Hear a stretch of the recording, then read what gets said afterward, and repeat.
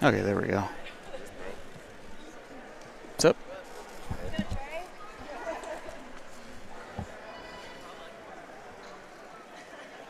So we got Tatus out of Legacy, which is Edmond, Oklahoma, Justin Rader School. Think so?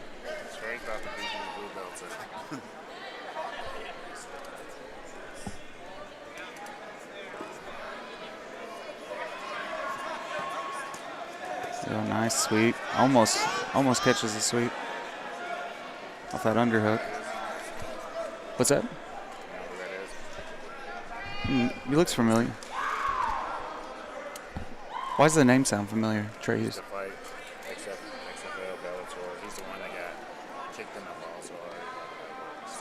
Oh, I thought when I saw him on the bracket, the name sounded familiar. So, MMA fighter. Oh, there we go. Nice throw.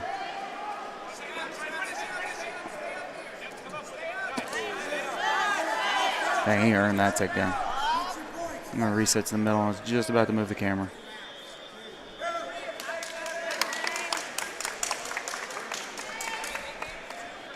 Trey Houston out of the factory here in Tulsa, Oklahoma. Pro MMA fighter. Really impressive fighter.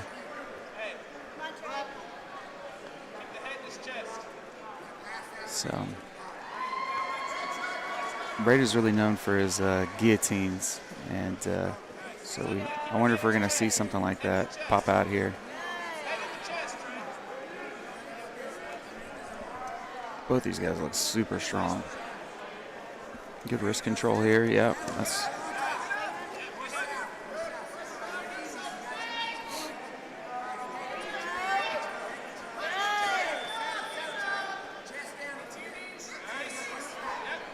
Good wrestle up to front headlock, though. Spins back under.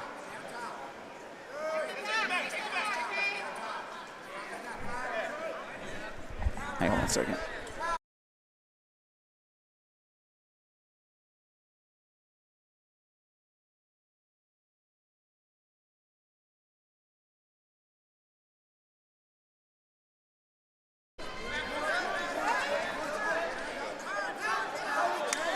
Goes to Mount here. He's going to collect another 4 points with 9-0. Looks like a lot of time left, though. Let's see what it works for from here. So he's got a crossface, maybe an Ezekiel.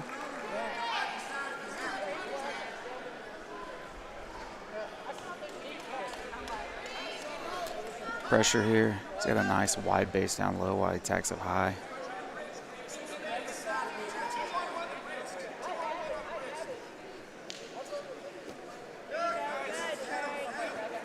Front headlock straight to a guillotine. Rolls, gives up mount though. Oh. That's guillotine.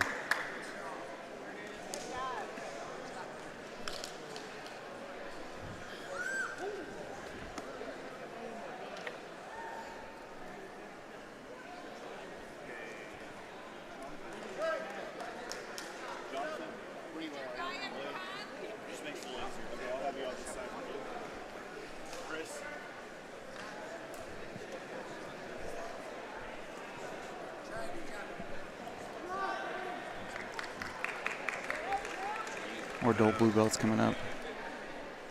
Adult blue.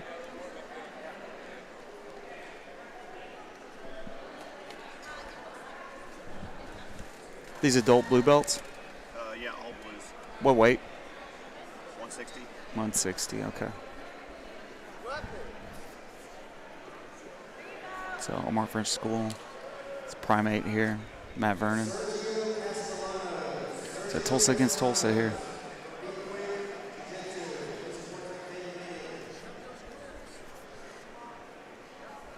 A lot of hand fighting here.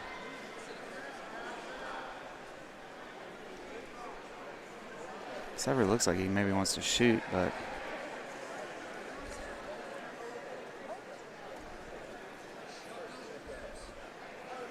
he's going to try to throw him. Ends up pulling to bottom close guard, though. It looks like he was trying to go for that overhook throw. He just didn't commit. The hard thing about being a blue belt is you usually know what to do, but sometimes executing it is just Really hard to do. Ooh, he's fished out that Kimura, though. Maybe coming to a hip bump sweep.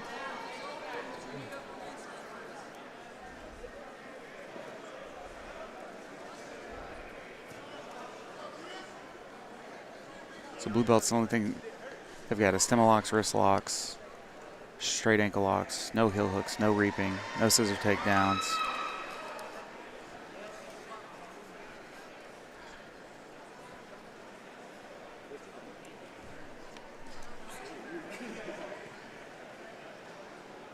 Okay, we're going up to a high close guard here.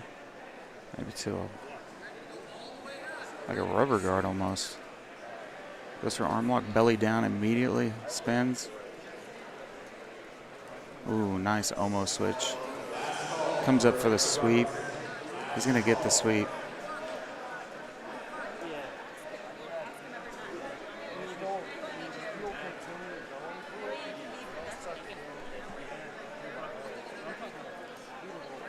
He's got good pressure here. Go for a weave pass, leg weave pass. It's half guard. Problem is his leg is hooked here, so he needs to like extend those legs and straighten out that bottom leg and then hit the weave pass.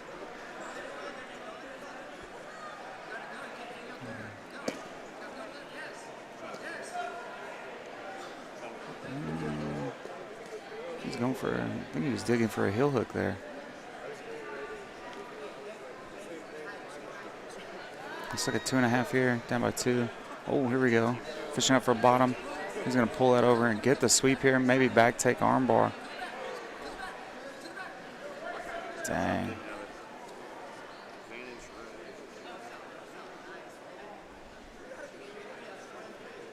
Process gets his guard passed.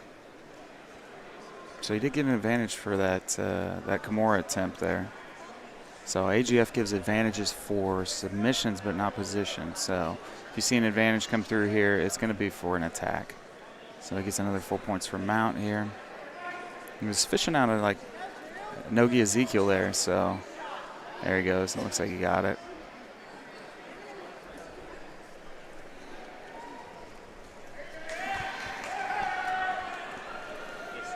Nice job. Good pace.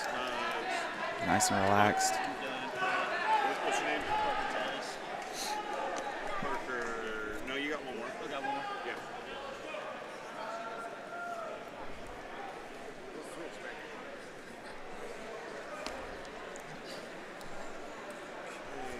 Kayla. I'll have you on blue. They go by. It helps to go by uniforms. You know? Blue. Danielle. Okay, I got to coach real quick. I'll see you guys here in a minute.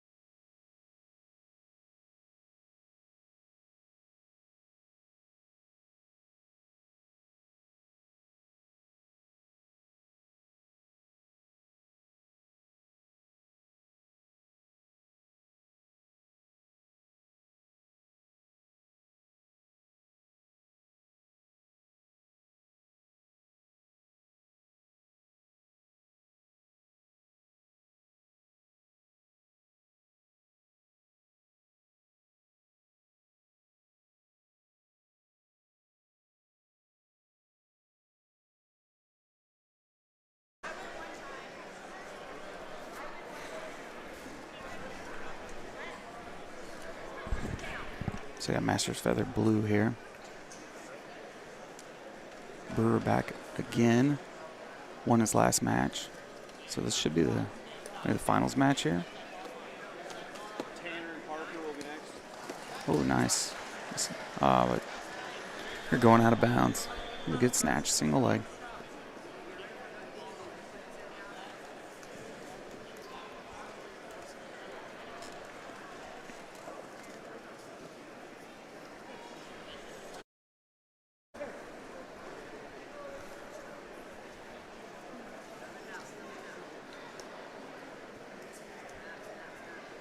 Looks like he wants that snatch single again, but that club is going to stop a lot of that. He's got to get those elbows open. Here we go. Back at that snatch single. He's got them in the middle here, so should be able to finish it. Tries nice. There's a well-earned takedown. Kevin's going to stop the match and reset it back in the middle and close guard.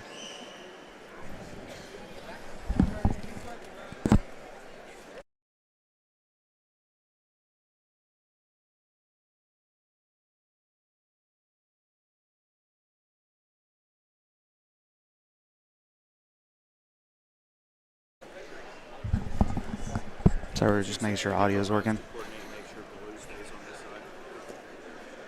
So looks like Bollinger working for close guard here. Looks like he's trying to drag the arm around and take the back.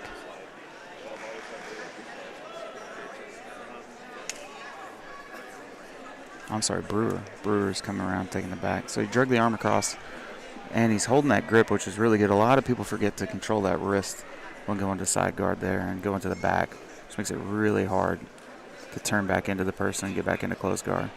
So he's having trouble keeping his hooks in, and holds it for 3 seconds, gets his 4 points. It's up 4-2.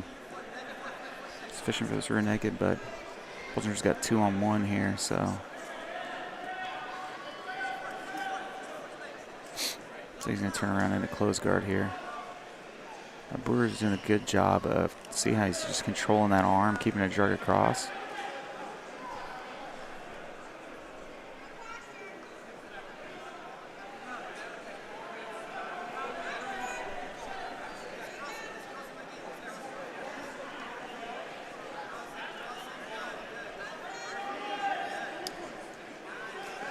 He's going back to that side guard again. He keeps stapling his leg, but he's giving a pendulum every time he does that. Oh, okay, he's going to set back for a straight. Oh, dang. He's setting back for a straight ankle lock, but he's giving the sweep when he does that. I wonder if he's just trying to bait the open guard to open the guard.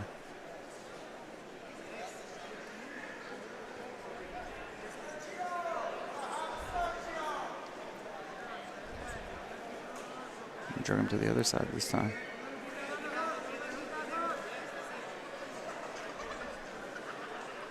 Scores another 4 points for back take from close guard.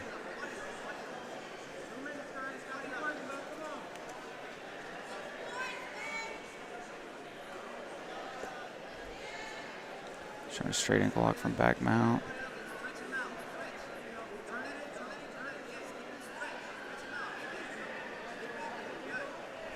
He's doing a good job of stretching him out here.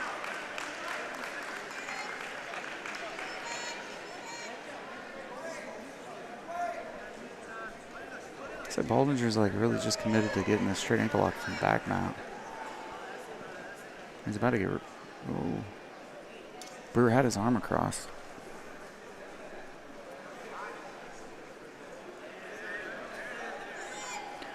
And we're back to side guard again. He's going to control that arm. It's like maybe a gift wrap.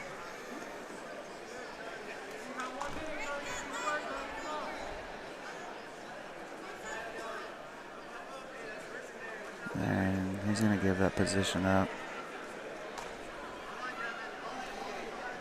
So, looks like he was committed to the straight ankle lock, or maybe even a heel hook. Which can't do in this division, but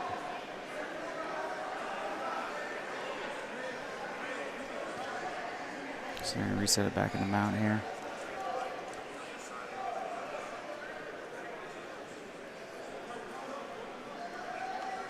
Kevin Williams keeping the action right in the middle here. Our black belt referees here at AGF Tulsa Open. See where he goes from here. So looks like he's going to give for it, maybe take the back again.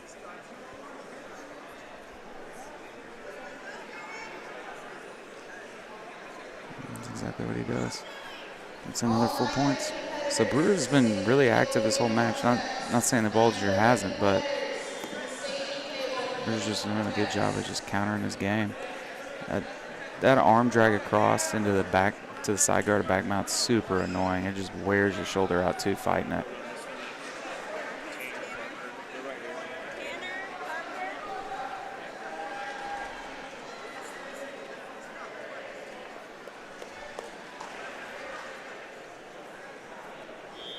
And that's it, 18-2.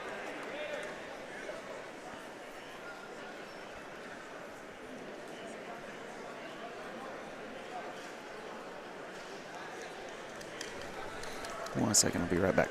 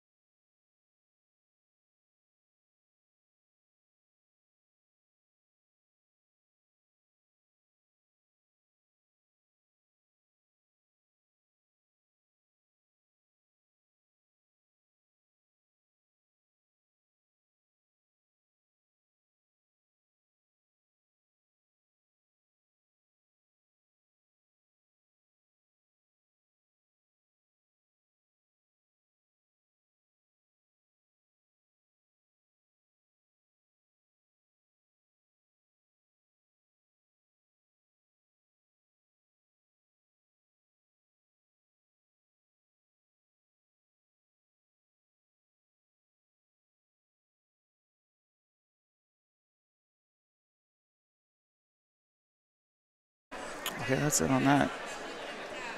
Adult middle blue belt female. April's been training for a long time, so I've gotten to know her over the last while. Followed her MMA career and her jiu-jitsu career. So, we got Kevin over here. Throw this thing on. Let's talk, dude. See what the matches are. Nope, GoPro locked up.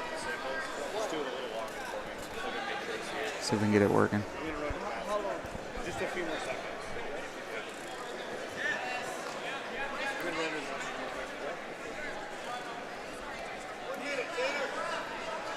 This GoPro app likes to lock up, man.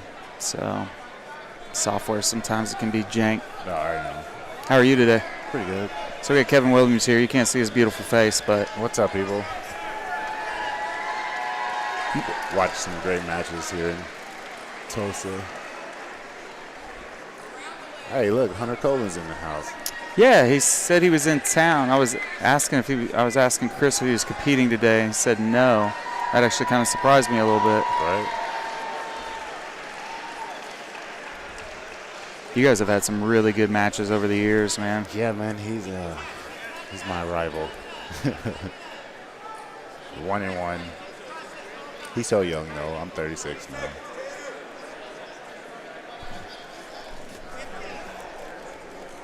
.36, Masters 2. Masters 2, but that's like Shanji and Rafael and It's like Formiga. Who else? oh, God, I forgot about Formiga. It's ridiculous, actually. I think I may do adult instead. Just avoid him. Yeah, people think like, oh, you get the Masters, it gets a little bit easier. It's No, like, it's- no. Guys have been black belts longer than you've trained. These guys have their own associations. I remember my first match, my first black belt match. It was against a 3-stripe black belt. Ugh. He'd been doing jiu-jitsu. He'd been a black belt longer than I've been doing jiu-jitsu. Jeez. Isn't that crazy?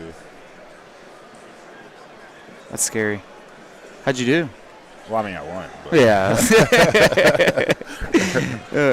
but no, it's just you don't. I can't get as loose as I used to. It's more of a game of inches now. You know, it's crazy. See a lot of familiar faces today. There we go. There's Kevin. What's up, people? It's one of our AGF refs, AGF head refs too. So I'll steal that from you.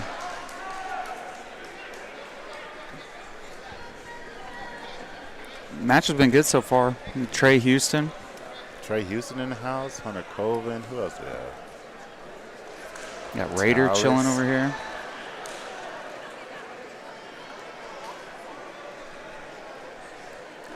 We have some star power in here today. Yeah, I mean, we had Dan Severn show up one time up Right. here, which is crazy.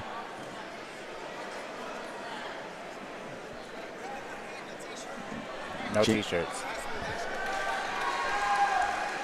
James over there chilling. I'm actually bringing Gems down for a seminar. Nice. What are you gonna have him teach? Leg locks. I mean, he's great at everything. Yeah. But a lot of my stuff I've gotten from him. He hit one. Anytime there's a new thing, I know he's on top of it, so I kind of chime in on what he's doing. And to me, Gems is our local no-gi pioneer. For sure. Yeah. And he's hinged up now. He used to be a little guy. Yeah, and now he's my weight class. And he's winning against the best in the world too. He went against Yes. Gordon Ryan before. Oh yeah. That was a crazy match. I've seen him hit one of the craziest submissions on Tavares. Tavares went to tried do a that cartwheel cartwheel pass, pass. Yeah, I remember and he that. inverted, spun under, and hit a triangle. I was like, that is craziness. And he has some studs too. Yeah. He's got Corbin. Corbin, Todd Walling. Yeah. Man, I used to train Todd back in the day. Oh, really? Yeah. Wow, I didn't He was know a that. white belt. And Shawnee, we were in a little box, about as big as this mat right here. But we were grinding. Todd's fun, man. I've competed against him before. We had a really good match when I was 40 pounds lighter. But I had a really fun match with him, and I got it.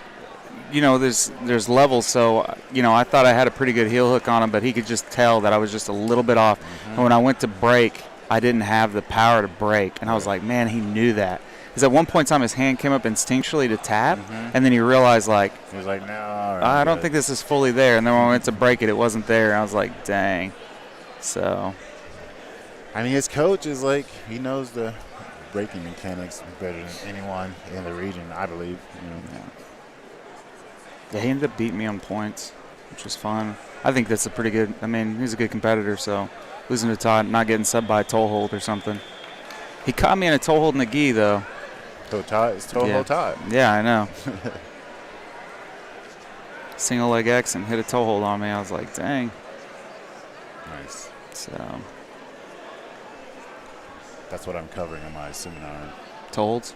Well, single leg X. Single leg X, yeah. Like entries, like in the gi and no gi.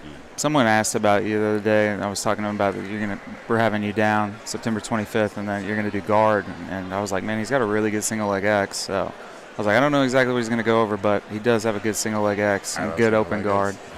So I was like, that's what I was telling him. They were asking, well, what could he teach? I'm like, Kevin could teach anything. He could teach takedowns. He could teach guard passing. He could teach submissions. I don't guard. Discriminate. No. You're a really well-rounded grappler. I think I was forced to, you know. I started teaching at blue belt, so I had to really understand, like, what we didn't know, what we did know, and study. Teaching helps so much, dude. You're forced to know your stuff. You know? Yeah. Yeah, and then you have to break it down to a small level, and then you get questions, and you may not know the answer, so you're constantly having to go get knowledge. Yeah. And then if you're a good instructor, you're like watching stuff, watching the trends, doing stuff like that, watching instructionals, taking private lessons. It's your duty as an instructor. It's your responsibility to constantly be studying and progressing your knowledge. You know.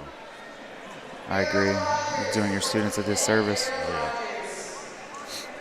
Luckily, I'm obsessive. Yeah, right. Luckily, we love it, and we want to learn. Yeah, I always had some good guys. I went to quite a bit of seminars, had some good guys kind of set that example. You know Chris Redding, right? Oh, yeah. Yeah, it was like a second degree, and he was all in all these seminars. And I was like, what are you still doing here? He's like, just because you become I'm a blue belt at the time asking him that. He's like, just because you become a black belt doesn't mean you know it all. He's like, so I'm constantly learning. And I was like, okay, I need to just stay on that path too. So. When I switched to Lovato, like every day was a constant. Like, that's a tough room, man. It's a tough room. It's exhausting. There's a gauntlet of black belts. Yeah, world-class black belts. Ooh, dang. Trey Houston hit the rear naked. That was... Hey, ref.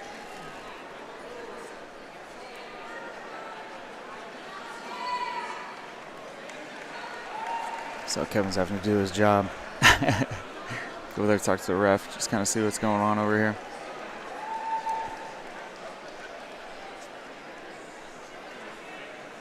Yeah.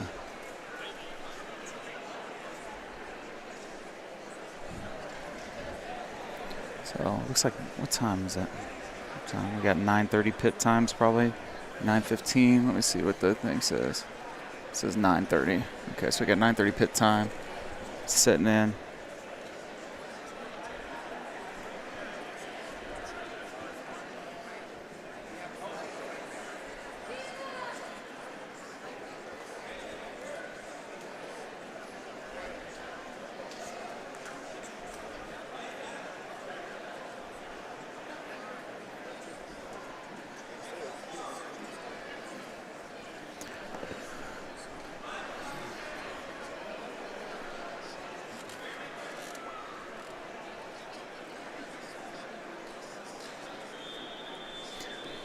It's got Todd Hunter all the way over there. I haven't seen him in forever.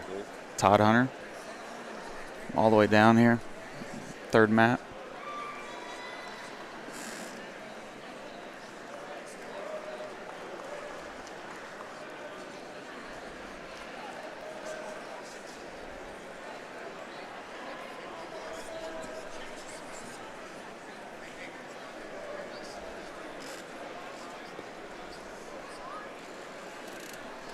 So we just got to pause in action. So we'll wait till these 9:30 pit times hit. Start. Say you tweaked your knee? Yeah, I play too much. Play too much? Is that reason? I play too much. No, I was dealing with this white belt, and I was being too loose. And he's really new, and it was my fault. So I'm really careful with new white belts, man. Like Yeah, I watch them roll for a while, and then I'm like, am I gonna roll with this guy or not? So I always feel like I could manage, but I showed him something, and he like exploded on it a little. oh, But it's all good. I'm good.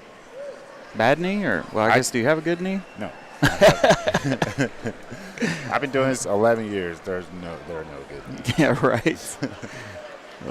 But I trained yesterday. We had the open mat, and I trained pretty hard. I went and ate. I hadn't eaten really. I was like, and then I had to take 2 people to the aquarium. So I was like, I had my gi and everything with me. I was like, well, I guess I'm not doing this. That's pretty solid. The open mat is usually like purple, brown, black, and out there just purple, brown, black. Everyone. Yeah, I did the one in OKC, I think it was. And it was fun. Yeah, it was a good time. Actually, we're planning on having a big one at the next one. See if we can get a lot of the coaches out and stuff. In September? Mm-hmm. Nice. That'd be fun. Yeah, I get to roll with Chris Carlino? last time. Yeah, it was Nice. fun. It was a good roll. Yeah, he's fun.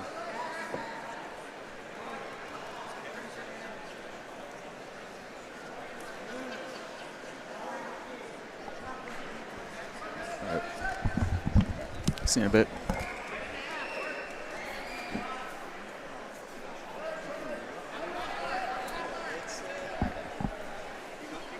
So we're just chilling until 9:30. So we got maybe roughly about 10 minutes. Then we'll have our bracket up here.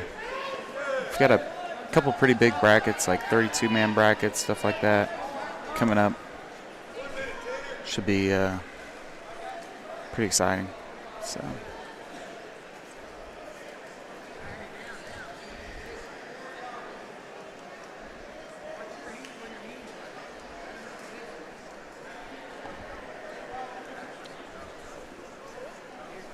What do we got here?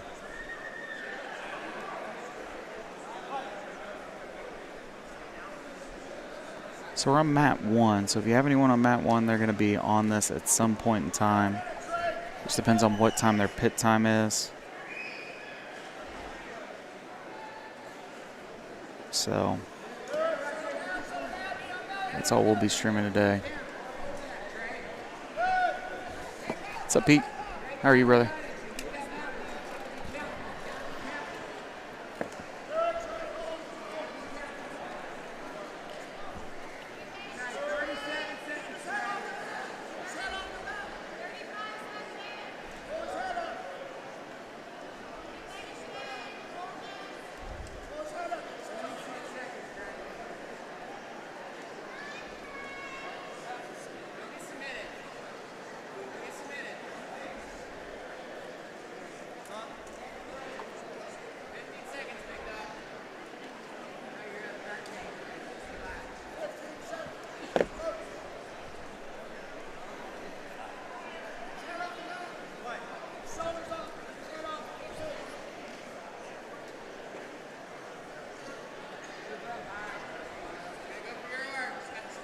So I guess we're waiting on a handful of competitors on mat 1.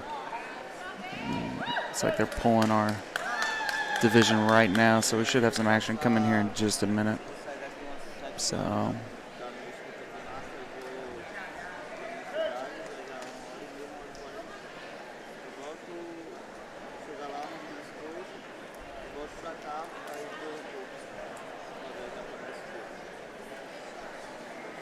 we got one of Brandon Quick's people over here. I see a Be Quick rash guard over here. So he's a white or blue belt. I can't tell. Looks like he's in blue belt division. That'll be fun to watch. See Platypus up here. So Josh Pulsifer had the, I guess, you'd say, privilege of competing against him. So, and my first fight to win. So, so we got his school. Looks like we got Clinch over here. It's up in Broken Arrow. Christian Durr school. Yeah, several Clinch competitors in there. Brothers, which is Jam's school, which we were just talking about earlier with Hunter. Hunter Colvin was, before we moved to Colorado, Todd Walling, all of them. Who else do we have over here? That's all I see right now that's in this bracket.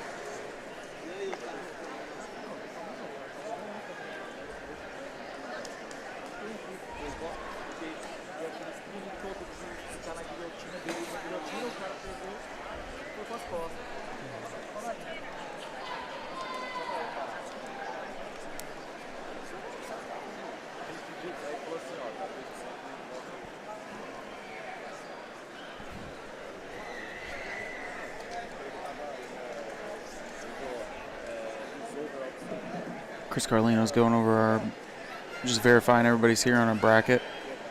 And they'll pull them from there and we'll be good to go.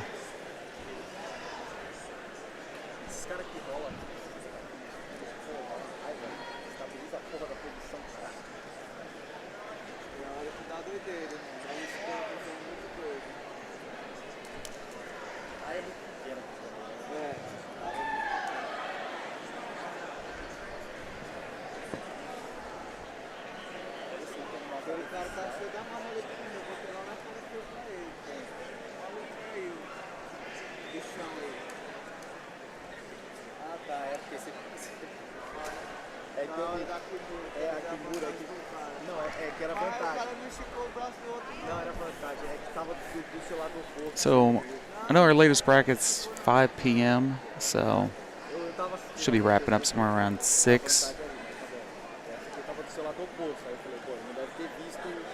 If you guys haven't done it yet, like and subscribe.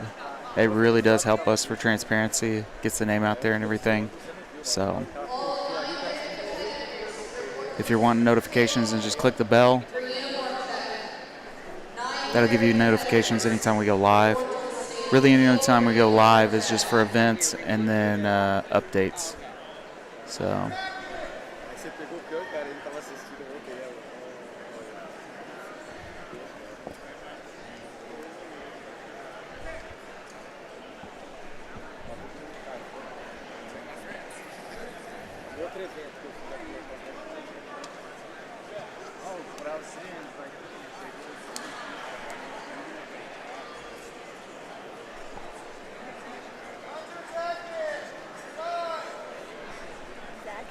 Chase.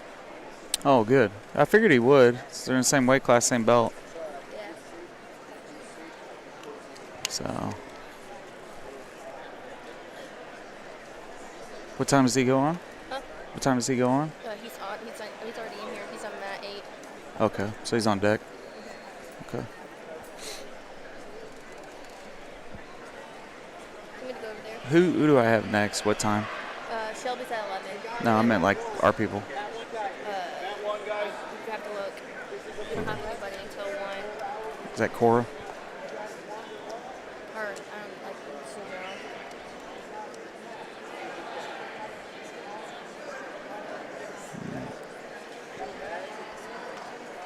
Danielle at 3:15. 3:15.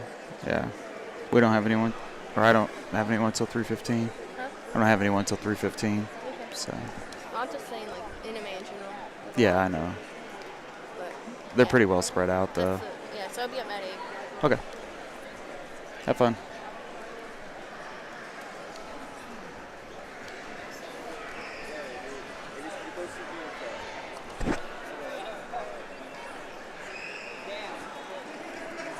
Who else coaching? Who's repping your neck? Are you doing this one or? Okay. Where's the other guy? He's right there. Okay. They have their wristbands on different Oh. ones.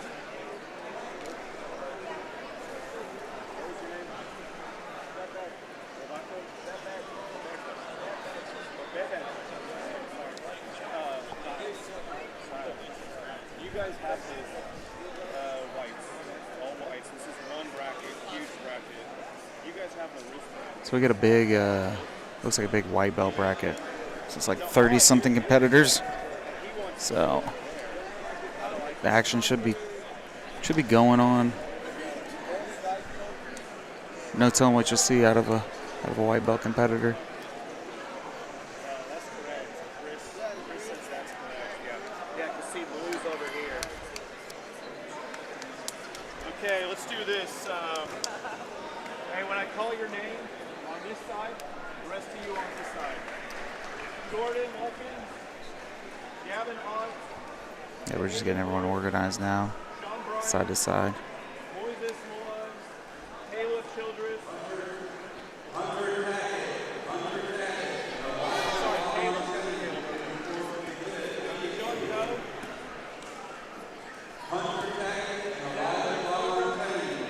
Nate Ford. Raymond Hagan. The rest of you on this side. And the refs are, the two different refs are doing different sides of the wristbands. So pay attention because you'll have to swap the ankle bracelet. Okay, looks like we got some action going finally. About to. You guys are being patient.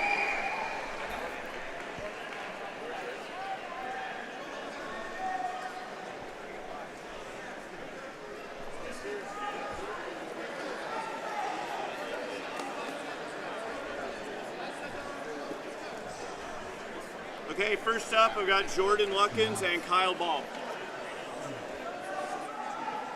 Here we go. Kyle Ball here.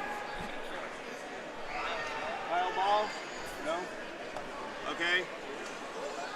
Then it's Jordan Luckins and Gavin Ott.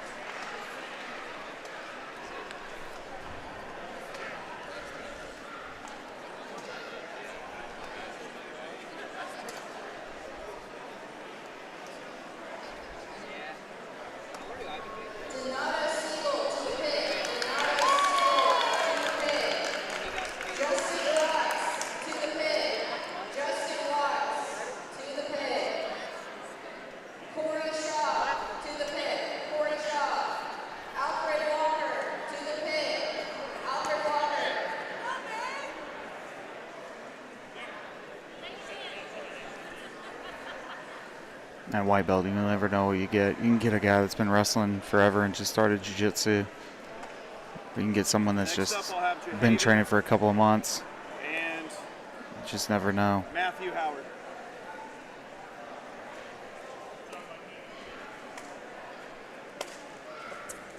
Oop. A slip there.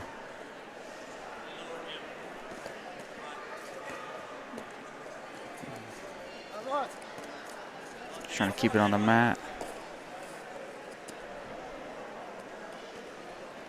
Oh, good mat awareness. It's really good mat awareness for a white belt, too. Good guard pass, too.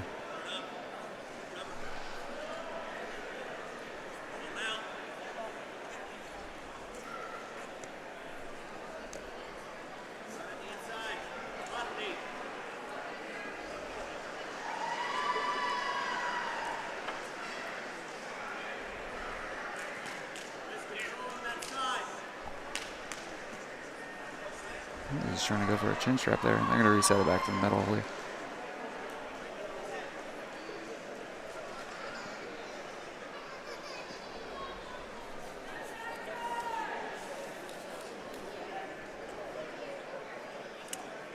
Ref making sure everything's back how it was.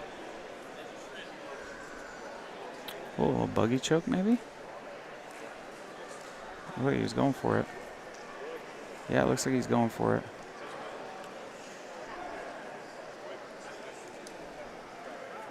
Jesus, a lot of tension on his knee.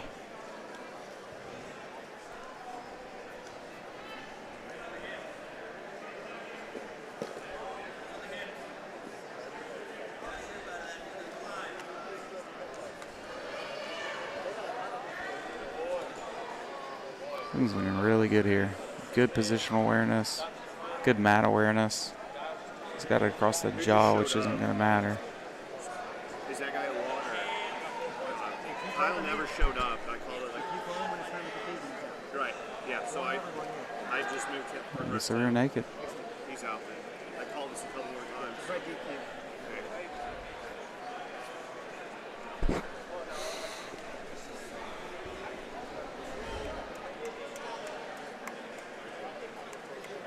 Did a good job all the way around.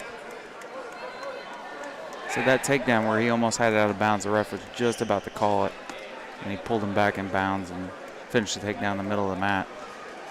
It's like something I forget about a lot that I have to harp on just myself, but also my students too, because it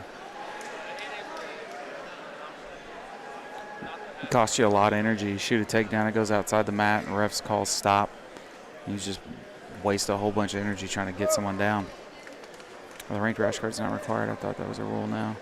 I think it's only for the larger events that it's required now.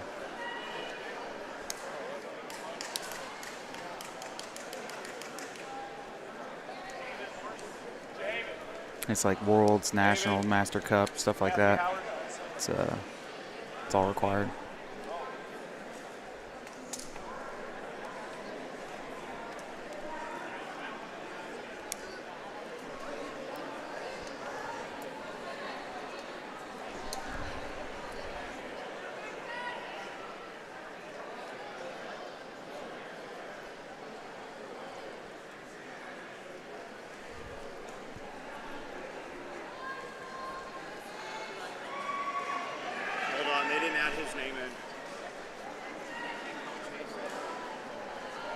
Chase? Are you?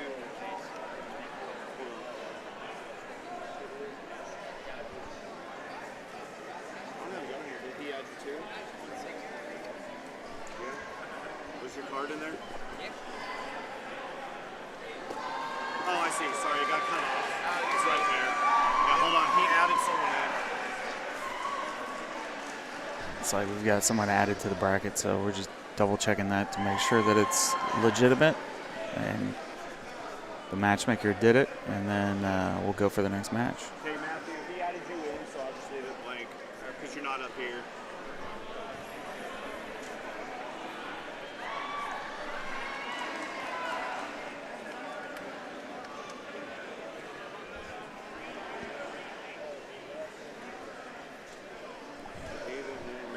Okay. Well, it doesn't have. Do I just manually do the 5 minutes then? Okay. I know. You broke it, man. I killed it. I guess I can still keep it up. The overlay. Yeah, you keep it. Yeah.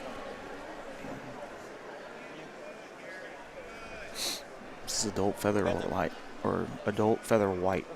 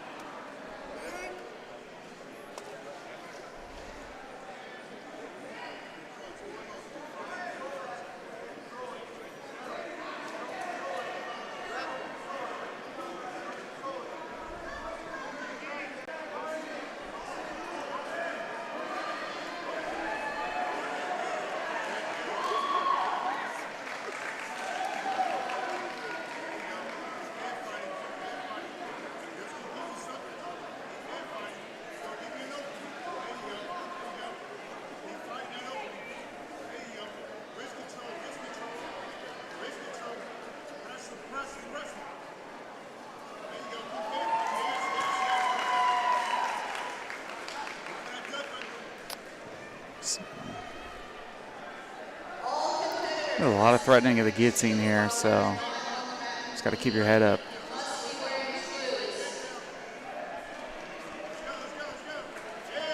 There we go. Nice. Dang, that's what I was talking about earlier. Get for a takedown and everything, and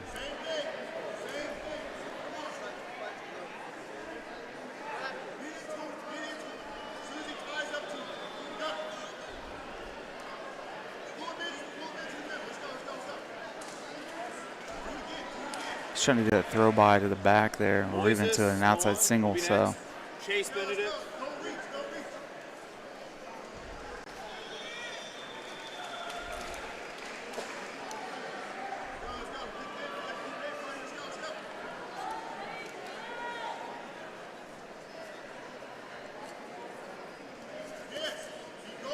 He's a shoot off of that. Oh, he shot off of that.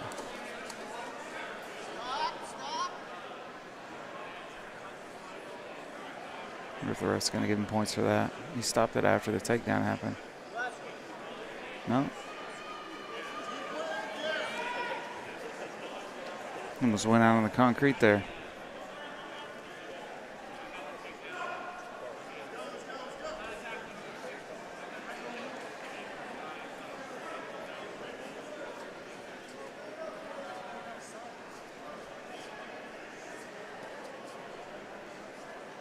Back on the edge of the mat again. He pulls him back into center. Oh, dang. He may get this one.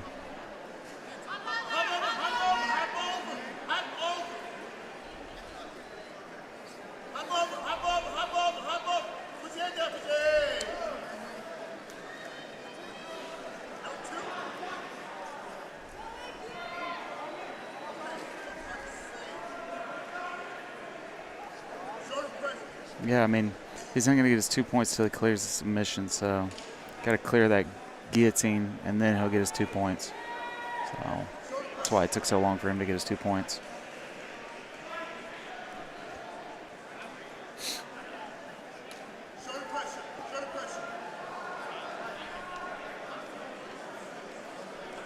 He's got 2.5 here.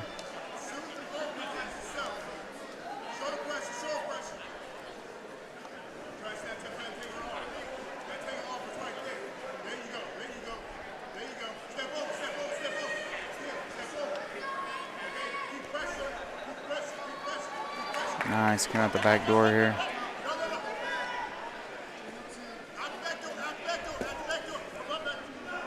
And they're almost off the mat again. Now we're going to reset it back to the middle here. It looks like a tackle pass here.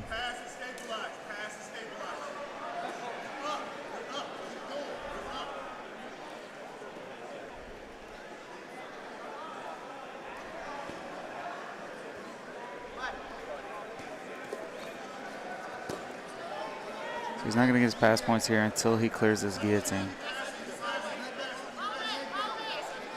There he goes. And he's got his 3 points, so it's 5-0 now. 1:40 left.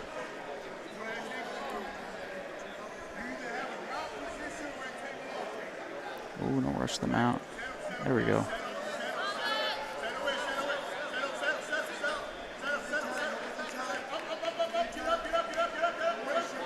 Should just dump him.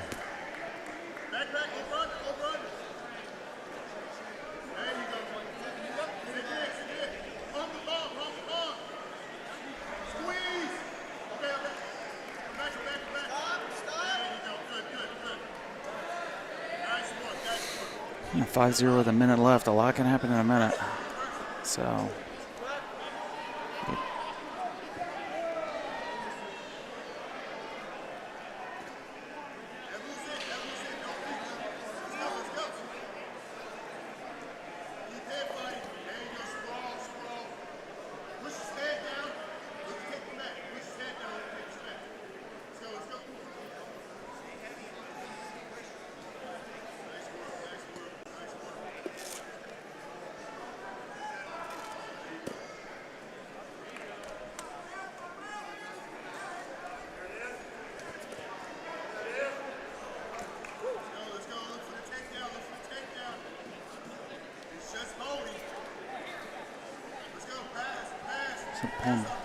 Bottom guard here. 19 seconds. Doesn't have a whole lot of time here to get busy.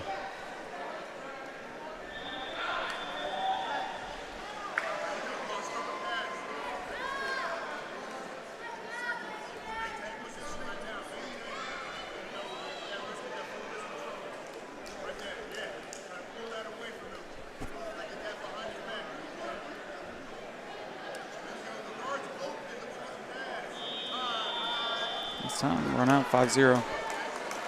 Takedown, guard pass.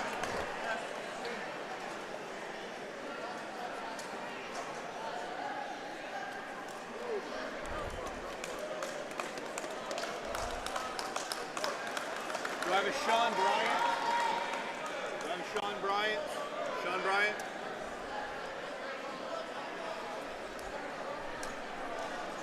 Running into the next one. Got Brothers and Clinch.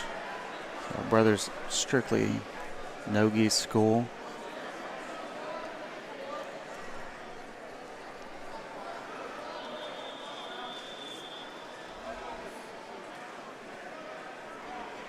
Okay, Moises Malone. Chase Benedict.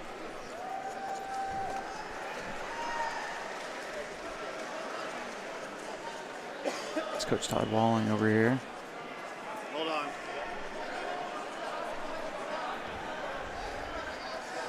Do you know how to do this? Hit reset. When it's blocking it.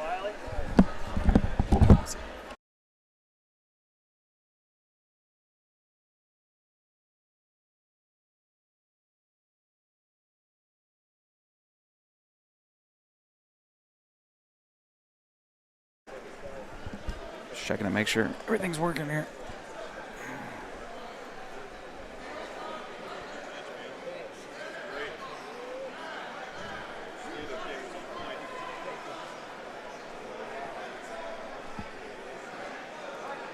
John Cole. Coe, sorry. John Coe. Charles Russell. Okay, you'll be up next.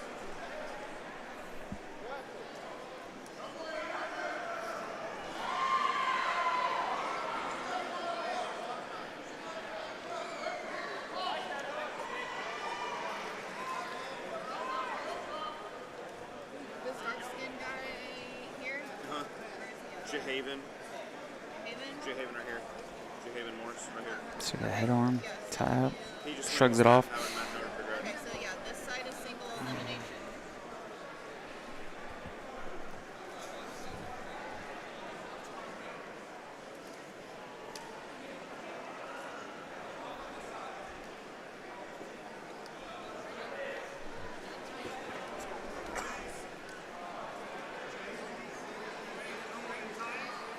Is that a good tight? You have a good tight underhook and club here, but there we go. Double unders. Stop!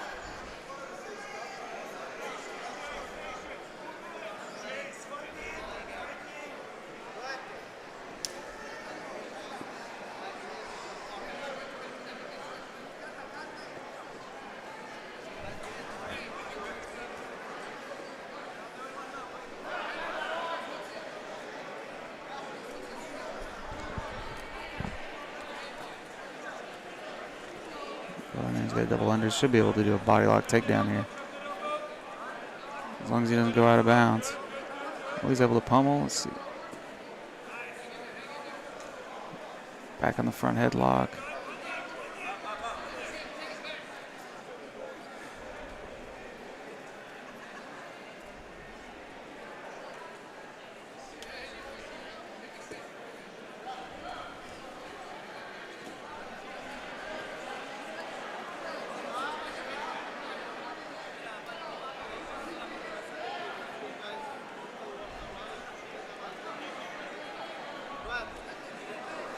Ref's just warning him about walking around.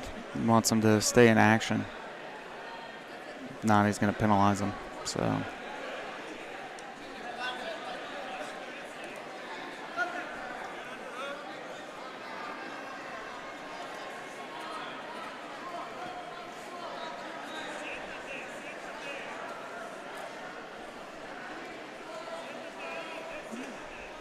With a pretty good posture. Yeah, maybe. Omar's messing with him. He's popping up tall, like Benedict could shoot off of that reaction there.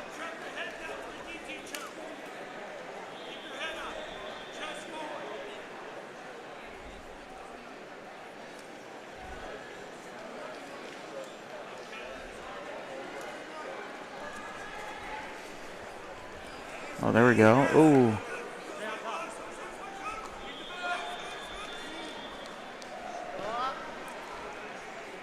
What's going to happen here? So he ended up on bottom, so that's what I thought.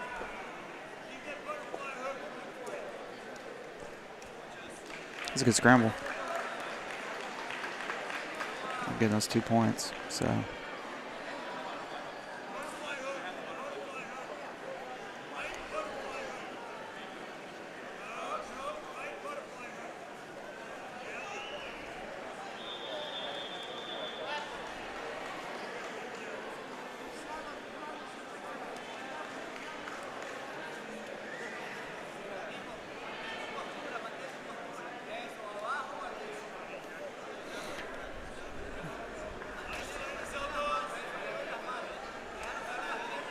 See what he does here from close guard. Lewis has really good top and bottom game here, so really good leg locks too. Just really curious to see what their white belts are going to go for here.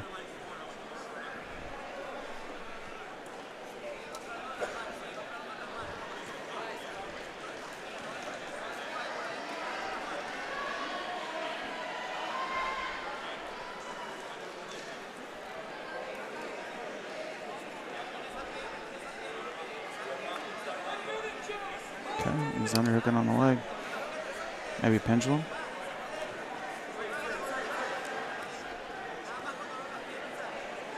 Then just getting really busy here.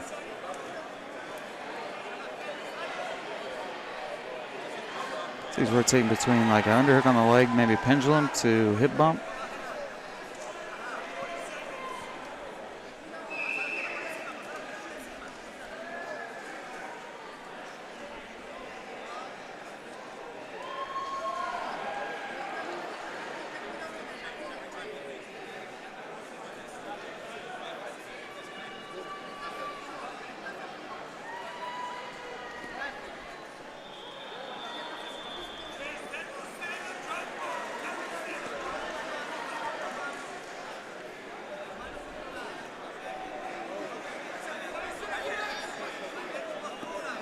Man, if he gets a sweep here, it's tied. Pressure's on for World's Match. Yeah, that's what I answered earlier. Yeah. Yeah, I answered it, yeah.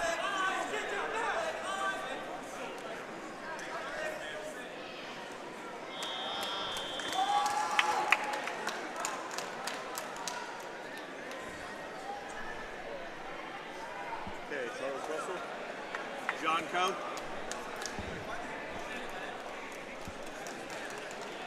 Brothers Jiu-Jitsu coming up.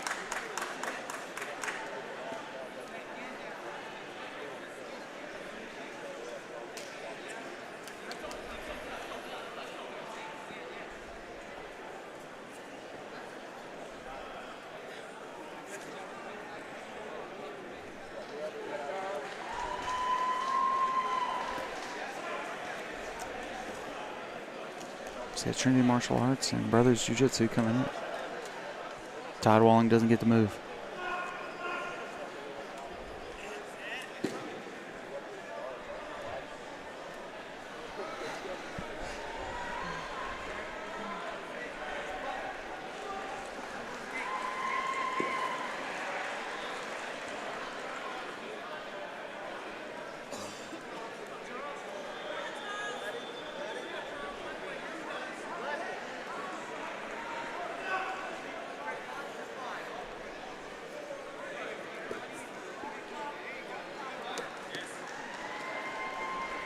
It's like he tried to go for an arm drag there, and now he's going right to a guillotine.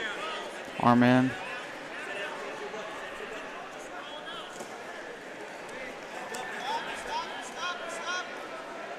Jose Garcia here? Jose Garcia?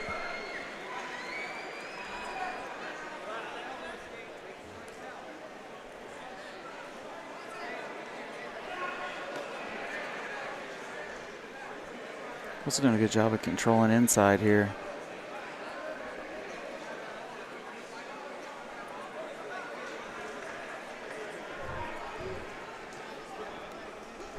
Ooh, there we go. Nice low single. Right to an over underpass.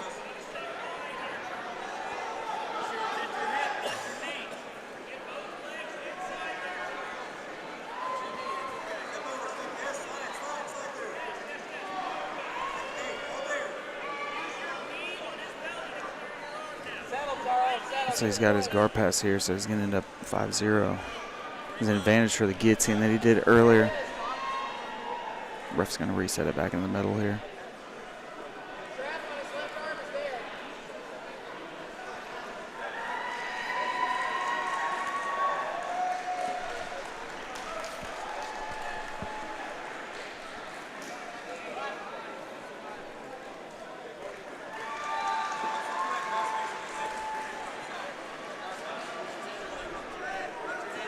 Who hits the color purple? Bought purple just for you. That's funny, Nikki. Purple's so pretty, though. Especially when it goes from purple to brown. It's like, ooh.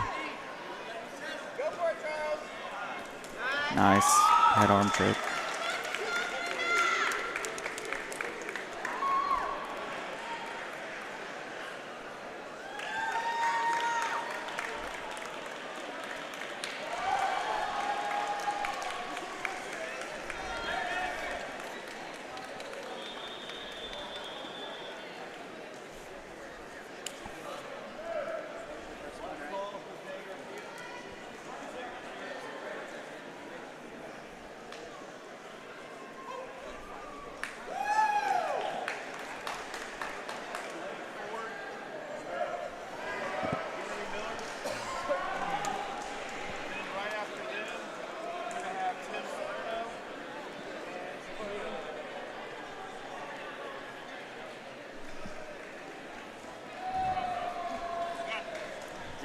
So we got another clinch guy coming up. Give me a sec. Where are the other guys from?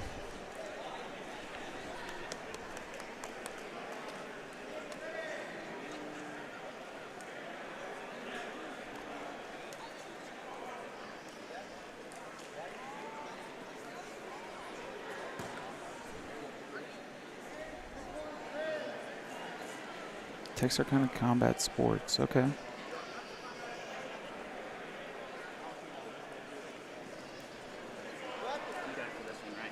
What's your name?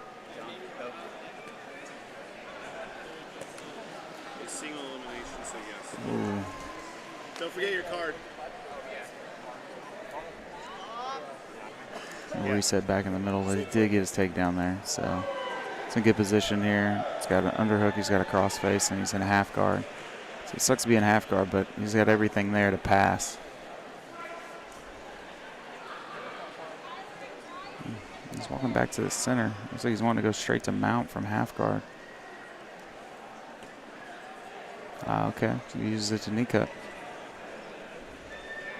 And then go to mount. He's looking for an Ezekiel here.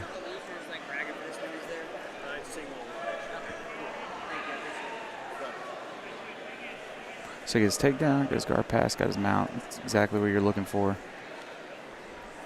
What was your name? Points wise. Okay. Yeah, I was just making sure. Sometimes. Set back in the middle. He almost got put back. He almost got put in close guard there. So he was hiking his hips up so high. Correct. Don't forget your card.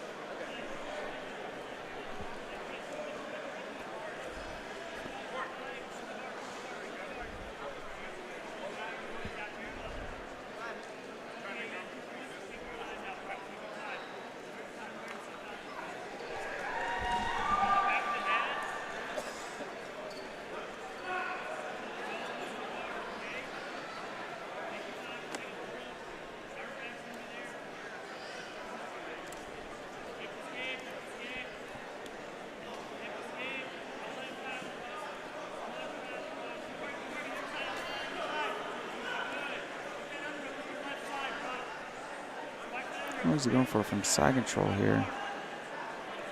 He's got the arm. Okay. Reversing it over. For an arm lock, I guess. He's getting put in front headlock. Almost a Darce anaconda choke. He's going into a Darce, though.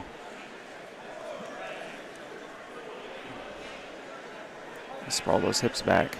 His hips are too tight.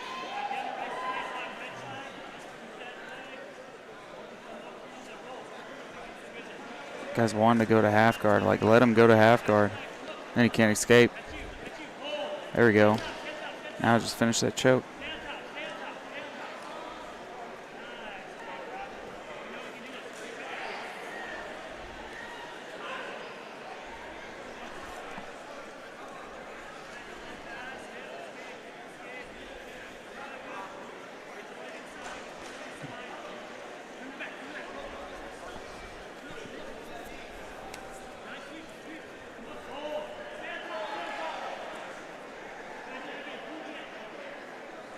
Well, he's got really good positioning just overall. He's moving really well. It's making it really tough for Ford to do anything. And this is something that I talk to my students here about going to half guard. If the person's got the underhook and they're cross facing you, it's going to be really tough to get anywhere. And so you got to be really careful about going to half guard, because you can go to half guard and then get your half guard pass, and then it's another 3 points that you give your opponent. So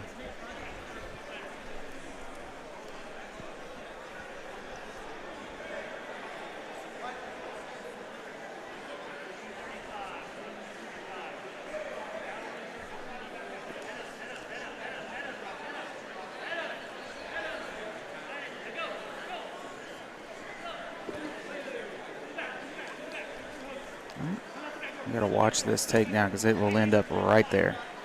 Oh, he's reaping.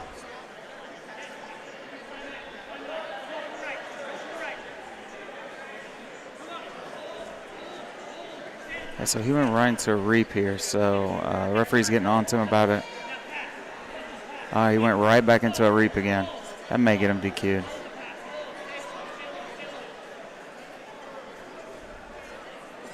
He just gives him a penalty.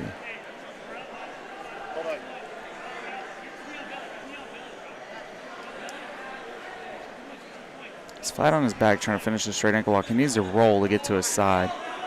Oh, he just reaped again. So that's the other guy reaping him.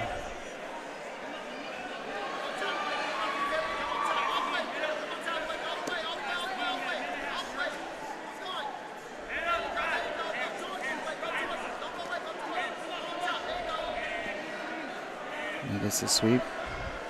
I guess there wasn't a sweep because he got swept and then came back. It's more like a.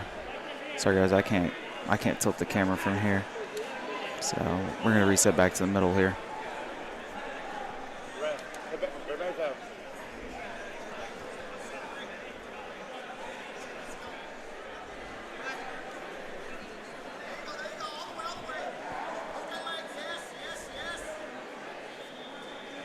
Christian Durr over here that just it's over in his corner, in Ford's corner, so it's an accidental wrist lock there.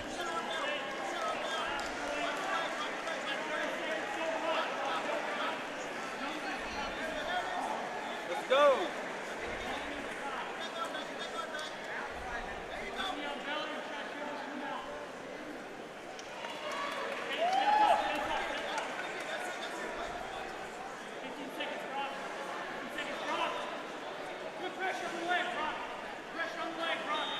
That's time. 17-0. One penalty for reaping.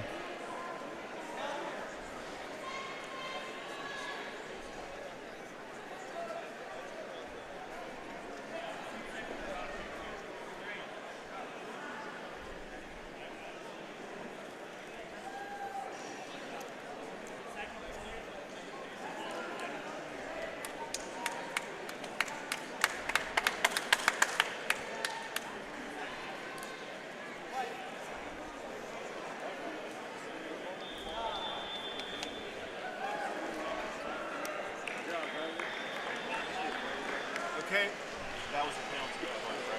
I'll just make sure. Tim Salerno, Dakota. Okay. So the clinch Hey, guy wait here. for the ref. We got Brandon Quick. Tim, wait for the ref. What, I'll just let you pick it out.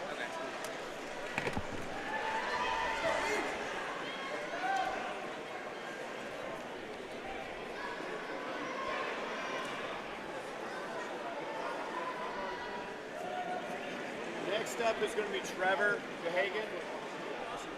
You'll be next up after this.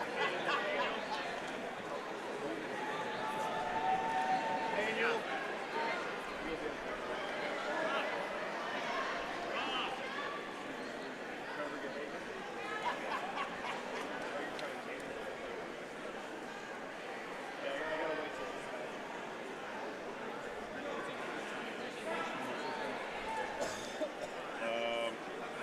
Yeah, because I'm running theirs and then I'm running that one, then I'll jump back. So.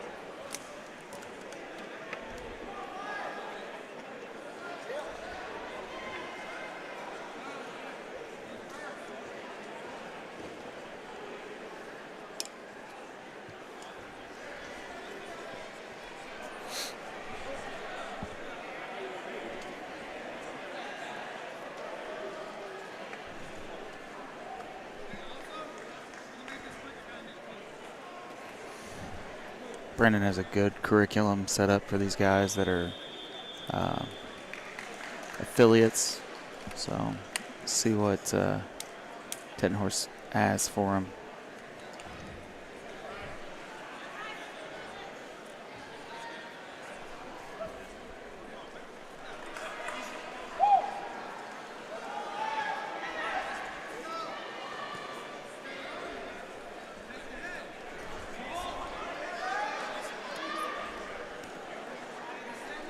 So we're just waiting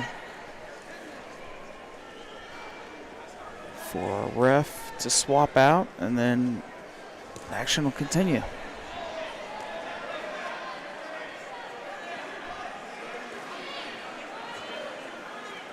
So we're here at 2021 Tulsa Open here at Tulsa Union, the UMAC.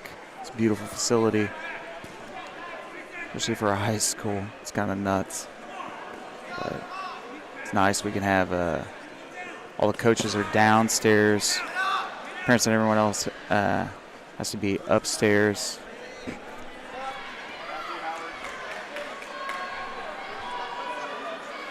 So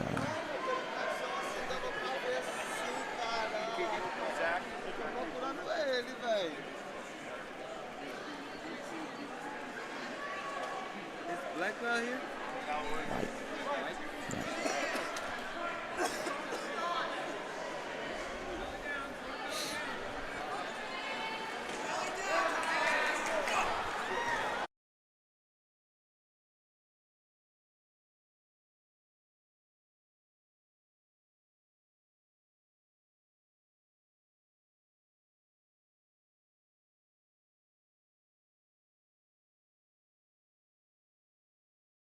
Hold on.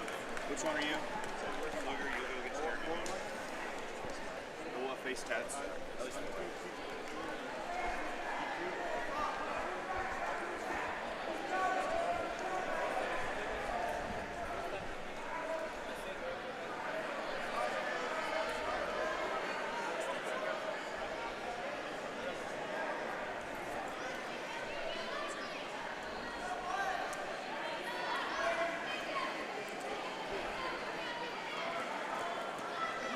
Oh, nice. Got him off balance with that guard pull.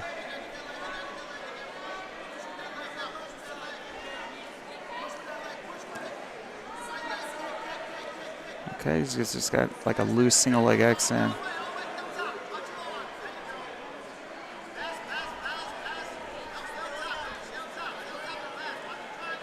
Bam. Triangle came in quick. The leg. He's got the underhook on the leg.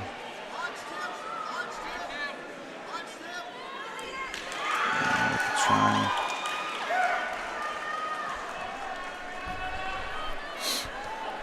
And it just happens that quick. You move one of those arms out, and then the other one's getting stuck in, and you're getting triangled. He yanked into that close guard with the guillotine.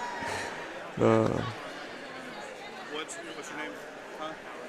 Matthew. I'm not running you for a few, so you got time. Okay, Traven Gahagan. Okay. And Nathaniel. Okay. Give me a sec.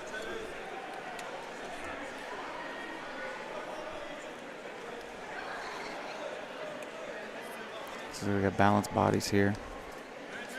Primate jiu-jitsu.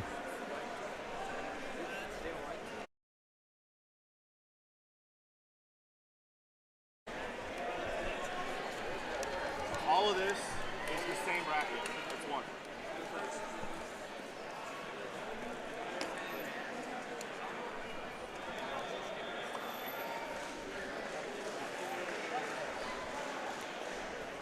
So you got Abraham in the corner over here coaching. Former collegiate wrestler. Out of Balance Bodies. It's owned by Thomas Williams.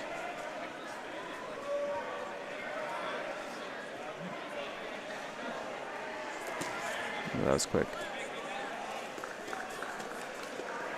Oh, he pulled guard off a takedown. That's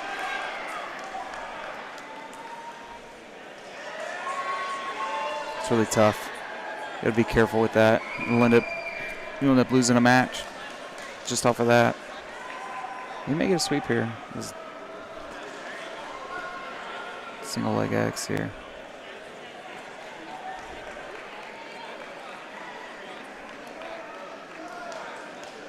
He's getting him for the reap here. He's talking to him about reaping. Just telling him he can't cross the center line with his foot. It's the second match we've seen an accidental reap or them reaping and not knowing they're reaping.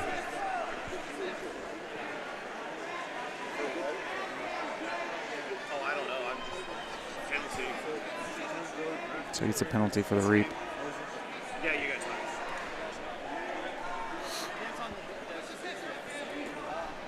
He did a penalty right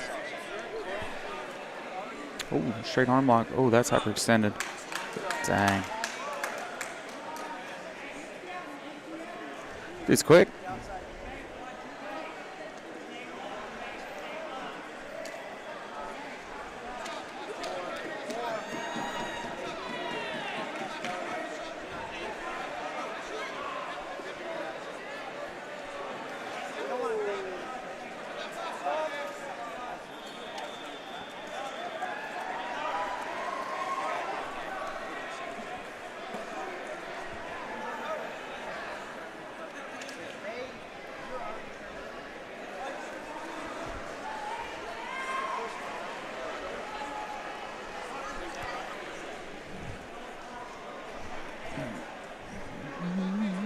Zachary, Jeremy.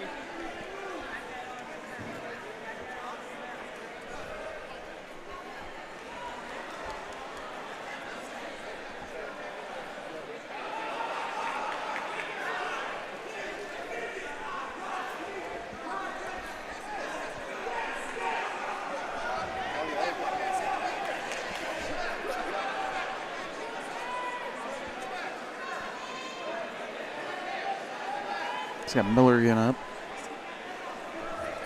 Won his last match off points.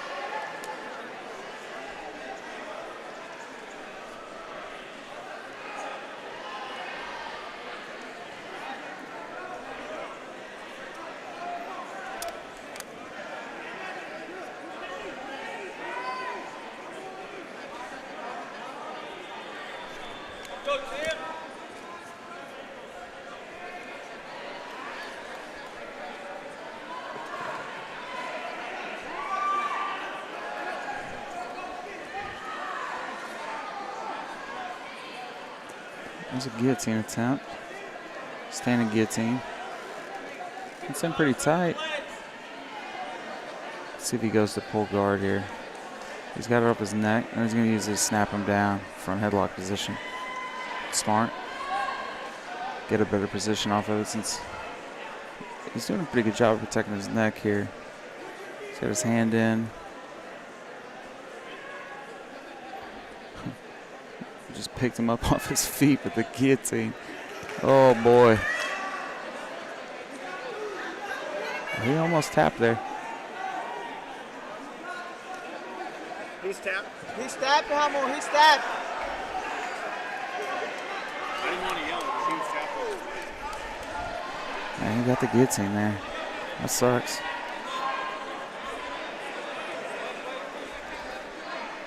That was a rough.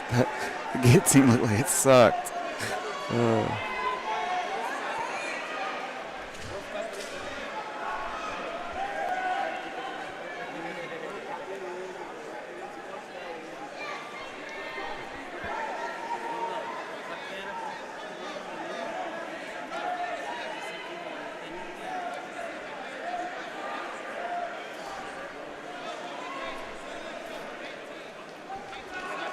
Dylan's showing him to switch the anaconda off that guillotine with that arm now.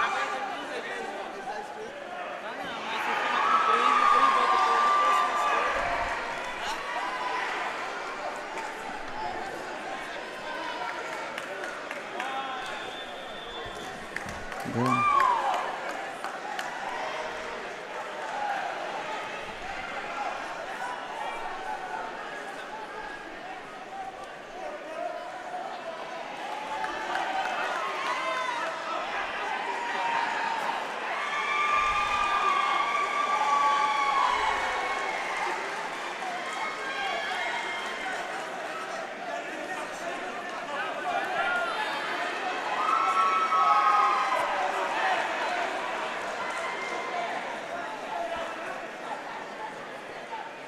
The guillotine attempt. Gets it for the takedown, though.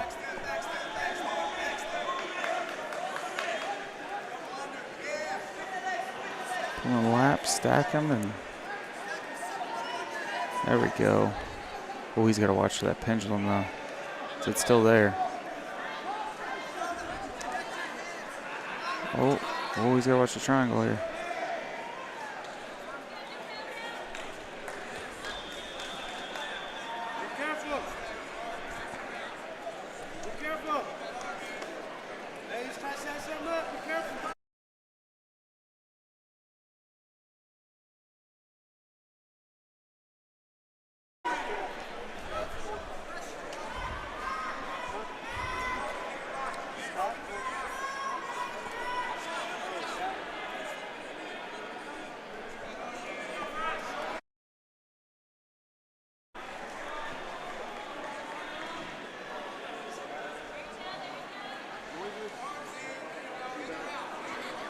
It's really smart to start digging out that underhook for that double under. I like to see him do his shoulder walk back so he doesn't get stacked. He's got really long legs in comparison to Ten Horse.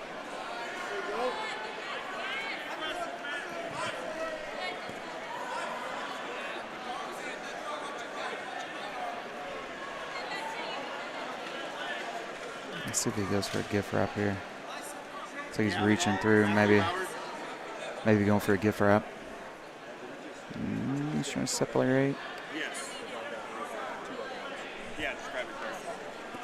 Yeah, Gavin. I'm going to have you on that side next, Gavin. Okay. Matthew. Where's Matthew? Wait on him. Are you Caleb? You're Caleb?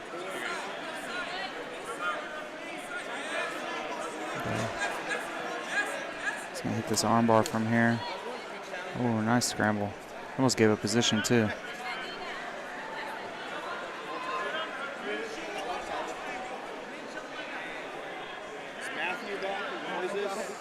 Ooh. Dang, but he gave the double under instead of the triangle. I was calling your name. You're going to go next. Oh, there's the Darce.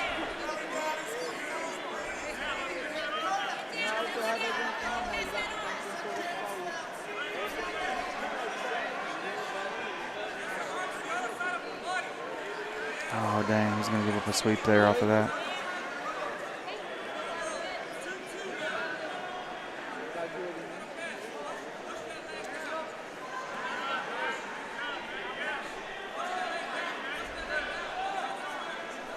Ten Horse is winning by an advantage right now because of that Darce choke, so.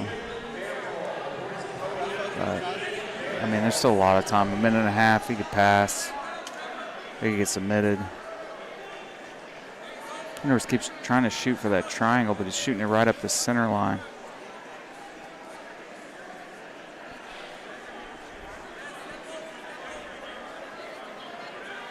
And then Amapata here. He could hit that triangle from there. That's the thing about being a lower rank, too. It's like you're usually so fixated on one attack that, I mean, this is probably just in general, though. But the lower rank you are, you're so you've got your eye on just one attack that you don't see the other ones that are like right in front of you. Like right there, he really wanted that omoplata, but there was a triangle right in front of him. Oh man, that Kimura is just sweeping Oh, no. Oh, but he gets the sweet points. He held it just enough.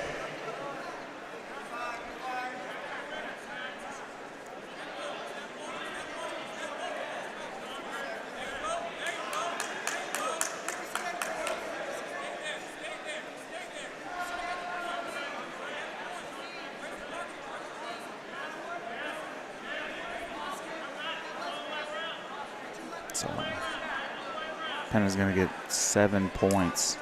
Guard pass and mount. What was that? Oh, take 2 out? So, okay, so there weren't 2 advantages. So there. Okay.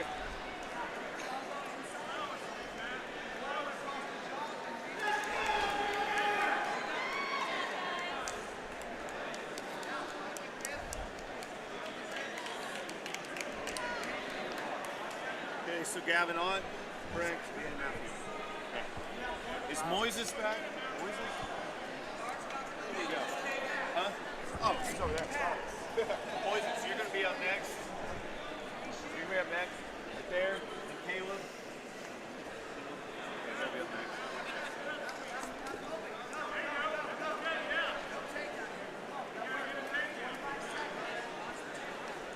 next. Same bracket, new guys up on deck. These guys haven't faced each other just yet, so we're just moving down the bracket here. This is like a 3-page bracket. So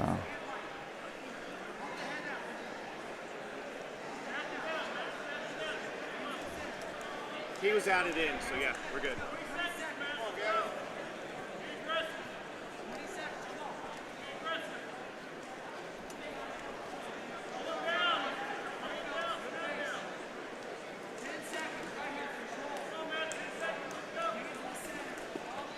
oh, that was nice. Just wasn't there. Hit that ankle pick.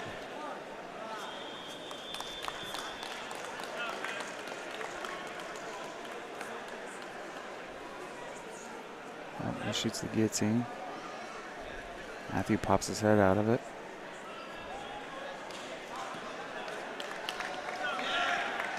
Kind of neutral position, head fighting here, so.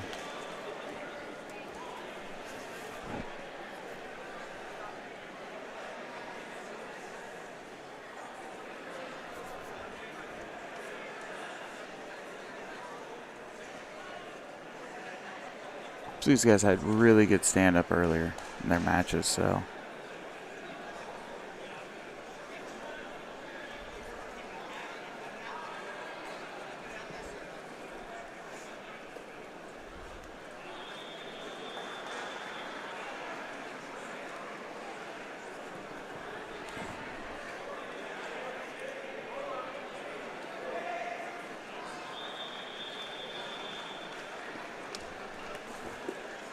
Shoots the outside single, but gets put in a front headlock. Be careful here. Get that anaconda choke put on him. Oh, he let go of it. Okay.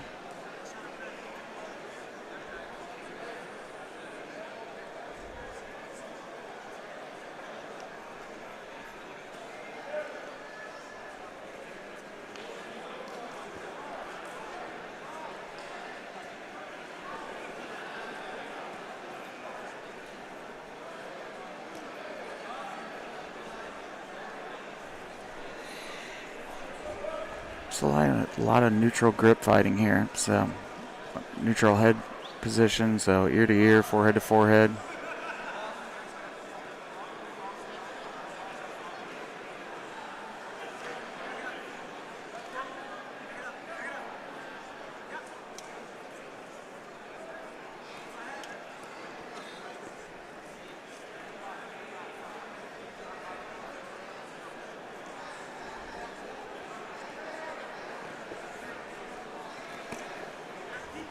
There we go. There we go. Oh, no. Dang. He shot around from a arm drag and got all the way around to the back. So, but he did it right out of bounds.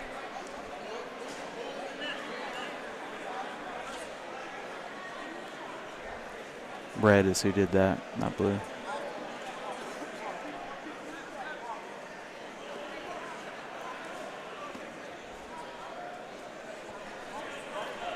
There we go. Nice deep double. Sits through. Come back out. Ends up resetting again. Both these guys have had good shots. Got in deep, but just done it out of bounds.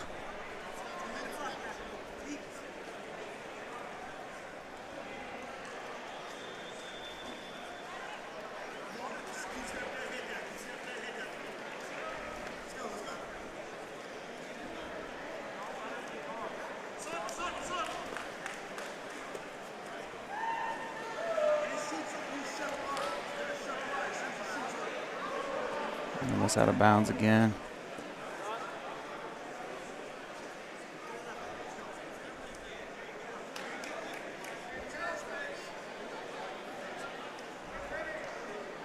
Penalty. So they're getting penalized for stalling. See if they get super busy now. You can give up 2 penalties.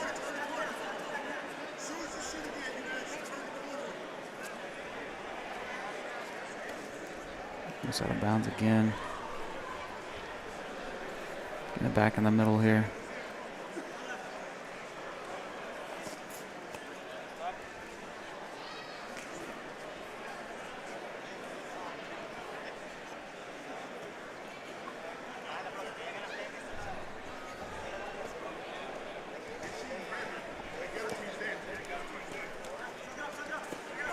We got double unders here. That could turn into something.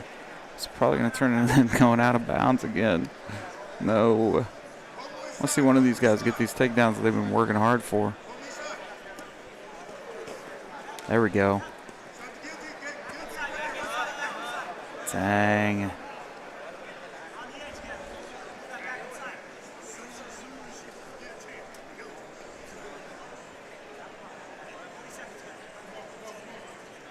In 40 seconds, both have a penalty.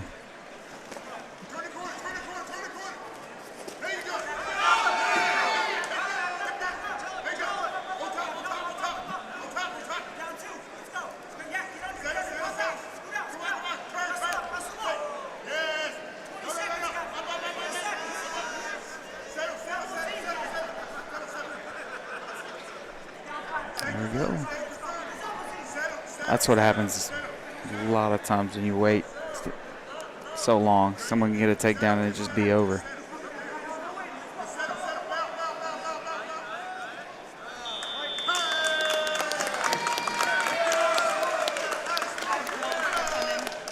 Pretty good. I mean, we're moving along. Oh, We're in yeah. semis, so almost. Well, this one and then we'll be at semis. Yeah, but still, like, Yeah. that's not nearly as bad as I thought. DQs, so that worked out. We blew through a lot of ours. We had a lot 3 of, like, DQs and 1 missed weight, so that's 4 taken out of the 32.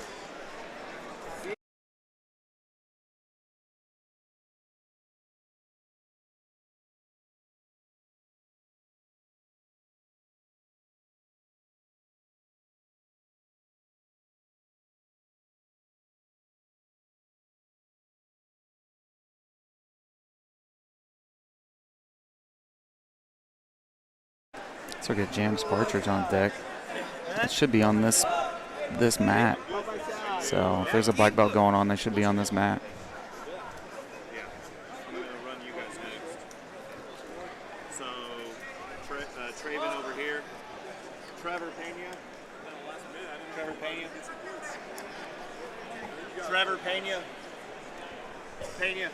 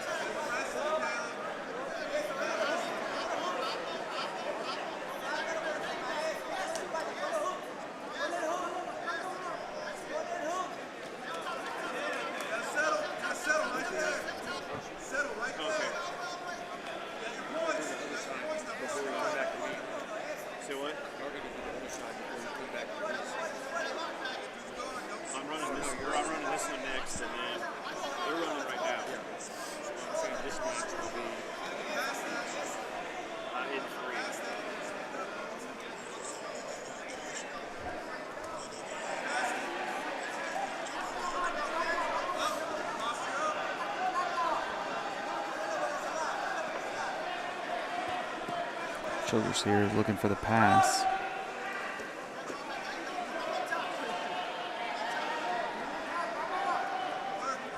Like an accidental strike there, it looked like. These two guys are actually having fun.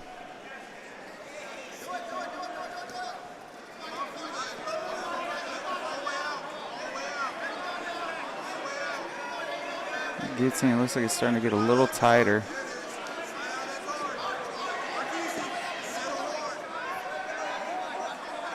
A lot of these coaches, you have to know that you're not going to get points until you clear the submission.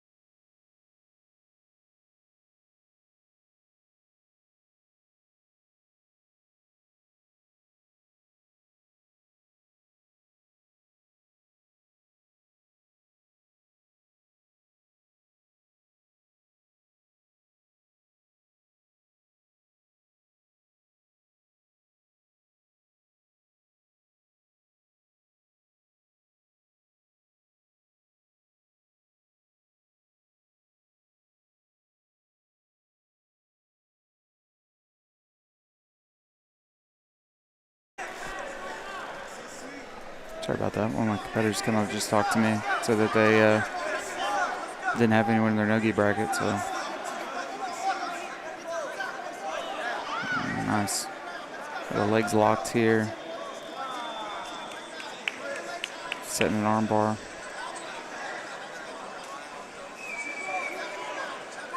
You just gotta remember not to let his arms go here. Pushing against his own arm. Able to like invert out here.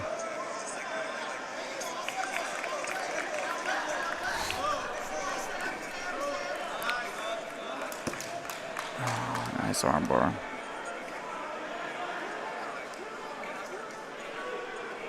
It's part of competition, and you learn what you need to work on and what goes from there.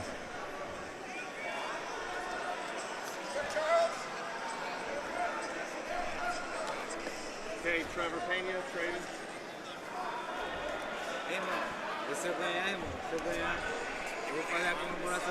Yeah.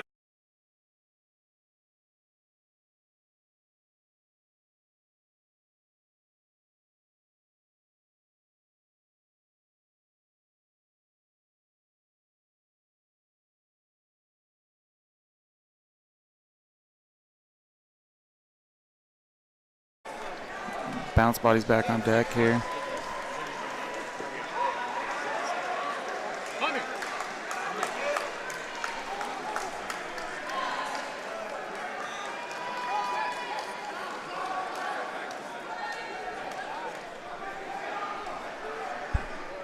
We're up to semis now? We're up to semis now? This one's for the semis. Okay.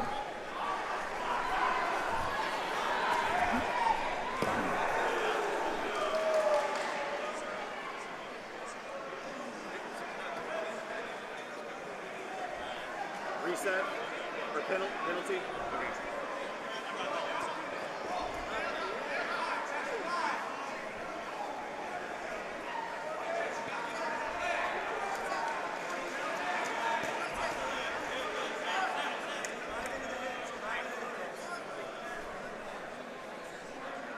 Galligan's so fast. Outrun that guard like that. Now he's in.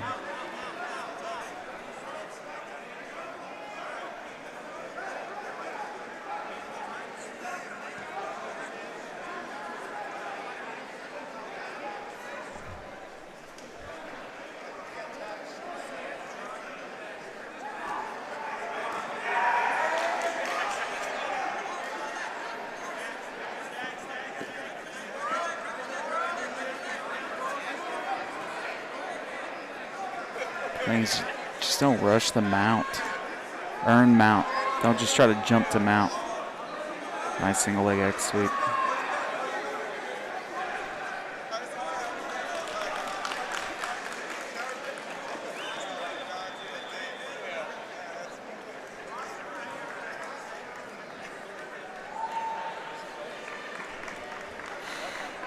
Ref's going to reset it back in the middle. It's tied 2-2, but Galligan's got a penalty against him. I didn't see what the penalty was for. Saw the gesture, but I'll ask after the match and see what that's for.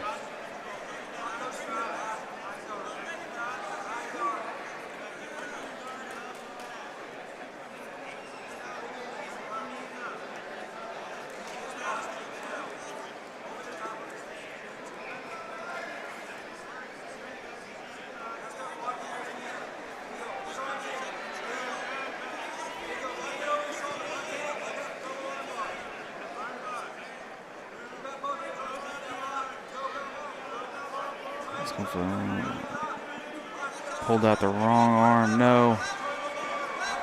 Pena pulled out his left arm, which put him in the triangle. That's your left.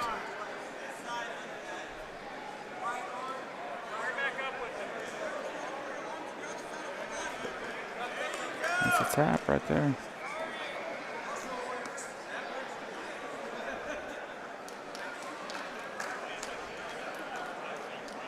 Galligan with another armbar. This time from the triangle.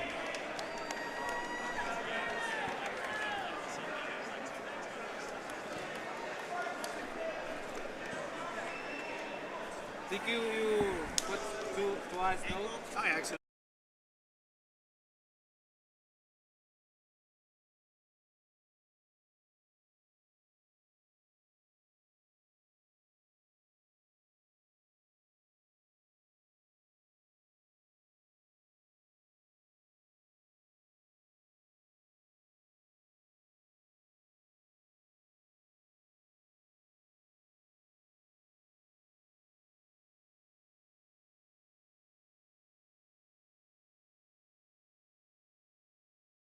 So the penalty was for illegal grip. He gripped the uniform and no-gi, so. Caleb, you're over there.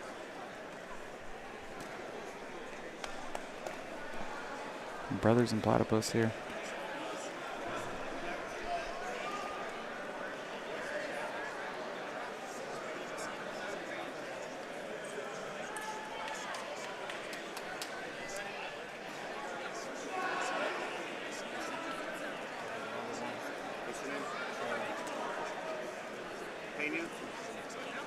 Oh, dang. Try to sit under, I don't know what he was going for there, but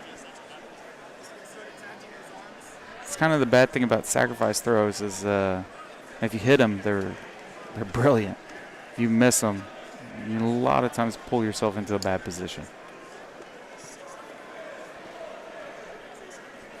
Now he's having to fight from bottom side control.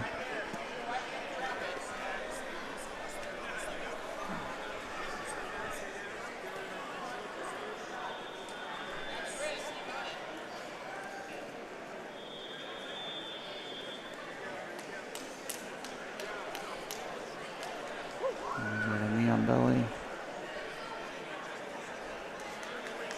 So use that knee on belly to mount.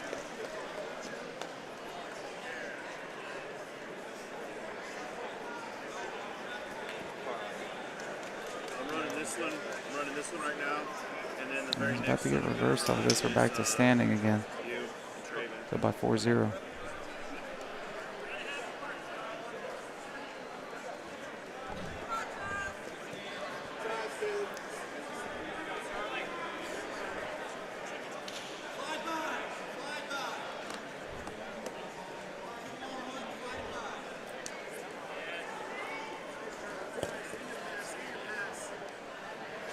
Nicely done. He's putting close guard though, so.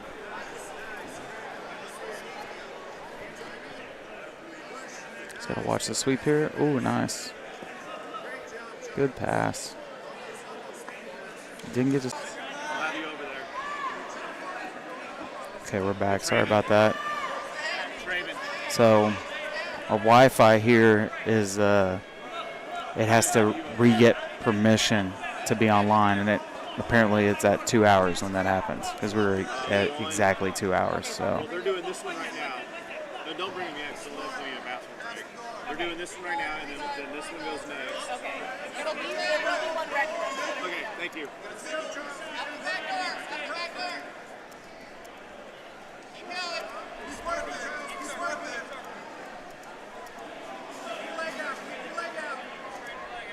Right leg, kick it out. Right leg, kick it out.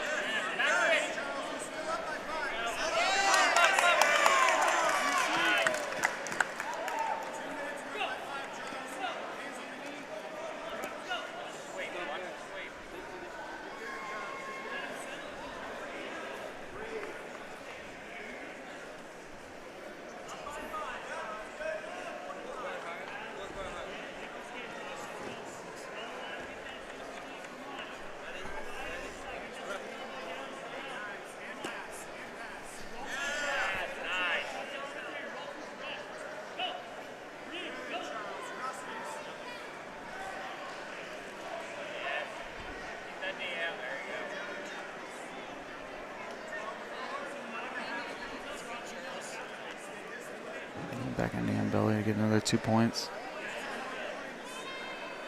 He's probably going to use it to go to mount again, but he just wasn't feeling.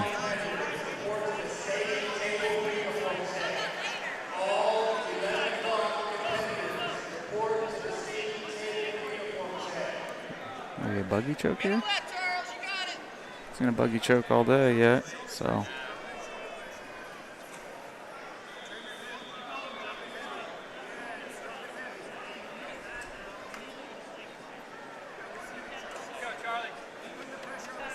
Yeah, he's definitely going for it.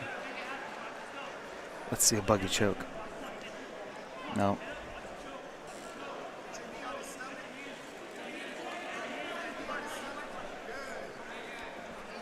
It's all the same racket. Reversal into a reset. That's why my legs are cramping now.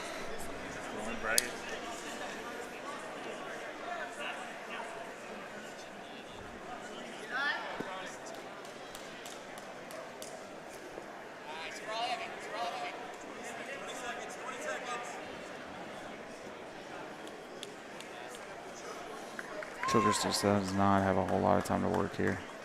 He's literally got to get a submission here in the last 10 seconds. And in the position he's in, it's probably not going to happen. Nope. 16-4. Brothers wins another one.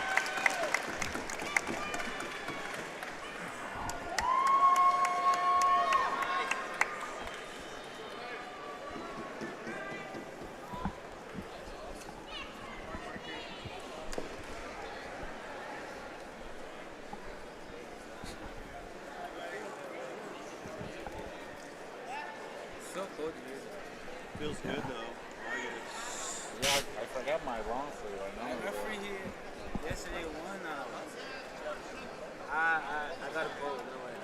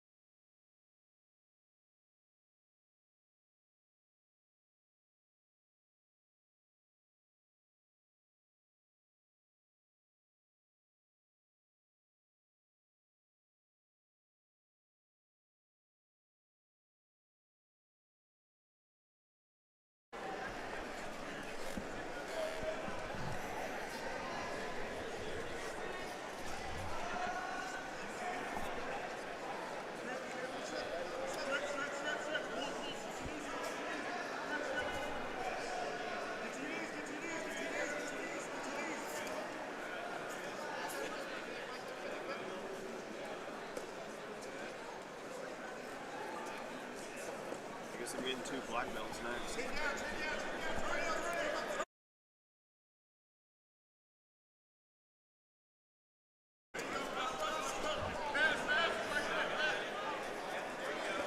Ooh. Nice job. He's got to clear that guillotine, though. He's on the wrong side of it, too.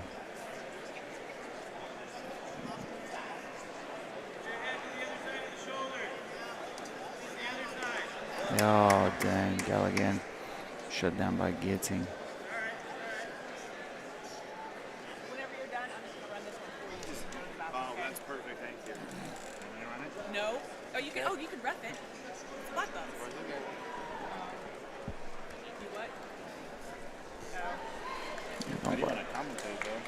Yeah, you can commentate. Did they give I'm so gonna they, wait for the black Finals belt. down yet? Yeah, this one's not yet. Sorry. are you going to run it in now? Oh, I can. Yeah, you want me to run it? Well, I was going to run this one next, and then Yeah. Matt said Chris said fill the other third, and then give them a break. Oh. Because they just went, so since they'll be going against each other, give them a break. Dang. So he said run this one right now, and then he said jump that one. So I'll run this one right now, and then we'll jump Can that you throw that away for me? You throw that away for me? Both. If you want me to run that one, you can go now. Oh, I don't need it like right Oh, I got you. Okay. Thank you. Matthew. Over there. Yes, semis. And Charles. That's who it is, Daniel Roberts. Tell us.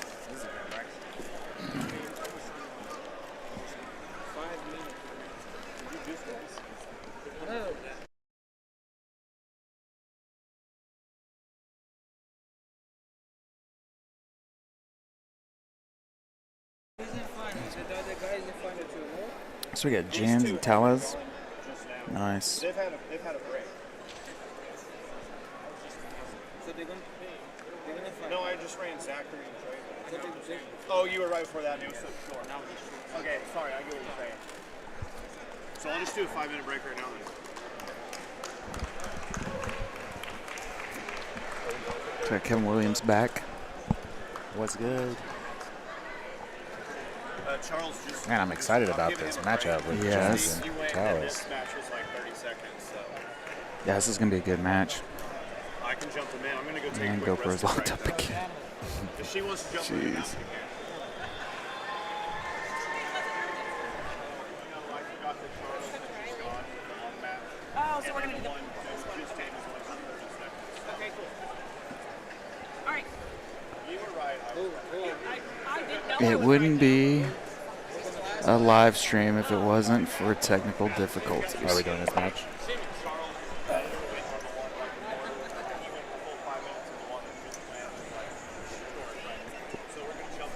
Oh, his name's not on here. Should I just leave it blank? Whose name? Well, on here. Jams isn't? James is on there, but that Talis guy's isn't? not. Huh. Hey, Carlino.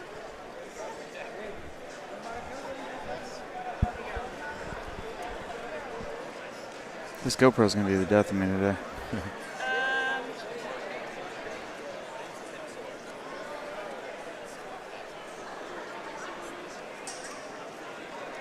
There you go. You're welcome. Whoa. I'm trying to find him. Daniel? I'm trying to find his name. I'm trying to find this because he's not here. There we go. We should be good now. What? Oh. His name's not on here. No, okay. That's what I was saying to do. Okay. We don't need to take a break then, do we? Oh, let's run the black belts. Yeah, we can run the blacks. Okay. Yeah. Yes. Yeah, James Partridge. Oh, yeah, we know. We got Kevin Williams here. Resident Oklahoma black belt. Talis, and I'm going to have you on that side. Talis and Jams. Talis out of Brazil. He runs a school in Amarillo, and man, he's really good. Yeah, Lone Star, right? Yeah, Lone Star. He has a few people here today as well. His white belts look good today. Oh, They were yeah. on this mat. Jorge too. He just won a couple things. I think he won nationals. Wow. But versus Jams, Jams is pretty No joke. crafty. It's Jams. It's going to be fun. This was always see what techniques they pull out of their bag.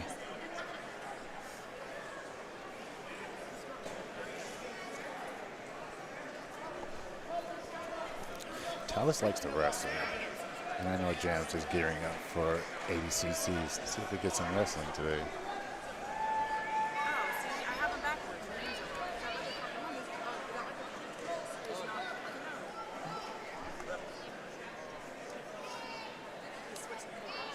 James does not look feather. No.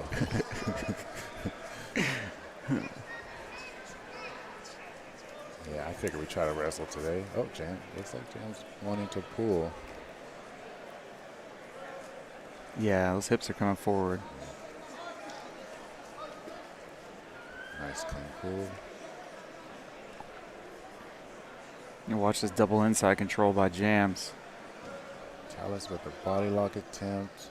Jams is making good space.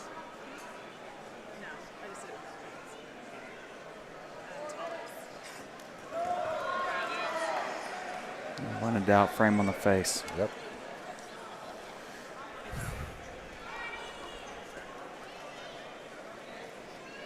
James has such a great guard.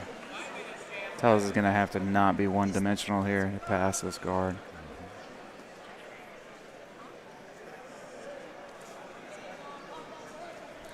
Jam's looking for outside control, so maybe some K guards, a little bit of inside. Talus just maintaining the distance. I do know from experience, he has a little leg lock. He has some leg lock defense. Okay. Oh, he's dropping back for his own leg lock. Leg.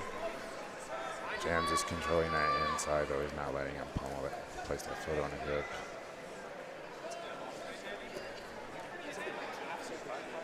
Jam's looking for some K guard. He's going to drop that knee line down, throw the leg over. Okay, here we go. Yeah. His own inside. Really nice defense by Talus. Jam still chasing. Went to a reap here to expose that heel and then switch legs. Talus on that 50-50.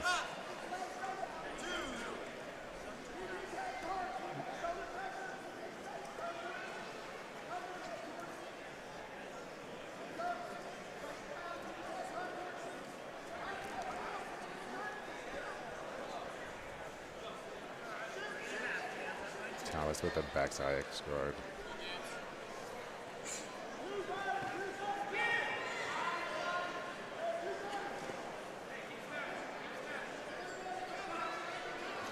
Maybe looking to come up on a sweep.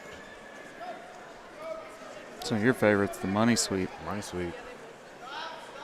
Daily backs. Okay.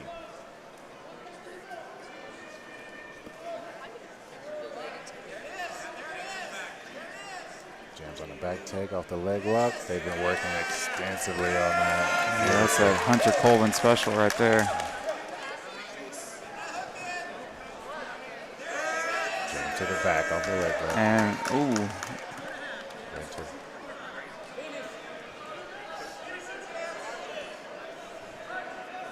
Tells was looking really good until that back take.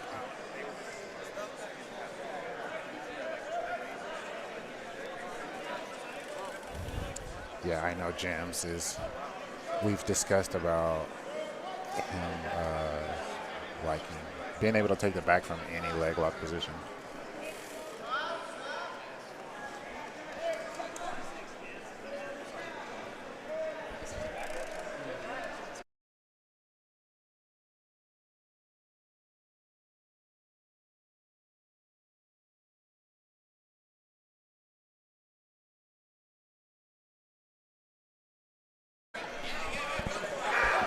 Like I was saying, Jams, I believe he can take the back off of any leg lock position. I really like that DOA back take that Hunter kind of showed in PGF.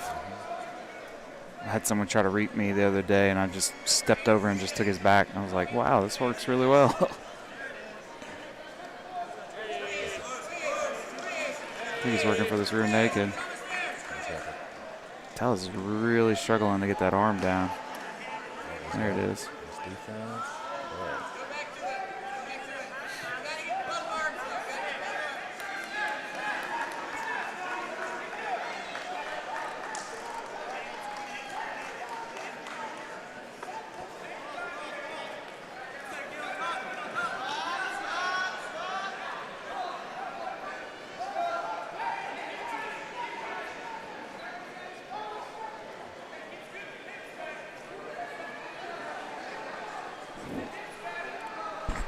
I don't see a whole lot of them. I guess, I mean, just pummeling in for this RNC. Yeah, Chalice needs to clear his right leg outside from that outside body lock so he can turn back into him. But he's got a tight squeeze on it.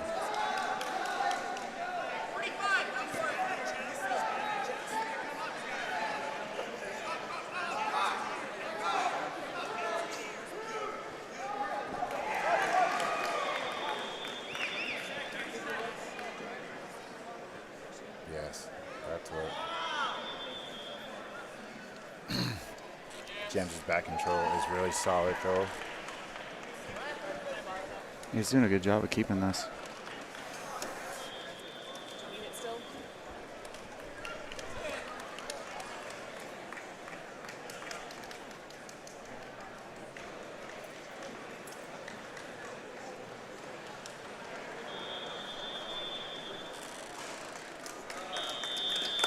Wow, that went by fast. Jams with the win. I believe score 6-0. Yeah. Excellent match.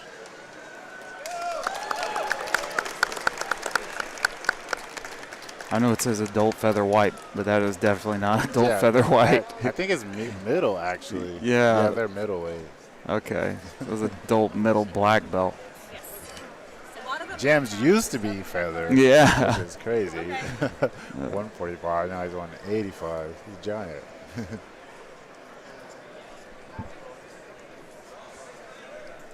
You good? Okay. You're very welcome.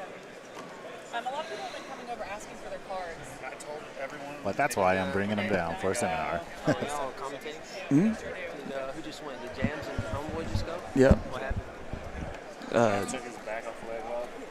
Yep. Finished it? Well, he won 6-0. Oh, okay. Leg lock, distraction to back. Yep. I know his talus entered in on the leg, like over outside. DOA. Jams forced him to DOA, and then did the back take there. I got you. Wish I hadn't missed it. It was clean. Big bracket?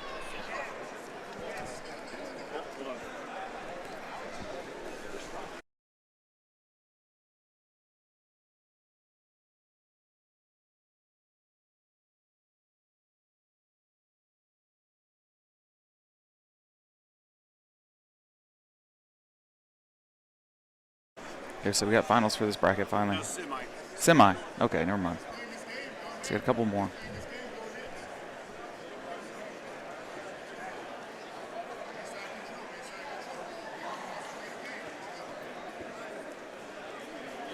Good arm drag attempt.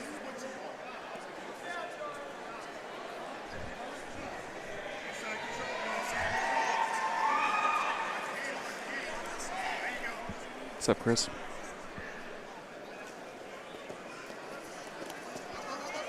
Just got stuffed. Good shot attempt, but man, shooting that underhook, heavy hips. It's tough to get in there deep on a takedown. There we go, nice. Turns the corner.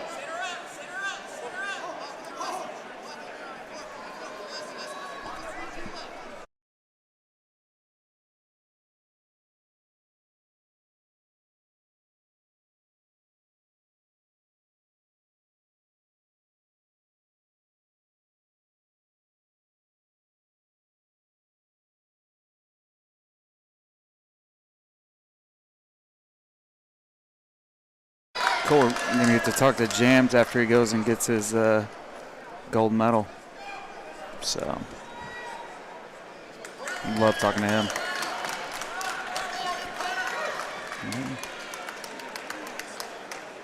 Get distracted, miss the match.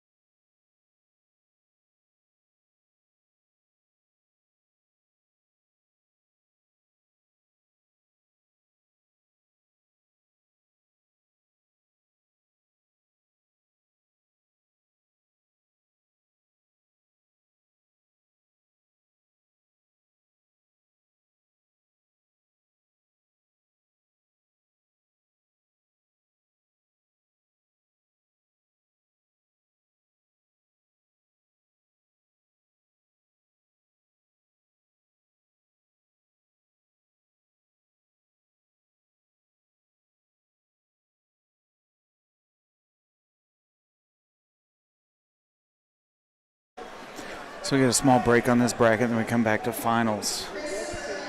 So I'm going to run you and Matthew next, but that's why I'm doing the break. Each one of you had a competitor that just wins. Yeah, I figured. I didn't know if you should do that. So if you like to do first.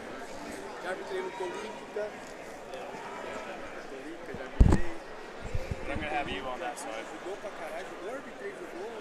Whoever's on the top, on the brackets, it just makes it so much easier to remember if they're on that side. Because that's my top, you know?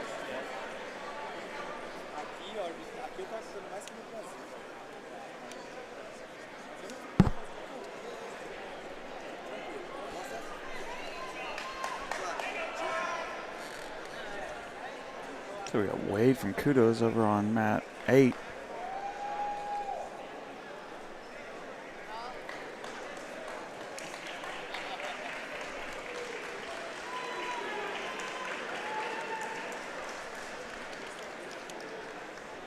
Corbin Crisp over there as well.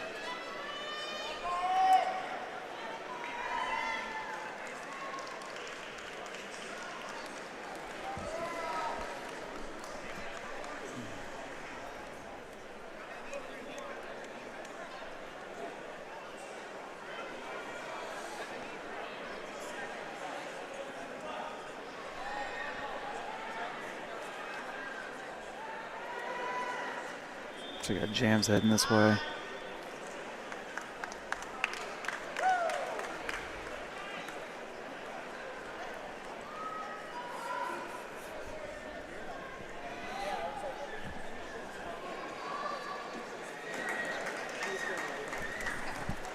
What's up, Jams? What's going on, brother? Good, how are you? Doing good, man. You can throw this on here. Get a little sweat on there. Sweet. How are you? Better now? Yeah. Yeah. Yeah, I wasn't sure how that one would go. Yeah. Got a little tired. Yeah, I was actually surprised to see him drop back on a leg lock on you. Yeah, I don't know if you could see my face, but when he did it, I just started smiling. I was Yeah. like, please put yourself in outside Ashi so I can reap over, but he didn't. Yeah, you forced him to that backside so you do the DOA, right? Exactly. Yeah. Yeah, I once he started like entangling on the legs, his hips were a little low, so I was like, fuck yeah, I can take the back off this.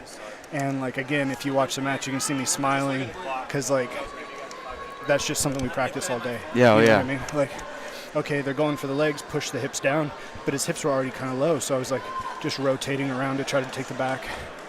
And then once I knew I had it, I just started smiling. Yeah, it was clean. But then once I got on his back, I was like, I'm tired. I don't know if I'm going to be able to tap this guy. Like, my guys were telling me, like, finish the choke. But I was like, if I can just control, maybe get the choke, I don't want to give up this position, you know? Yeah. Because I could tell he's got that explosive strength. I don't want to end up in a bad spot, you know? Yeah, I could see that. Yeah, because he looked strong, man. Yeah. He was sitting there pulling on your arm and Yeah. then finally popped it over, and Yeah. I was like, man, he looks strong. And I wasn't able to really eat that well this week. I don't know what my deal was, if it was like, I don't know if it was nerves or something, but I was telling Tori, I was like, my girlfriend, I was like, I haven't really been able to eat this week. And whenever I weighed in today, I weighed in with all, like a hoodie, sweatpants. I was 177 Oh, wow. in the 190, so I could have done the 175, but since I'm doing the higher weight classes and like IBJJF and stuff, I want to continue to do the 190 size, get used to that. That makes sense. Yeah, and it's just a different style of grappling too. You know, the smaller guys have like a different style compared to the bigger guys. That's what I'm getting used to because I popped up to 200. So it's like now it's like it's funny. Before when I was smaller, I liked doing pressure passing as a blue belt, and now I'm in that position to actually do that stuff and actually put some strength, some weight on some people. Right. And it's but then I still pass like I'm a lighter weight, which I think is I rolled with Chris and he was like, oh, I didn't expect you to be like that. Nimble, yeah. Yeah, so it's been good. You put on quite a bit of weight too, haven't you? Yeah. That's kind of what I was telling my opponent. He was like, man, you felt really strong. And I was like, well, I did. I kind of took off competing for like who knows how long, maybe 6 months, and just focused on weightlifting so I could get bigger for guys like Hunter and Corbin. And then I did that IBJJF the other day just because it was in Oklahoma, and I won really easily. So I was like, okay, I have to compete. You can't, I can't throw away, you know, it's just wasted talent. So like I got big and I was like, man, now I'm gonna have to start competing, but I can't lift anymore. Yeah. Because like I told Corbin, he's been my weightlifting partner the whole time, and I told him, we can't really commit to weight training like we did, because now we have competitions every single month. Now that we've decided to compete heavy, sometimes 2 competitions a month, which isn't crazy or not, but it is whenever you have like a month-long weight training thing that you're trying to do. Like you just can't do it, because then you have a competition mixed in there. So yeah, the recovery is really hard to do all that. Yeah, and like I said, if you can't eat a shitload, you're not going to put the weight on. Yeah. Yeah. What are you getting? What's your calorie goal? Well, whenever I put on the weight, I was eating 6,000 a night. So I'd eat a little bit during the day, and then every night I got 6,000 calories in. But I can't manage that now. I just can't do it. It's so hard. Like that's so much rice and ground beef. It's insane. That's a lot of food, man. Yeah. Thankfully, Tori's been helping me out. She cooks all my meals. Oh, that's good, man. You got it made. Yeah, she's the best. What else is coming up for you? So next month I might do IBJJF. I'm not sure. In Kansas City, and then I have a super fight with Top Notch Invitational. I'm really excited for that one. It's against this guy Kamoy that Hunter had on his team with the PGF. I don't know if you saw that, but he seemed like one of the nice guys on there, and like, I like his style, more of a wrestler, so I think it'll be a really good matchup, and with that, winner takes home 1,000, so I'm excited. Oh, nice. Make some money. It's always good. Don't heel hook, Charles.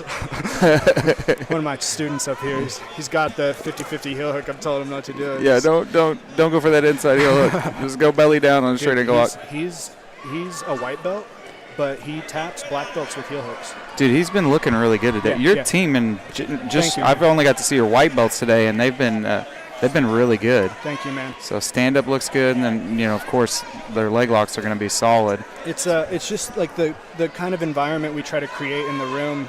So most of the guys we train with are wrestlers, and then like we kind of try to keep that environment of like not necessarily a traditional jiu-jitsu room, but more of like a wrestling room where everybody's like, respect is pushing the pace. Respect is like busting your ass instead of like, yes, sir, professor, like, I don't need that. You know what I mean?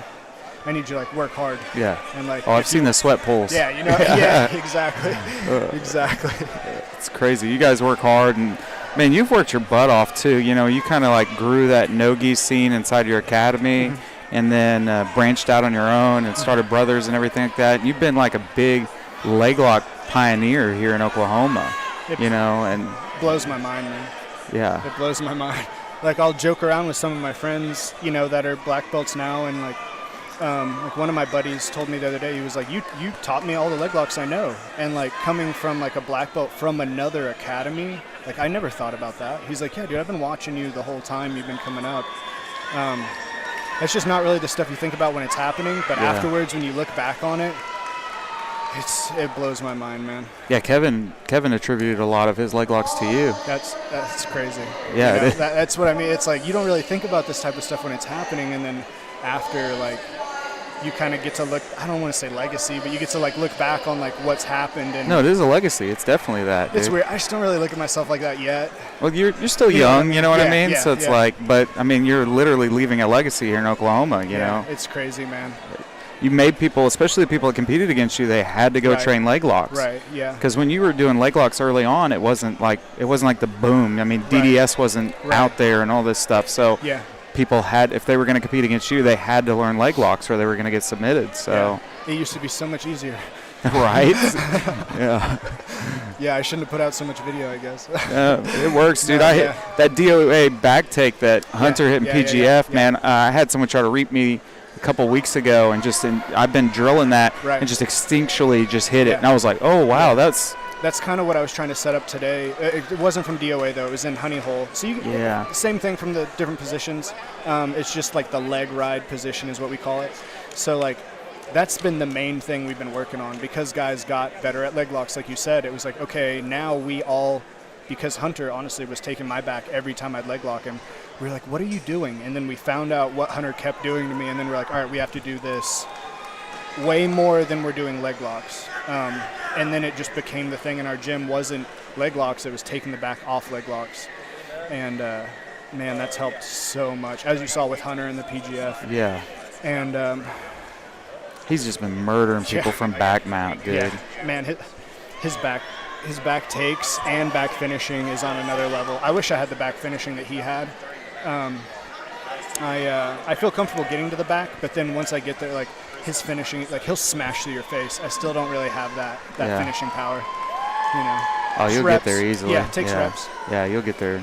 And yeah, honestly, Hunter's a big reason why I'm stepping up in competition, because like he was really carrying the brothers flag, like, and I felt like I didn't need to represent, you know what I mean? Yeah. And now that he's in Colorado and he's working with the Easton team and everything, I kind of feel like, you know, now Corbin and I really have to step up to try to push brothers at the same level. But it's going to be hard, you know, big shoes to fill. It definitely is some big shoes to fill, but man, you got the right crew and everybody. Your coaches are phenomenal. You know, it's just like, man, I need to shave these beards. I don't know how you do it in the middle of summer, especially in your room, man. Man, I do like the either clean cut or homeless. There's no in between, you know. Like, look at the guy with the goofy ears looking homeless over here. Yeah. Yeah, I appreciate that, man. The yeah, coaches, of course, dude. All multiple different guys are stepping up as coaches, you know. It's been awesome to watch you guys grow, you know, come from something small where it was just a couple of you guys from Triton to then, Right. you know, I remember the first tournament coming and seeing like white belts and blue belts and stuff like that with the brothers deal. I got one of your shirts when you first released it, so I was like, you know, it's cool to see. You know, it's awesome to see you guys succeed. Thank you. You know, yeah, of course, you've worked your butt off, dude. So if like anyone deserves it, it's you. You know, I mean, Matt Vernon, several people up here in Tulsa like accredit you for furthering their jiu-jitsu game. You know, Matt's a guy who's helped me out over the years. I used to live like a mile away from Matt. And like a long ways from Brothers and Triton and stuff. And Matt would be like, hey man, come over in the morning and we'll just do like one-on-ones. It was never like, you know, pay me or anything like that. It was just him and I would just get one-on-one training in and go over stuff. And, you know, as much as he thinks I've helped him, like he's been the same part of my journey, you know. He's a giant jiu-jitsu nerd. Yeah, I love it. I love that about him, man. He's a great guy. And, you know, congratulations to him. I think he's about to have another child, and that's awesome, man. Yeah. It's cool to see him like around coaching. And he's got his baby attached to his exactly, Raiden. Yeah, you know, it's like with the coolest kid name. And then they got Gadaima that just dropped. You know, where they're doing all the women's spats and all that stuff. That's pretty cool. That's the thing. Like, I know Brothers gets, you know, a lot of love, but like we couldn't have done it without Triton, without Matt Vernon, without you know, Todd Ryan. All these different gyms in the area that have, like, I know I'm missing some, Omar French, you know, all these different gyms that have allowed us to cross-train with them, they've built us up. Yeah. Like, you know, if you're not cross-training, you're really not improving as much as you should, you know. You're not exposing yourself. Exactly. And all those guys have opened their doors. They've been nothing but friendly to my students and myself. And, you know, it's the jiu-jitsu community in the 918 that's really built up Brothers the way that it is, man. I love it. I wouldn't choose to be anywhere else, you know. No. Yeah, you guys have built a great community up here, just in general. Thanks, you know, it's man. cool to see. And yeah, I owe it all to Pete, really. Yeah. You know, he opened so many doors for me. No, he's known all over the jiu-jitsu community. Yeah. Anytime I go and travel, when I say I'm from Oklahoma, I'll say, even if I'm from Oklahoma City, they're like, you train with Pete? Yeah. I'm like, well, when I can get a chance to, I get shin on shin by him. Yeah, he's still teaching me stuff. While I was in my match, he was trying to tell me with my one arm to grab my ear, and like I was doing, like I wasn't sure what he was saying. He was like, grab your ear and finish it. I couldn't get it, but I'll have to try that one out. Thank you, Pete, if you're listening to this. Yeah, that's cool. So you're doing ADCC? You thinking about doing ADCC? I've been talking to the guys. We basically have a tournament every month, sometimes two, like I was saying, and all the way leading up till ADCC trials. And the only thing I'm wondering right now is which division I'm going to do, because I'm pretty sure since I'm doing the 190 and the 188 in IBJJF, at that one it'll be 193. But then if I do 193, I'm going against Hunter, and I can't beat Hunter. So if he's doing the 193, I might have to cut down to 170, but I'm not cutting to 170. So that's a lot of weight. Yeah. So I don't know. I might. I can't do the 215 yet, or maybe I can. I'll just be small. We'll see. We'll see. That's some big dudes, some big names, you know, in all those divisions. That's the thing. Like, we got so many guys on our team that are like trying to go and win trials, I think it's Hunter, Corbin, and me all that would be doing 193. And but Hunter is representing Easton, so they wouldn't put us like first round. But like if Corbin and I do it, since we're from the same team, they'll put us together first round. So I don't know. I haven't really decided on trials. The main reason why I stopped competing was so I wouldn't get in my students' way. So if I go and compete, now I'm getting in their way. It's kind of a weird situation. But, maybe I haven't decided. I'll get back to you on that. Yeah, that would be good to know. I have it written down that I'm going. Just don't know if I'm competing or coaching yet. We'll put it that way. Hey, man. But I'll be there. It'll be cool. It'd be cool to see, stack up against some big names. If you did the 170, then you'd be looking at, like, you make it, like Gary Tonins and stuff like that. Yeah. JT Torres. Yeah, I have done the 170 twice, and I've always made it to the third round. I win the first 2 matches, lose the third.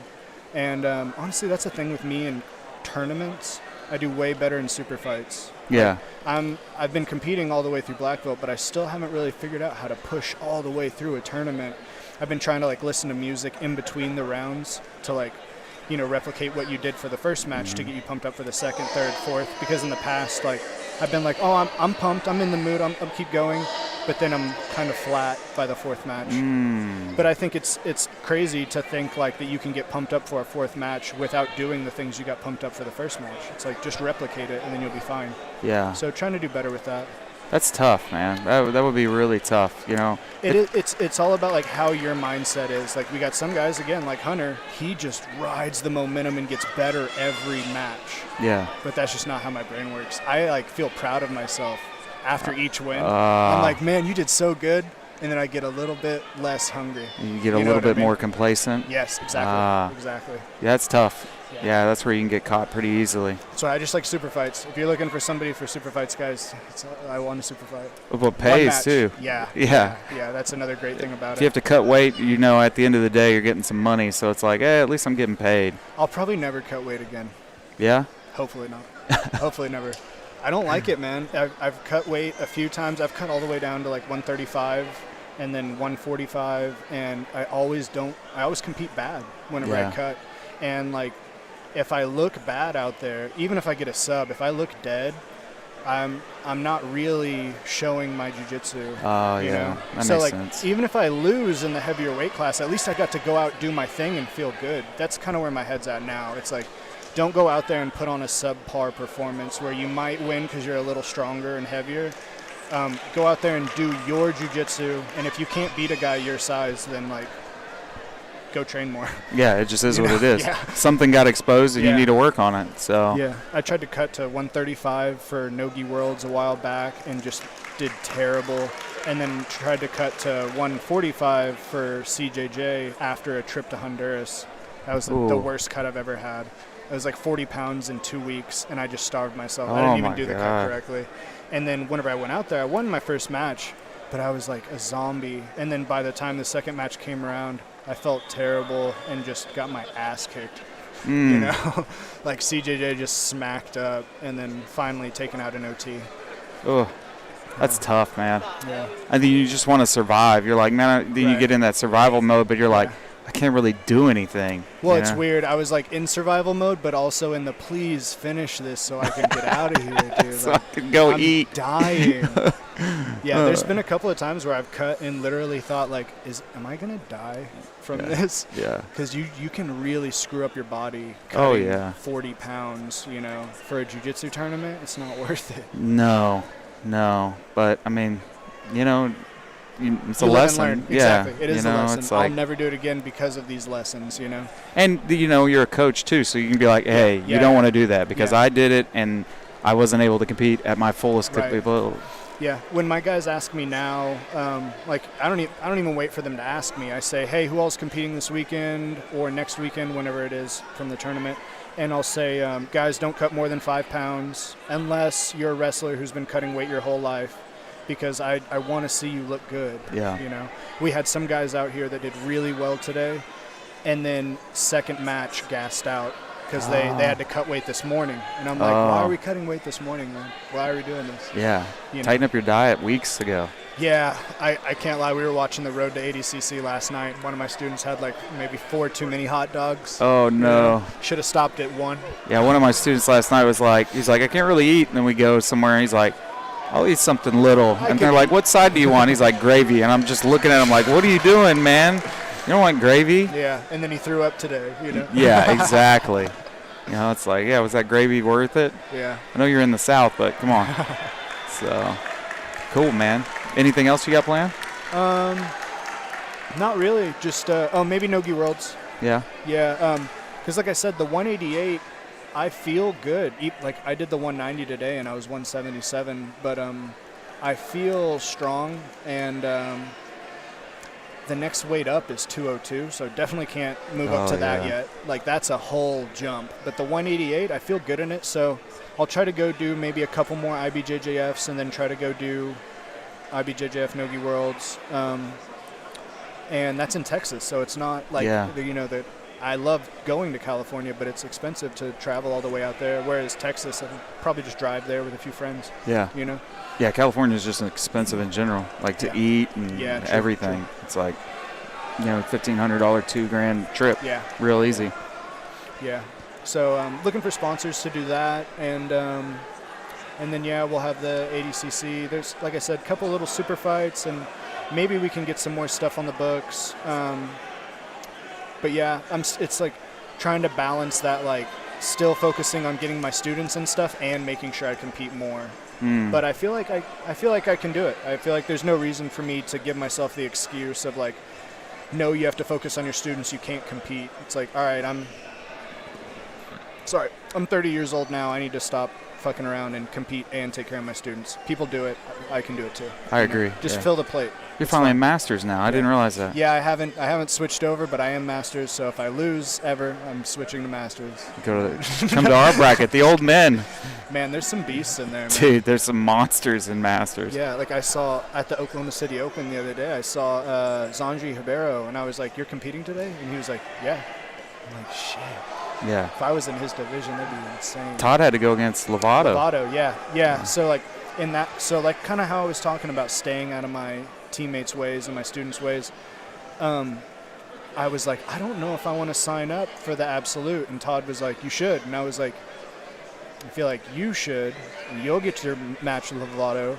Later on down the line, when I'm a little better, I'll get my match with Lovato. Because, man, Todd's like, he's been what we consider pushing the rock. He's just like always pushing the rock. He's always competing. He wakes up at like 5 a.m. Sorry, Todd. He wakes up at 4 or 4:30 every day and works out at 5. So like, I did not want to get in his way of having that opportunity, and that's just something that we'll kind of try to balance over the years. Yeah. It's trash. What's that? Are there any other cards? No, I don't see any, brother. No. Sorry, bro. Nope. Sorry, guys. Yeah. Keep your stuff with you. Yeah. No, I don't really have anything lined up. Oh, like I was saying, my super fight on Top Notch Invitational, we got Corbin has a super fight on there as well. And then one of my students, Charles, he's going to be in the blue belt division. Where's that at? Calera, Oklahoma. It's about 3 or 4 hours away. I've never been. Never heard of it. But it'll be at like a casino out there, and I'm excited. It's like the first time in a while that it's one of the opportunities where I've had people offer 1,000 to win. Yeah. And any time they're offering 1,000 to win, I take it. Why not? Yeah, right. Is it going to be streamed? Yes, they're going to have their own little pay-per-view thing, and then they're selling tickets on the side as well. Nice. Yeah. They just get with you for the tickets, or they go online? Yeah, well, they have it to where, like, if you get with one of the fighters, I think you get, like, a 2% discount or something like that, and then I get, like, a little bit of the pay for selling a ticket, a little bit of the commission. And then, if you don't want to support any fighters because you don't know anyone on the card, you can just buy it straight up. Okay. If they don't know anyone, then just pick Jam's Partridge. Exactly, because then you'll get a discount, and I'll get paid for your discount. Exactly. So there we go. Bonuses for doing the interview. Yeah, it should be good. It should be a nice one. They got they got some tough guys on there, some like 10th Planet black belts. They almost had Keith Krikorian on there. I was trying to set him up with Dane Leake because he's one of the local guys, but there's a Jean-Jacques Machado seminar the same day. It's like multiple days, and I understand he's already committed to that. So Dane's good too. Yeah, they had a match, and he was talking to me about the rematch, and he was really excited whenever I brought it to him, but it's the same day as that, so he was pretty bummed out. But yeah, and then I'm trying to think if there's anything else we got coming up.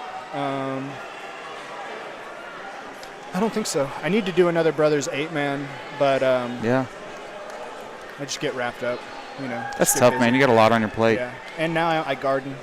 Oh, do you really? Yeah, I got my own tomatoes. Nice. You definitely are in the Masters division. Exactly. I'm living this dad life because I have no kid, but I'm like focusing on yard work and like it's insane.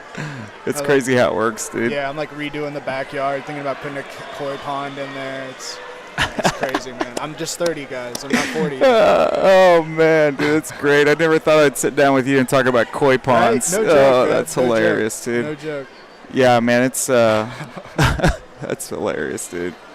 Yeah, that's yeah, man, and then yeah, you got it pretty set up, dude. You got a nice little path to go for you. Yeah, it's crazy. My buddy was asking me the other day, like, what's your 5-year plan? And I was like, I have no idea. Just keep doing this, try to grow the gym, and eventually get a bigger location. But like, no idea. Just go with the flow. Yeah. Like Roberto said last night, it's all in the moment. I don't know if you saw those, the Road to ADCC. I haven't yet. I didn't get to. It was really good matches, man. Really good. We had one of Mikey Musumeci's black belts come visit us on Monday. Yeah. I get to roll with him. It was pretty fun. He like yanked right into Daly. I've like tried to pull in headquarters as he yanked into Daly and immediately boloing, and I was like, oh man, I should have known. Yeah, Mikey's slick, man. He had a great match with Gio and almost broke his arm and then like went for heel hooks. But I saw that. It looked like the braking mechanics on the heel hook might be a little off, but it looked amazing. I was like, how is he not finishing here? But it was good. And they had like their little heat after the match, but it is what it is. Yeah, the whole Gio, I'm not here to make friends. And Mikey's like, I'm here to make friends. Yeah. He looks like such a nerd. If you watch that match, Mikey got really upset after the match. I don't want to get into it. He got really upset and was like vocal about it. Very vocal. Wow. Yeah. But I've never met Mikey. He's been here and like I've talked to a lot of guys that have met him, and they always said he was a really nice guy, really nice kid. And then whenever I went out and trained with Gio and stuff, he's just so competitive. It's not like a mean vibe that he's putting out. He's just so competitive that in his head you are the enemy. And he's not trying to like intimidate you. Like that's just his competitive mindset. So sometimes he kind of rubs people the wrong way. But like, he's just a super competitive person. I don't think there's really anything wrong with that, as long as you don't take it past that point. Yeah, where it becomes unprofessional or something. Yeah, like Gio and Boogie have always been nothing but love towards me and my guys. Over the years and stuff. A lot of those 10th Planet guys have shown us nothing but love. Yeah, they're really good people. I got to work with Phil Schwartz one time out of Portland, and that was like he sat down. I got Kimura trapped, and I didn't even know what the hell it was at the time. And he's like, well, let me show you. And he sat back like 30, 45 minutes and worked with me on Kimura trapping, and it just changed the game. I was like, oh, okay, this is really fun. Yeah, him, Nathan Orchard. Yeah. And Todd got a match with Nathan Orchard whenever he was doing combat jiu-jitsu, and Nathan was just nothing but a gentleman towards us. And, Nathan had a match with Hunter at one of the combat jiu-jitsus in like the semifinals or something like that. So every time we run into those guys, they're always class acts, And like my opponent today, dude was super cool. Talked to him about going and training with him in Texas and stuff. He was like, man, you feel strong. I was like, you feel strong. Yeah, right? Yeah, you both looked. Yeah, they had like feather up here, and I was like, James does not look like feather. I was like, just henched out there. It's weird, man. I still don't I don't see myself and see like that I'm bigger. I have like body dysmorphia for sure. It's insane. I don't feel, well, I'm not 180 right now, but I don't feel like I made this big jump. I still feel like a small little guy. Yeah. It's weird. Yeah, I know that feeling, except when you shoot in or something and you're just like stronger, you're like, this is what it feels like. Every now and then when I'm on top, I'm like, I am kind of a physically dominant person now. It's different, but yeah, I think it was like one of the weightlifters, I can't remember who it was, said the day you start lifting is the day you're forever small, and that's kind of just how it is for me. It's like I started getting bigger, but I'm not anywhere near how big I want to be, so I'm always going to be small for the rest of my life. Yeah. It gets into a vicious cycle there and then you start looking at your numbers and stuff like that, and you're just like, man, I know I could be stronger, and then you don't sleep well one night, and you're supposed to max the next day, and it doesn't happen. You're just like, I mean, it's a vicious cycle actually taking care of yourself as an athlete. Yeah, and that's the thing. Since I am trying to be more into the jiu-jitsu now and not the weightlifting, I haven't even weightlifted in the past month. So I'm glad that he said I still feel strong, because that means all the grappling that I'm doing instead of weightlifting is translating with strength. Yeah. But you do worry about that. It's like, okay, I'm not pushing around as much weight as I was. Over a month, are the guys I'm rolling with going to feel that? Or are the reps in the training room and just staying tight, is it going to translate over? And thankfully it has. Everybody's been telling me, like, you feel really good, you feel on point. So you looked great. Thank you. I mean, you're like really calm. Well, that's the thing. I was like, he's not going to let me get in on his legs. I could tell really early. I was like, he knows what I'm here to do. He's not going to give me his legs. I thought maybe I could go outside control K-guard. And Kevin called that. He said, hey, he's looking outside, so he's probably going to go to K-guard. Yeah, I was hoping, and he still wasn't really giving me that. So I was like, okay, it's probably going to end up, we're going to get in a scramble, and I'm going to have to find something. And then when he went for my leg, I was like, oh, fuck yeah. Yeah. Because that's kind of what I'm used to. I'm used to my students going for my legs, and either I'll reap over and go 90-10, or if they're in outside ashi, or I'll try to take the back, depending on like where we're sat. Like I was on my butt, so I was going to go 90-10. But if I would have been standing and he threw it, I would have tried to take the back. But then whenever he reaped over and went honey hole, I was like, okay, perfect, twist, take the back off that. It really is. Once you learn the mechanics of it, it's not a hard technique. No, it's just slow it down, breathe, and like you see, you're moving before they're you're capitalizing before they're even closing up. It's being a few steps ahead. That's really all it is. And I was about to go on a tangent about some other student from another academy. Like, do you know Chase from Primate? Yes. Something about him, I'm just giving Chase a shout out right now. He comes and trains with us all the time, and he's small, he's thin, he's a skinny kid, he's 16, but he knows, okay, I can feel James is setting up a leg entanglement. I'm already taking the back off of it. And man, if he was my strength, he'd be taking my back already. Oh. It like every now and then he'll get to like crab ride, and I'm like, get the fuck off me. Yeah. Like, I don't want to use strength when I'm rolling with him when he comes and cross trains, but like I can't let a 16-year-old take my back. Exactly. I already got fucking flying. You're half my age, bro. Stop being good at jiu-jitsu. Yeah. I don't know if you were here when that 15-year-old JR flying triangled me last time, so I'm like, no. And Chase throws flying triangles all the time. He's actually got my students. There's like some younger 16-year-old kids that I have in my academy, and they'll train with Chase, and now they're throwing flying triangles. So like, man, the guys from Primate are really helping out my younger guys as well. Yeah, JR went against one of our guys that's really good in no-gi. Yeah. And I was like, man, I'm pretty sure this is his guy. And they locked up hands together.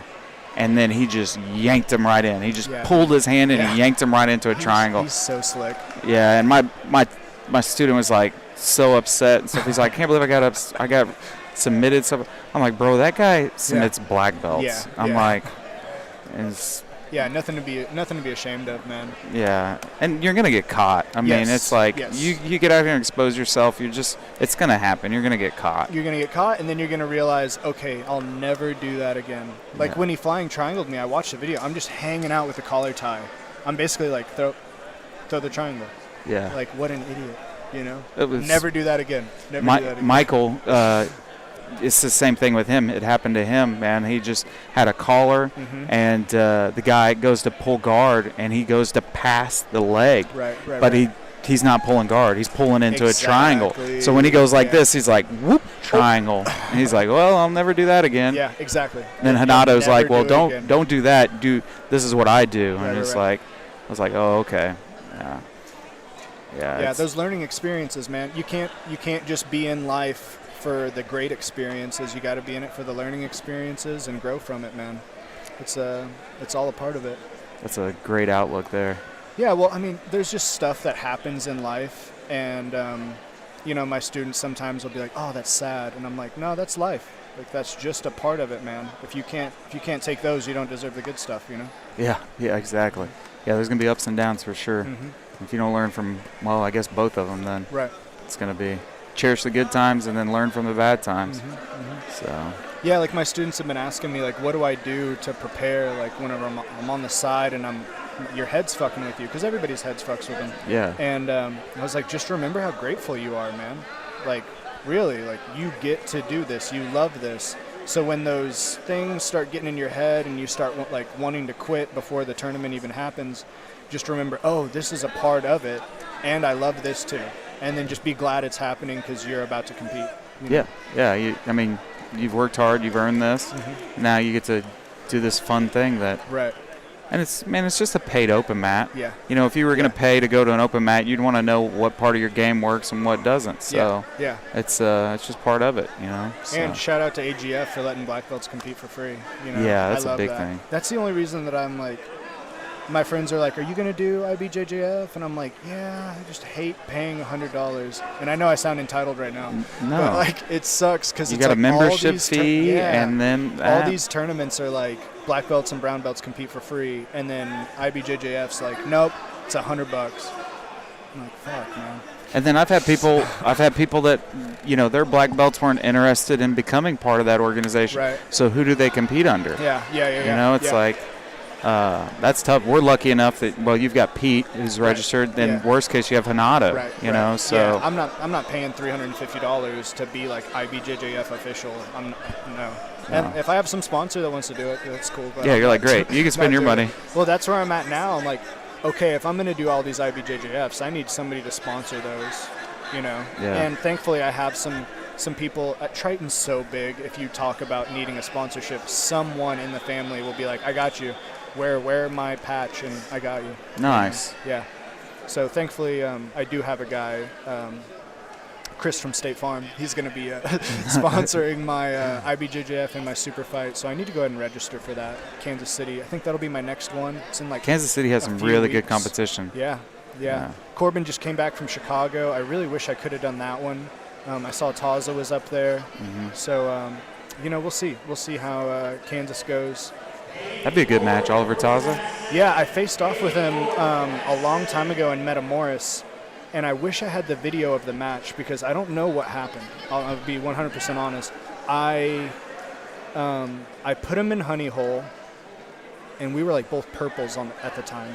I put him in honey hole, and then somehow he got out, and then I was in honey hole. I don't know if he like flipped it or I don't know what happened, but I there's like photos that I still have like on my wall of like me putting him in honey hole, and then quickly after that he put me in honey hole and finished me.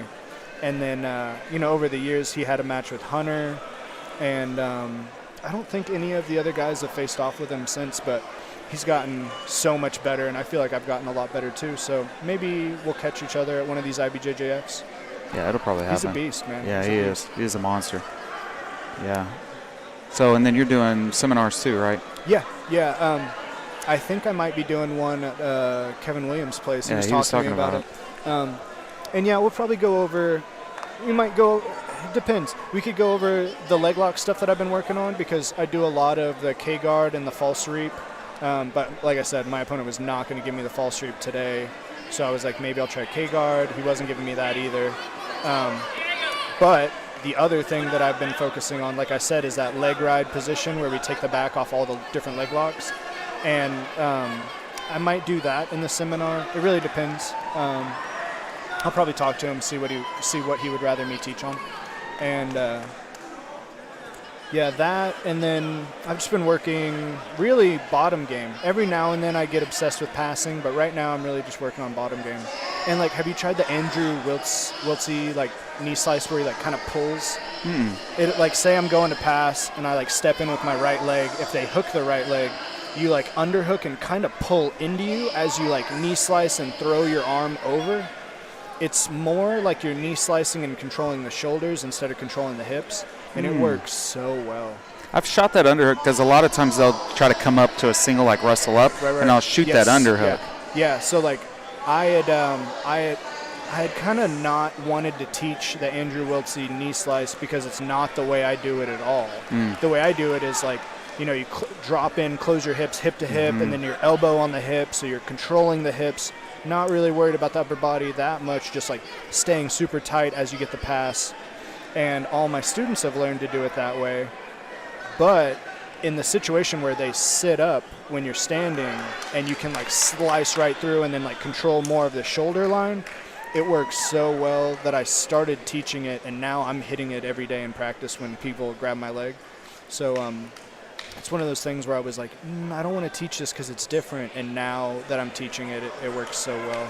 It's good to have that scenario, you know, just in case they do try to, because that's a common reaction. You step in, they'll either set back, play guard, or sometimes they'll come up in that like koala guard or set up guard. Yeah. And it works so well. Yeah, it does. Well. I'll either do that or the jerk thing is I'll just drop my knee into their sternum like knee on chest or knee on belly, and then I'll look for everything. But sometimes people are really good about circling out, getting their leg out and circling out. Yeah, I would say that's more of the way that like if they're trying to grab, I just drop in and then try to get hip to hip. This one's different. It's like, it really is like a jumping knee slice as you're like pulling the guy up into you. I really like it. But yeah, that's a big thing right now that I've been doing is just studying tons of instructionals. You know, that's like been a huge wave lately of like all these guys putting out all these instructionals. If you're not studying, you're doing yourself a disservice, especially me having to teach. Like if you're not studying all the different things that these guys are doing, you're going to fall behind, you know? Oh, yeah. You guys are going to get caught. You know, you're just doing them a disservice. Gordon Ryan talked about that at some point in time. He's like, if your instructor is not going out there actively trying to learn, like what is he doing for you? Yeah. You know, it's like there's the two things. You got to have an instructor that's going out and trying to learn new things and staying in step with the game, and then you have to train and cross train. Because like if you're just training at your academy, you're selling yourself short too.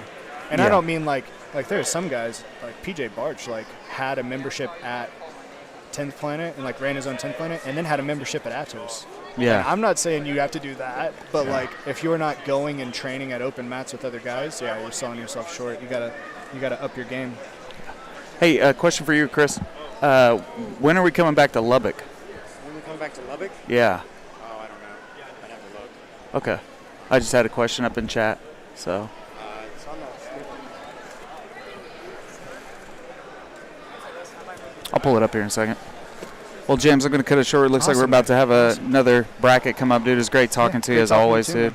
I'll try to get my butt up here and train with you guys, man. It's been forever since you and I. It's been probably 4 years or so since we rolled. So. Ducking me, man. I know. I don't want to get leg locked. Well, I mean, Chris swept me last time. He's over here telling all my friends about it. It's November 6th. November 6th for Lubbock. Perfect. I remember that sweet lips. She'll live forever. Yeah. Chris Carlino swept me, guys. He swept me. All right. Then I got choked out. All right, brother. Great See you, man. times. Hey, good job today. Thank you, man. Thank you. Good stuff. Thanks again, man. Thank you.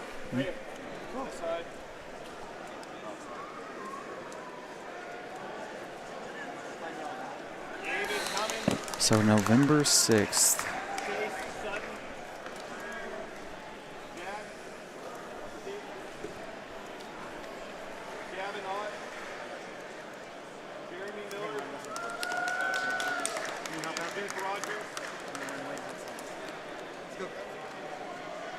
Okay, looks like we got some brackets going. So, some black belts coming up.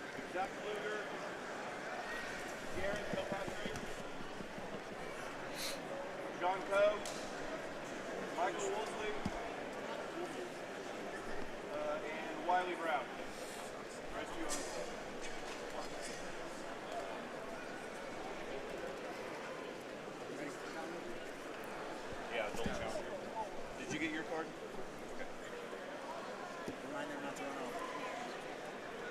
Yeah, get your card. Because you're not till 1:15. Charles? Sorry. This time.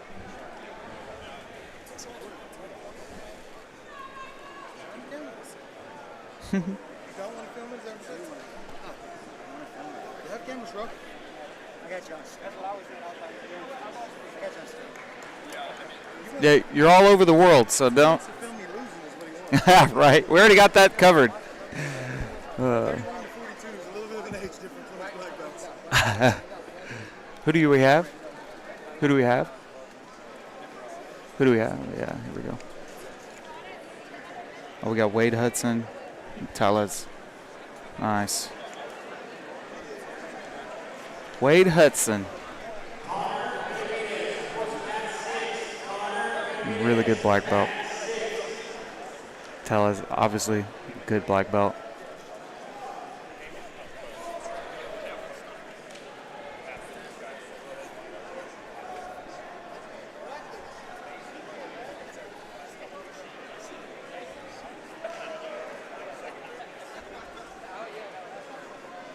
It's just lots of hand fighting. Wade just pushed across the mat at him.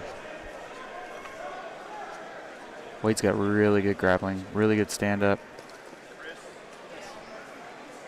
Oh, man.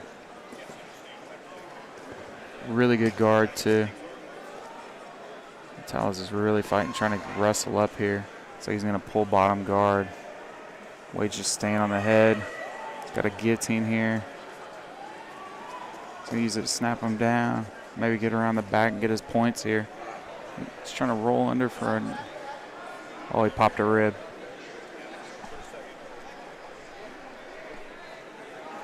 Yeah, that happens, man. You get a lot of pressure and you try to invert, you can easily pop out a rib.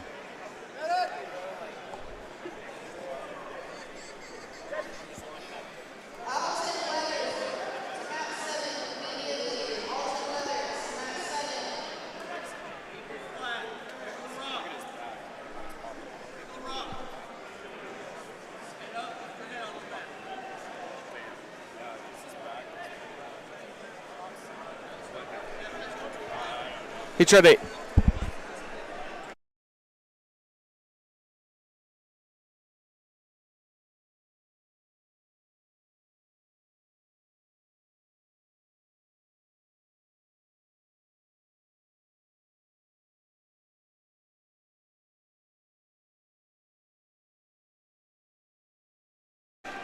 So yeah, I've been almost in that exact same position.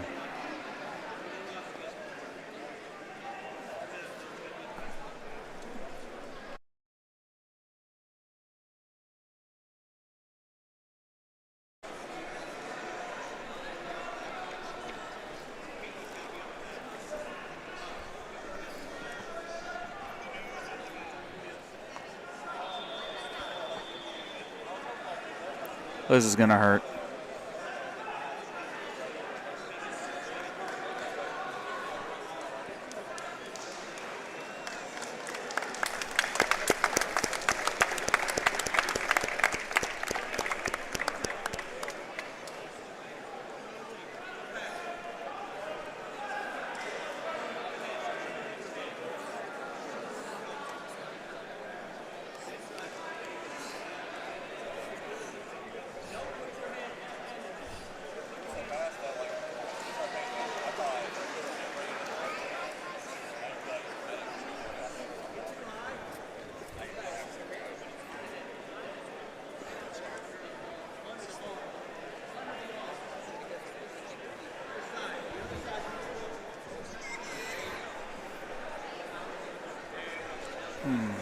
That's a tough match.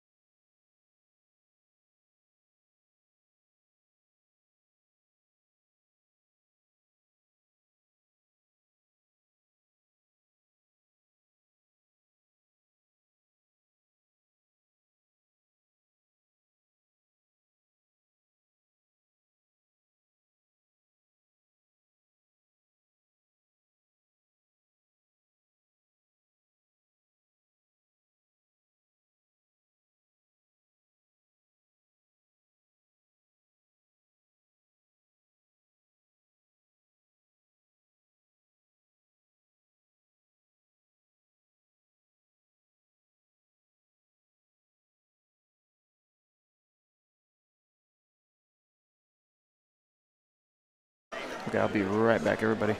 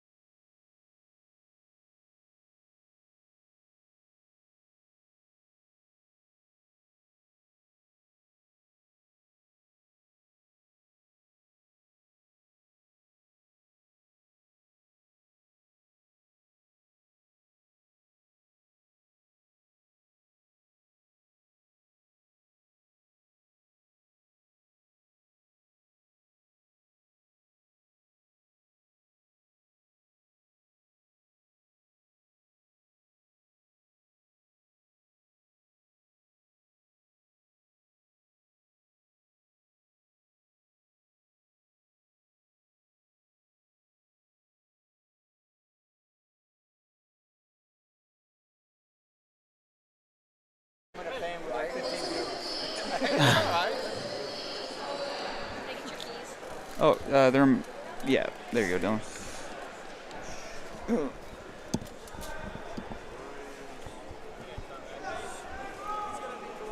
Okay. Hold on. Let me go get Clay. Yeah. Hey, Colton. So Sean is red. Yep. What's going on, dude? Not much, man. Just living the dream, you know? Yeah, right? Yeah. These are long days, but they're good, man. This is what it's all about. For sure, yeah. How'd your kids do yesterday? Man, they did well. We overall took we scored the most points combined, like just the individual team. But you know they always put us with Triton, but we still would have won the individual team. So that always makes me happy. Yeah, you have a monster kids class. Yeah, man. They work hard for sure. We work them hard. That's for sure. Sorry, this is my guy going here, about to get tapped out. Oh, mounted triangle, that always sucks. Yeah. I was like, what do? You got to roll them to their back, then get out of the triangle still. It's like the triangle that never ends. Sword, yes, for sure. Definitely. There he goes. Yeah. There he goes. He's kind of off the side, too, so that's going to help he should him. be all right now. You're Cayman, right? Yeah. Okay. Yeah, Cayman, I'm going to have you on that side next. And as soon as Chris So what do you got? You got the live stream going here, I guess? Mm-hmm. Yeah. So we've got camera just capturing the mat, and then camera for us, too. So it's just, nice. We've got all audio pumping through. It's all going to YouTube. So nice. So that's been fun, setting it all up, traveling. We're in New Orleans last week for the Masters Cup. Yep. So it was good. Yep, they have a good turnout for that. Yeah, they actually did. Yeah, it was really fun. Some really good black belts, too. Yeah, that's good.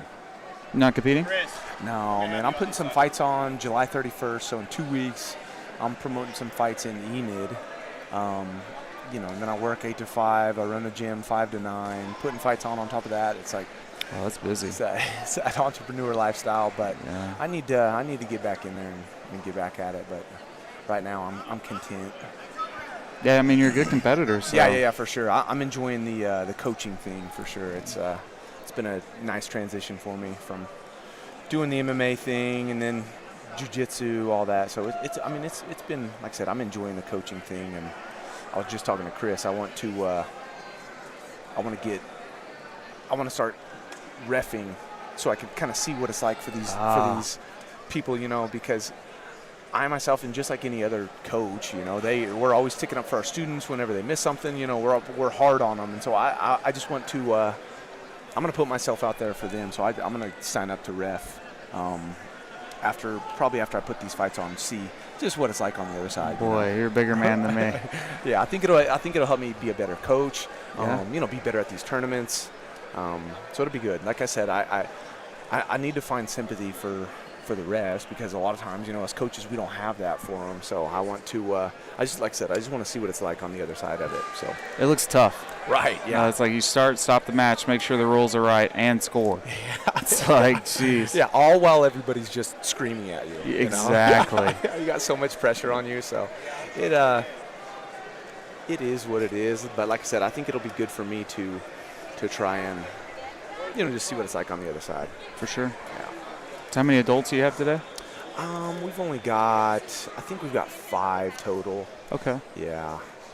Not as many, but I've got a bunch of guys competing July 31st, whether it be jiu-jitsu. We're doing combat jiu-jitsu on that card. Okay. Yeah, and MMA. So nice. I had to meet with the athletic commission and get that approved, but they're going to sanction the combat jiu-jitsu. So nice. Yeah, it's exciting for sure. Slap each other. Right. I would much rather do an MMA fight than get bare hand slapped for sure. It's kind of disrespectful. Oh man, dude. And like so much more painful than like a 4-ounce glove. I mean, you got some padding there, but when you're talking the open hand, I that's not my world. Yeah. I could see. Yeah. I don't.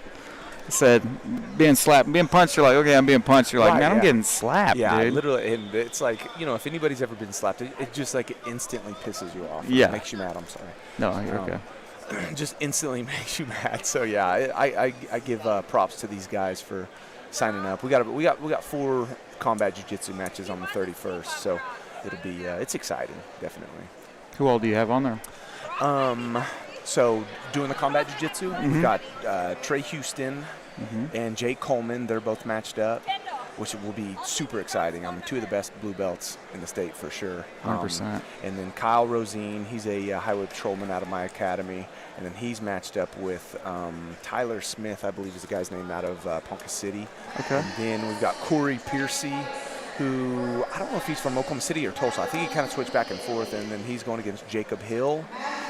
And then we've got one more. I'm drawing a blank, but yeah, we've got one more. The 31st. I had Cody Steele lined up for an amateur fight, but his opponent pulled out, and nobody. It was hard enough finding him, so he wanted to do an amateur MMA fight before he went pro, and so I had been talking to him and his team. I got him to agree to it. I got him an opponent, then his opponent backed out, and nobody's. It was hard to find Cody Steele an amateur fight. So I don't think I'm going to be able to do that, but that would have been super cool to have him. And amateur's so hard to keep fights. man, I worked in one MMA promotion one time, and it was just such a joke to keep amateur fighters on the card. Yeah, it's they don't hesitate to pull out. That's for sure. No. But it's as the card gets closer and closer, they start losing a little more sleep at night and kind of realizing, well, maybe this isn't such a good idea, So it is what it is. I get it, but. And how many kids do you normally have in your class? Like just during practice, like during the week? We usually average between somewhere right around 28, 30. That's what I thought. That's what it looked like. When I saw the photos, I was like, man, that's a ton of kids. Yeah, for sure. And like I said, they work hard for sure. And we don't have an AC we got a big gym, and we just got one of those big ass fans, So it's kind of brutal in there, but they push through it, and they makes don't them complain. tougher. Yeah, exactly. So I think the parents kind of enjoy that, especially the society that we live in nowadays. It's kind of soft for sure. Yeah. But yeah, I run a competition class, and I had the fan off. And one of the guys was like, hey, can we turn that on? I'm like, bro, this is comp class. What do you mean? Right, yeah. He's like, well, it's just kind of hot in here. It's uncomfortable in here. Yeah, I'm like, that's the point. Yeah, I'm like, this is do you want to compete? Right, yeah. Yeah, and that's the thing with practice. It's so hard to mimic competing and the feelings that you're going to get whenever you're out here competing. Even just doing one match, you're dog tired after one match. Yeah. So it's so hard to find that. You got to do everything you can in the practice room to kind of make it as miserable as possible, because if you're just in there, you're comfortable rolling with everybody that you feel comfortable rolling with, good temperature, it's going to be tough to come out here and compete and last, especially if you're doing multiple divisions. So I think it's important to got to find those ways to make the room uncomfortable, or even cross-training. Cross-training, I always recommend getting out, go out of town, go roll with some people that you've never rolled with before, kind of give you that anxiety of that new gym, new face in front of you. I think that's super important. But some people don't like cross-training, but I think it's super valuable. Yeah, it really is, and it's like we're all in this together. It's not like there's a whole lot of secrets out there, that people can't just find on. Especially now. Yeah, it's like I don't know why people would be against cross training, but I think it's an ego thing. Yeah. I think it's a lot of times what it is. Yeah. And it's like, to me, in my opinion, is just like that old school mentality. It's like creunch. Our gym versus everybody. It's. I could see make sure if you're going to cross train, talk to your instructor. Sure. And then find, you're like, hey, I'm going to be in this part of town. Yeah. Where's a good gym to cross train at? Yeah. Because they could go somewhere and it's just not a good gym, and then they get hurt. Yeah. And, oh yeah. And I could see how you could be like, I really don't want you cross training there. Right. Yeah. So, but you've got it kind of made. There's so many gyms in your affiliation up here that, and then the 918 in general is just all about cross training. I know, man. That's the thing. That's one thing that Pete Wilhelm has kind of instilled in the town, or the city of Tulsa, is just probably 5 years ago or so. He just kind of came out to where he's just, let's open everything to everybody, welcome cross-training, you know, we're all in this together. So he's kind of led the way in 918, the Tulsa area with that. And I think it's kind of bled over into Oklahoma City. I think Oklahoma City is still, there's still some people that, you know, don't necessarily like their guys cross-training. But, you know, like you said, I think it's just super important to get out, go, especially if you're a competitor. You know, it just gives you that little bit of anxiety that, you know, you don't know what this guy's game is. And so I think it's important for sure. Yeah, and like you said, you could also see what works in your game and doesn't when they don't know what you're going to do. Yeah, exactly. You know, so it's like, yeah, because when you're just rolling at your academy, you know how every single person rolls. You're not nervous during practice. You know, it's like, and you know, maybe people don't get nervous when they go cross train, but for me, you know, I'm like, I want to be on my game. You know what I mean, I'm there to get better, kind of implement my game. So you know, I think it's important for competitors to get out, go cross train with each other. You know, like I said, it's not like we're enemies by any means. So you know, get out there and get after it. Some other gyms, try to work that game for sure. So this is white belts challenger. So you got any new first-time competitors too? What do you tell your first-time competitors to make them like not as anxious? Like, what advice do you give? Just that anxious. That's always going to be there. You know, no matter what, whether it's your first tournament or if it's your 400th tournament, you should be nervous before every tournament. You know, that anxiousness, it's really, nobody wants to lose. You know, we're not scared to get hurt. We're like, we go to practice every single day. If we were scared to get hurt, we wouldn't have gotten to jiu-jitsu in the first place. What people are scared of is losing, you know, and it's important. I think, you know, you're going to lose in jiu-jitsu. Nobody goes undefeated. You know, I don't care how good you are. Eventually, you're going to run into somebody better than you. So, you know, just go out, get after it. If you go 0-4 in July, well, let's go 1-3 in September. Next Oklahoma tournament. You got to establish that steady baseline, that baseline of, you know, how did I do last tournament, and then just build off that. You know, and it's not like so many times you see these new white belts, they will come out and compete and then they go 0-3 or something and then they never compete again. And so I always just tell my guys, don't let this one tournament make or break your jiu-jitsu career. You're so brand new, you're a white belt, nobody's watching you. Nobody cares whether you go 0-4 or 8-0 on the day. You know, it doesn't matter. Just get out there, get the experience, and just keep going forward. I always just tell my guys, like, you're going to get beat. You're going to have days where you don't win a single match, you know, and that's okay. But what's not okay is just quitting and saying, man, I did one tournament, I didn't do very well, so I'm done competing, or I'm done with jiu-jitsu. You know, you see that all the time. Even like upper belts, like blue, purple belts, you know, they decide they want to compete and they do it and then they just get beat and, you know, they kind of give up either on competing or on jiu-jitsu completely, and that's just unfortunate when you see that. Yeah, it's really unfortunate when it's competition that ruins them. I know, yeah.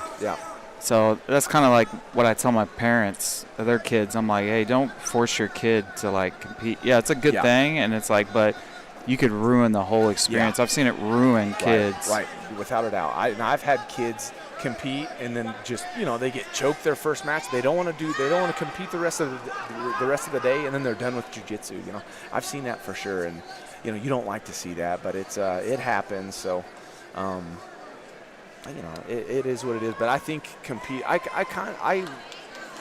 got a lot of competitors, so I kind of not necessarily push my guys, but I talk about competing a lot in our at our academy, and you know, so that I think is why we have so many competitors, because you know, I talk about it a lot. I talk about the competition mindset and what it has, and I kind of try to structure all of our classes, like, you know, make sure you're rolling with a purpose. You know, we're not just out here, you know, if you're a wrestler, don't come in and just wrestle everybody and use your dominant top pressure. You know, put yourself on your back, play a little guard game, get uncomfortable, you know. So it's, but I talk about, you know, I kind of every day, you know, kind of hit on competing factors and getting better at jiu-jitsu. And I think a great way to get better at jiu-jitsu is competing. So, you know, I kind of I wouldn't say push it, but I enjoy my students competing for sure. But they also know that if you don't ever compete, that's not going to stop you from getting a black belt. You know, I could care less whether you compete or not. But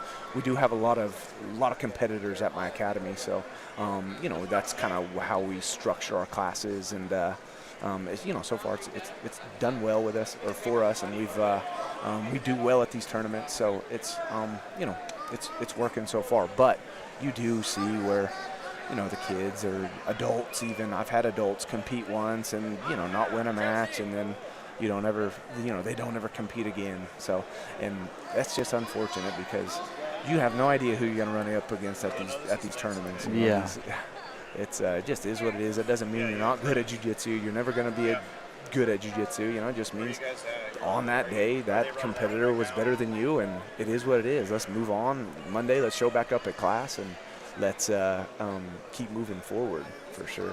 Yeah, I think a lot of it is just bad goal setting. Like a lot of times they set their goal to win and stuff like that, or their goals center around their ego. Yeah. And it's like then when you lose, it's like a big ego, the hit against your ego, and then you're like, oh, I can't do this. Right, you know, it's like, I don't want to let everybody down, and you know, egos they're a big part of jiu-jitsu, you know, and it just takes it getting smashed, and some people can't handle it. You know, you get those athletes that, you know, they've grown up, they were great at basketball or great at baseball or great at football growing up, and then they come in jiu-jitsu, you know, they get to their 20s and they're like, oh man, I want to try jiu-jitsu. You know, I competed growing up, but then that ego shot of, man, I can't just be a good athlete and be good at jiu-jitsu. You know, the ego does play a big factor in people not continuing their jiu-jitsu career. I see that a lot for sure. Those guys, like I said, grew up playing baseball, you know, good athletes growing up, but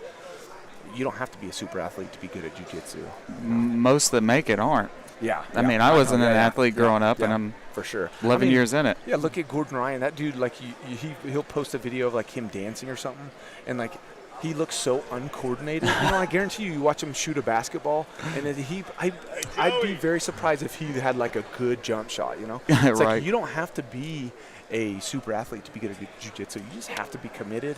You have to want to get better. You just have to keep showing up. Literally, that's all you got to do. Just keep showing up, and just trust the process, and not let your ego get in the way. You know, you touch on that ego, and that's a huge part of people's growth and why they you know, get better or don't get better at jiu-jitsu. You know, you have guys that don't want to roll with that solid, you know, purple belt or solid blue belt, you know, because they're a brown belt, so they should be better than them, so they don't roll with them, and that's just not the mindset to have.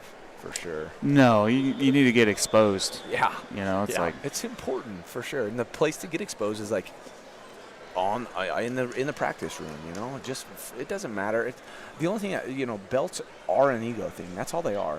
The color of your belt is just an ego thing. All it does is just like keeps you wanting to get better at jiu-jitsu. That's all it is. You know, it's everybody wants to get that black belt, but you know, the only reason you get a black belt is because you've progressed in jiu-jitsu. You're just getting better in jiu-jitsu, and that's your reward, is just a colored belt, you know. So it's just, in my opinion, just like an ego thing, and it's great. I mean, of course we all wanted to get our black belt and, you know, level up and stuff, but at the end of the day, the only thing that matters is how good at jiu-jitsu are you. Because there's some solid blue belts. There's some solid white belts here, you know, they could probably, you know, do just fine, hold their own against black belts, but you know, so to me, like, belt color, it really doesn't matter. It's just kind of like you know, keeping us as humans hungry to keep coming back.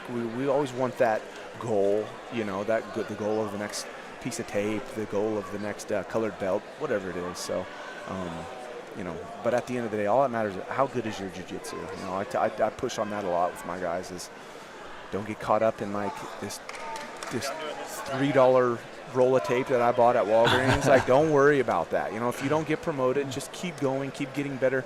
If you don't get your blue belt when you think you should get your blue belt, just keep rolling. Enjoy being a white belt. It doesn't get any easier than when you're a white belt, you know, because once you get to blue belt, the people have figured out whether they want to be a competitor or not, you know. So everybody is so hungry to get that blue belt. And it's the first level of where there's expectations. You know, it's like, as a white belt, there's literally no expectations. You know, it's like, right? It's like, you're just a white belt, you know. Nobody's paying attention, you know. You get beat, it's fine, but yeah, it's that's kind of where, you know, like I always just tell my guys, does not get any easier past white belt. You know, it just continues to get harder. So enjoy those white belt days. Enjoy, you know, just enjoy the process of that road to blue. Don't be too hungry to get to blue belt. Just trust your coach. Trust the process. You know, that's just my mentality for sure. I don't care how I don't care how long you've been doing jiu-jitsu or whatever. You know, all that matters is how good your jiu-jitsu is. That's really all that matters. Belts how well you understand it. You know, it's like, yeah, definitely. And my thing, I don't think, in my opinion, like the difference between white and blue belt isn't really, like, in my opinion, as a white belt, you just kind of find a few things that work for you and, you know, kind of use that to your benefit. But once you get that blue belt, that's when your knowledge, you know, you need to start recognizing different guards, being able to set up the, you know, your X guard, single leg X, all that stuff. You need to be able to transition between the those guards. That's just how I kind of have my mentality. You know, if somebody is a great wrestler and they're coming in, they're just kind of running through everybody, and they competed twice, you know, and they went 13-0. I have no problem giving somebody their blue belt even if they've been at it for 4 months, you know. Yeah. It's like, to me, like, it's just like skill level. What are you good at? If you're a good wrestler, well, you know, a lot of these white belts in here, they're not wrestlers, so let's get them to a blue belt level where they actually have to go against some actual jiu-jitsu now. You know, their wrestling is kind of equally matched with some blue belt jiu-jitsu. Yeah. So, and I don't even know where I was getting off on that tangent. No, it was good. It was good. It was good points. It's just like, you know, I don't know. So many people get so hungry and get butthurt when they don't get promoted, and it's just unfortunate. You know, it's like, just enjoy being a white belt. And I know it sucks, like, telling your friend, they're like, you know what, or even strangers that, you know, they're like, oh, you do jiu-jitsu? I'm like, yeah, what belt are you? It sucks saying I'm a white belt. You know, right. You know, when you've been, they're like, you're like one step above them. Yeah. And I get it. It sucks saying people, especially if you've been at it for like a year and a half or something. You know, people see your Facebook and you're posting you at these tournaments, and they're like, oh, haven't you been doing it for a while? And people just don't understand what goes into getting that blue belt, you know? So, yeah, I know it sucks, but just enjoy you just got to embrace that, the journey, and make the most of it. Because, like I said, enjoy your white belt days, because it only gets harder from here, for sure. 100%. Yeah. Completely agree. Yeah, it definitely does. Yeah. And like, the higher you go up, the more you have like a target on your back. Oh, I know. It's like, yeah. Like, you know, especially, so we've got a gym full of white belts, you know, a couple blue belts, but like, you know, you come in as like a blue belt visiting, you know, or a purple belt, like, oh, my guys want to roll with you. You know, it just gives you that like target on your back, and that's just jiu-jitsu. You know, people want to test their skills against people with a colored belt. You know, so, but that just is what it is. Like you said, that you do get that target on your back. Well, dude, I'll let you go about your business, man. For sure, man. It was such a pleasure to talk to you, definitely. man. I appreciate you guys having me. It was fun. Yeah, of course. I'm sure we'll see you at the next one. Yeah, dude. All right, man. Sure. Appreciate you. Hey, thank you. Yep. Thanks, man. Oh, thank you, man. Appreciate you.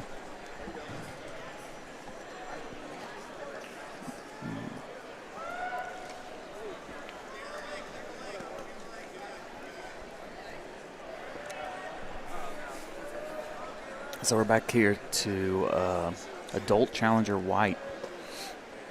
Yeah, Childress, who was in his weight class earlier.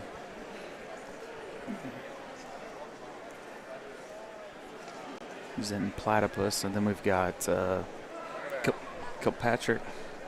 Ooh, That's him. it just happened? He's right now. That's from earlier. God. It's like, that's not even a thumb. That's like a golf ball in his ear. How? Kevin's showing a guy with cauliflower. Oh, yeah. It's this Kilpatrick. Ear is massive. So he's representing the Forge. We got Luke Woodard in his corner.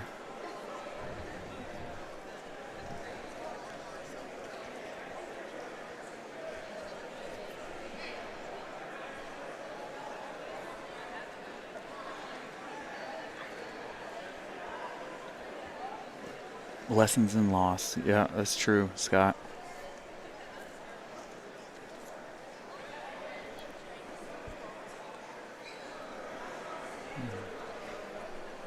Patrick's going for a head arm triangle here from Mount. Arm slipped out though.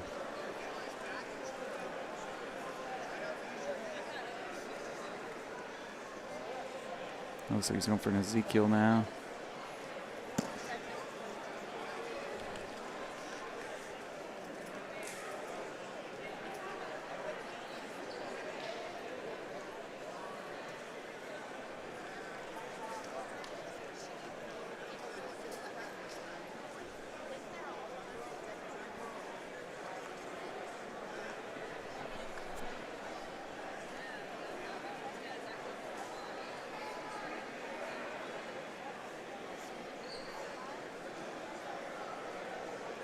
So he's inching up here higher and higher in this, maybe a higher mount.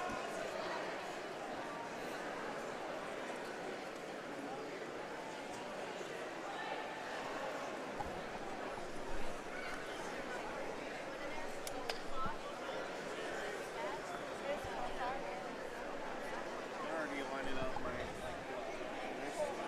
So I'm on this one right now. And then look where I'm at here. So he took Gavin and Lance.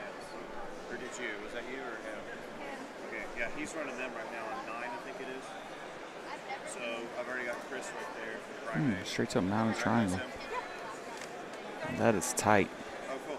Yeah, he's going to look for the arm lock from here. Good thing is he's not giving up top position.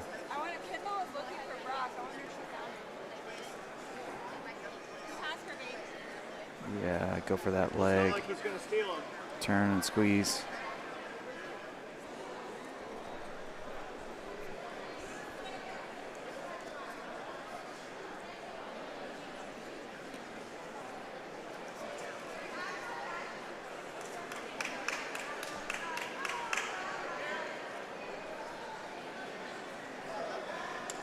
His ear is gnarly. Oh.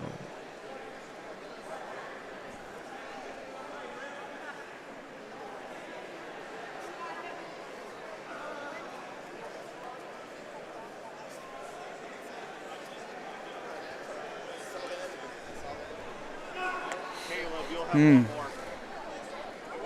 Yeah, you'll have one more to go third. Waiting on the other one that they took to 9.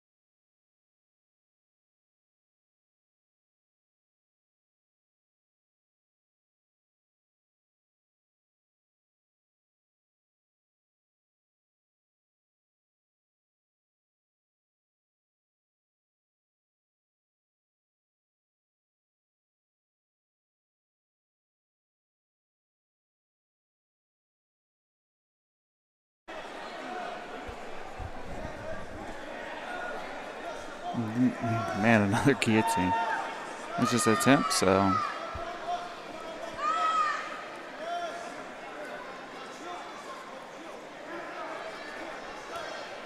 See if he gets an advantage for that guillotine attempt. Must have not been very deep. Come on. He's inverting for a knee bar. Steps out of it. Nice. It's been De La Riva. Usually on most people's wrong side.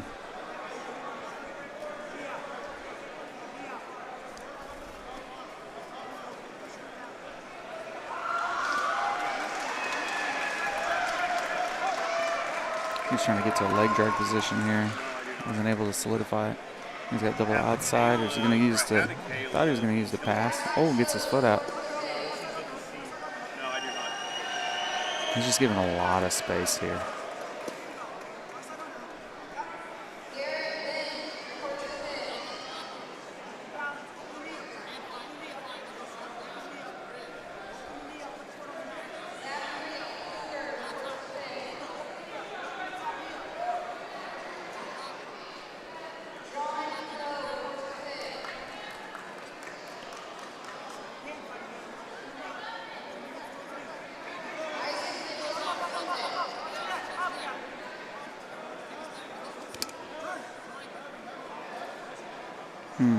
Right across the jaw with that rear naked. He's got arm trapped. He's almost in kind of like a bow and arrow position, but he went with the Kimura trap.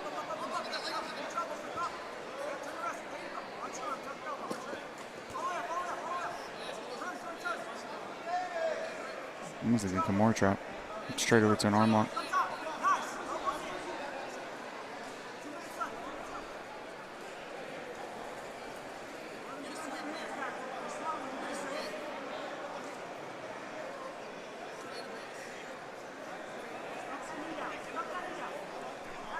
Still got a lot of time in this match, so just see. It's here at the butterfly guard runs back. Should be a good position for him to pass.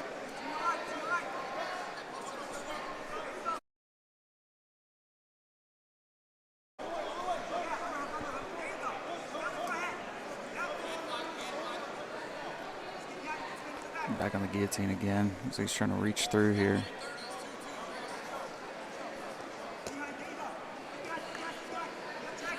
Right on the pass.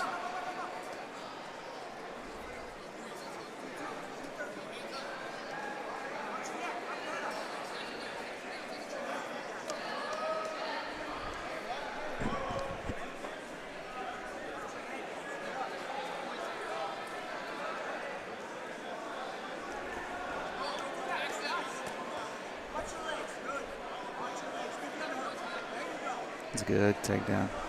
Good outside single there. Could be what wins in this match. Just gotta stay tight here and play patient.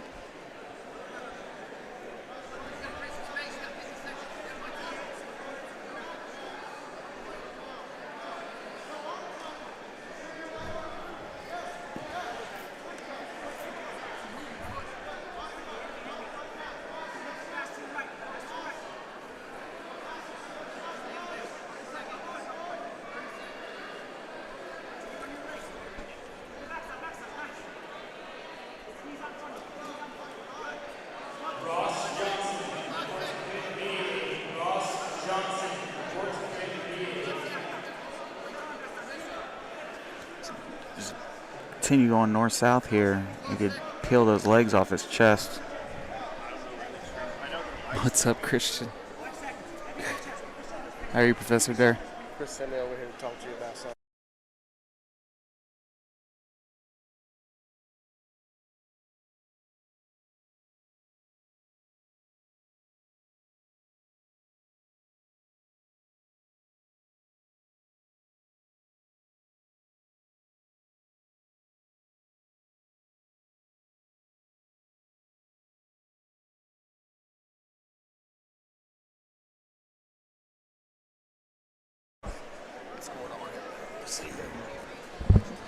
Yeah, we got Christian Durr joining us, owner and head instructor of Clinch. Oh, yes, sir. What's going on here?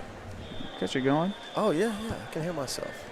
Yeah. Hey, Marshall. It's like What are we doing? This is a podcast? This is a live stream or something? no, it's a live stream on YouTube. Oh, so dang, we're okay. live streaming Mat 1, but we're also interviewing people. So Yeah. it's Well, man, how many, what are we doing? Twitch or what's this one? YouTube. Oh, it's on YouTube? Yeah, Oh, damn, it's okay. on YouTube. Yeah. Chris, So I'll have one more for third. yeah, we've had a couple black belt matches here. Yeah. It's a lot of white belts, so big brackets. But How many guys we got on the stream? Do we know? Just say. it was Two? like yeah, right. 4? It was like Just kidding. 15 to 20. Is what Not we've bad, been. man. Yeah, Not bad. Well, that's good, man. it's been good. How you been? Hey, man, things have been going good. I can't complain. I always like coming up here because I get to catch up with you. Yeah. And I I'm know, getting man. paid to catch up with you. Oh, this is excellent. Bro. yeah. I want to hear some about how your game is going, man. What's going on with this deal? You Well- guys don't know about Marshall Troy, man. You guys don't know about his secret identity. The secret identity, Yeah, the sensei. He's the Masked Avenger, man, on his Twitch streams, man. Oh, Is man. it Twitch or what's the other one I'm thinking of? It's Twitch, yeah. Yeah, but what's another one that's it's like a competitor to Twitch? I can't think of it, man. Well, I mean, it was Mixer before it was Trime, but they went Yeah. belly under. So you've got Facebook and YouTube and Twitch are I your got you, the main big ones. Yeah. I haven't even looked at Twitch. I feel like so old, man. You're still in your prime. I'm still in my prime. I mean, I feel that way, but until I talk to young guys like you, I'm like, no, man. I feel like I'm talking to my grandfather. You know what I mean? Like, can you show me how to work this remote control? I can't get it. Right? How's your guys been doing today? Oh, man, it's tough, man. We got a bunch of new competitors, a bunch of first-time tournaments, you know what I mean? So it's always a learning process. Yeah. But, you know, these guys do a great job, man. AGF always says, Carlino, man, he puts on a good show. Yeah. You know, I like it, man. A couple of changes they made I like. I like having just the coaches down here. Oh, man, that's It's so less to deal nice. with. It's easier to get from mat to mat. You know, that's easier. I feel like they're a little bit more relaxed when it's like that. They had that coach's registration table. That was great. What's up? Mm-mm. So, yeah, you had like 3 in one of the brackets that was over here. Yep, I think it was a white belt division, maybe a blue belt. I can't remember what it was. It's white belt, yeah. White belt, yeah. So all new competitors. So you know, it's a lot of adrenaline when it comes to that. You know, there's a lot of things that go into it besides the jiu-jitsu. You've been doing this for a little while. I mean, what do you tell your first-time competitors? What do you like to tell them to get them? Man, I like to. Well, first of all, it's like, when do you let the guys compete? Like, some of the guys want to compete. They've only been training for like 2 months, and it's like, you got to kind of slow them down and say, well, listen, man, if you compete now, you're not really testing. You don't even know jiu-jitsu yet, you know. So what are you really testing, you know? Yeah. Because I've had it, Marshall, where it's like you let a guy compete like that. He hasn't been training very long. You let him compete, then he doesn't do very well. Yeah. As expected. Yeah. But instead of realizing that, oh, I need to learn more, he thinks that he's not good at jiu-jitsu. Yeah. And it's like, well, you're not at jiu-jitsu, but you're only doing it for 2 months. You know? Yeah, exactly. It takes longer to figure this stuff out, man. Man, let me make sure my other guy's not going to this mat here. Yeah. So, you know, I talked to John Jock about it, you know, years ago, and the way he does it is he doesn't like the guys to compete until they're almost a blue belt, you know what I mean? So he likes to get at least three stripes, at least on a white belt, then he feels comfortable. At least you know something about jiu-jitsu. And, you know, he'll let him go. Let me see if my guy's going over here. Can't see if that's him or not. I'll say him. But, yeah, then you just tell him, you know, hopefully you prepared him enough. But, I mean, as a white belt, you know, they just haven't had enough time for you to show them everything, you know. Yeah. But hopefully they know how to get out of the basic positions, you know. They know an idea that they can get out of the mount. They can get out of the side mount. You know, they know an idea about having to pass the guard instead of trying to just, like, start attacking from when they're in somebody's guard. Yeah. You know, that's a very common mistake that white belts learn. But, you know, especially as white belt, and I feel like even blue belts, I mean, really through your whole journey, but especially at those belts, these tournaments are a great tool to find out what you're not good at. You know what I mean? You know, because sometimes in your academy, in your own gym, you know, you kind of know, I know how this guy's going to roll, I know how this guy's going to roll, and I can mask my weaknesses against these guys because I know how they're going to roll, you know, what their game is. Mm-hmm. It's hard to do that at a tournament when you're rolling with guys you don't really usually roll with. You don't know what's going to happen, you know what I mean? So you get exposed, you know, which is always good, you know, so you can go home and work on it. Yeah, I think that's the one big thing competition's done for me is shown me bad spots in my game. Yeah. And then I've plugged those holes. Man, nothing hurts worse when you lose, like, in front of your friends, like, and all the lights are on you. Like, it burns, man. Oh, like, you yeah. go back the next day. Yeah. Get back to the gym, you're like, no way I'm getting caught in the triangle again, you know what I mean? My two favorite guards are both guards that I've gotten stuck in competition. Yeah, and I went home and just been like, I need to hammer these down, you know? Man, when I was a white belt, man, this is years ago, man. Imagine this was before I even started training jiu-jitsu, okay? This was like 1997, all right? I was living in New Jersey, and they first started having tournaments, man. Back then, MMA had been banned. I don't know if you remember this. I don't know if you're old enough to remember this. The MMA was illegal. It was underground. After the first UFCs, Congress got together, and they literally put a ban on it. Yeah. And so anyway, so they would have underground fights, like literally underground. Like, you'd have to go to these places. Like, they weren't sanctioned. Yeah. And so, but luckily for us, they started having jiu-jitsu because jiu-jitsu wasn't MMA. They wouldn't sanction. It was like a wrestling tournament. And Perfect. So Grapplers Quest and Naga started up in the Northeast. And so I went to a Naga tournament, and I was a wrestler. I didn't have any jiu-jitsu at that time. I was a white belt, and we had the Gracie tapes. You know what I mean? Hoyer and Gracie put out these after Horace won the UFC. I don't know if you remember these. He had Gracie in action. Was just like watching highlights of jiu-jitsu fights. Okay. But then they had instructionals too. Nice. They were really expensive. They were on VHS. I think I might still have one or two of them, man. It's crazy. My first one was a UFC clinic. Yeah, nice. You remember those? Yeah. Yeah, Nice. that was one of my first ones. Yeah. So anyway, we went to this tournament, man, and I had learned some very basic things from these tapes. And we go to this tournament, and there was Renzo Gracie's guys were there. This was back in 1997. I think it was in Connecticut. It was close to New York City. We were in Jersey at the time.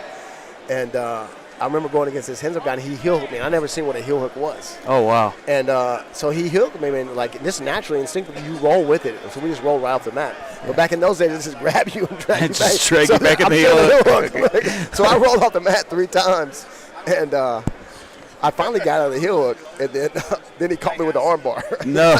yeah. But meanwhile, like, my leg is so sore, because I wasn't even defending the heel hook. It was just on. I was just like rolling. But I remember not being able to walk straight for 3 months. But I remember thinking, I'm going to learn this heel hook. You know, Yeah. So I started doing that to guys at my gym who didn't even know jiu-jitsu. And then finally in like 1990.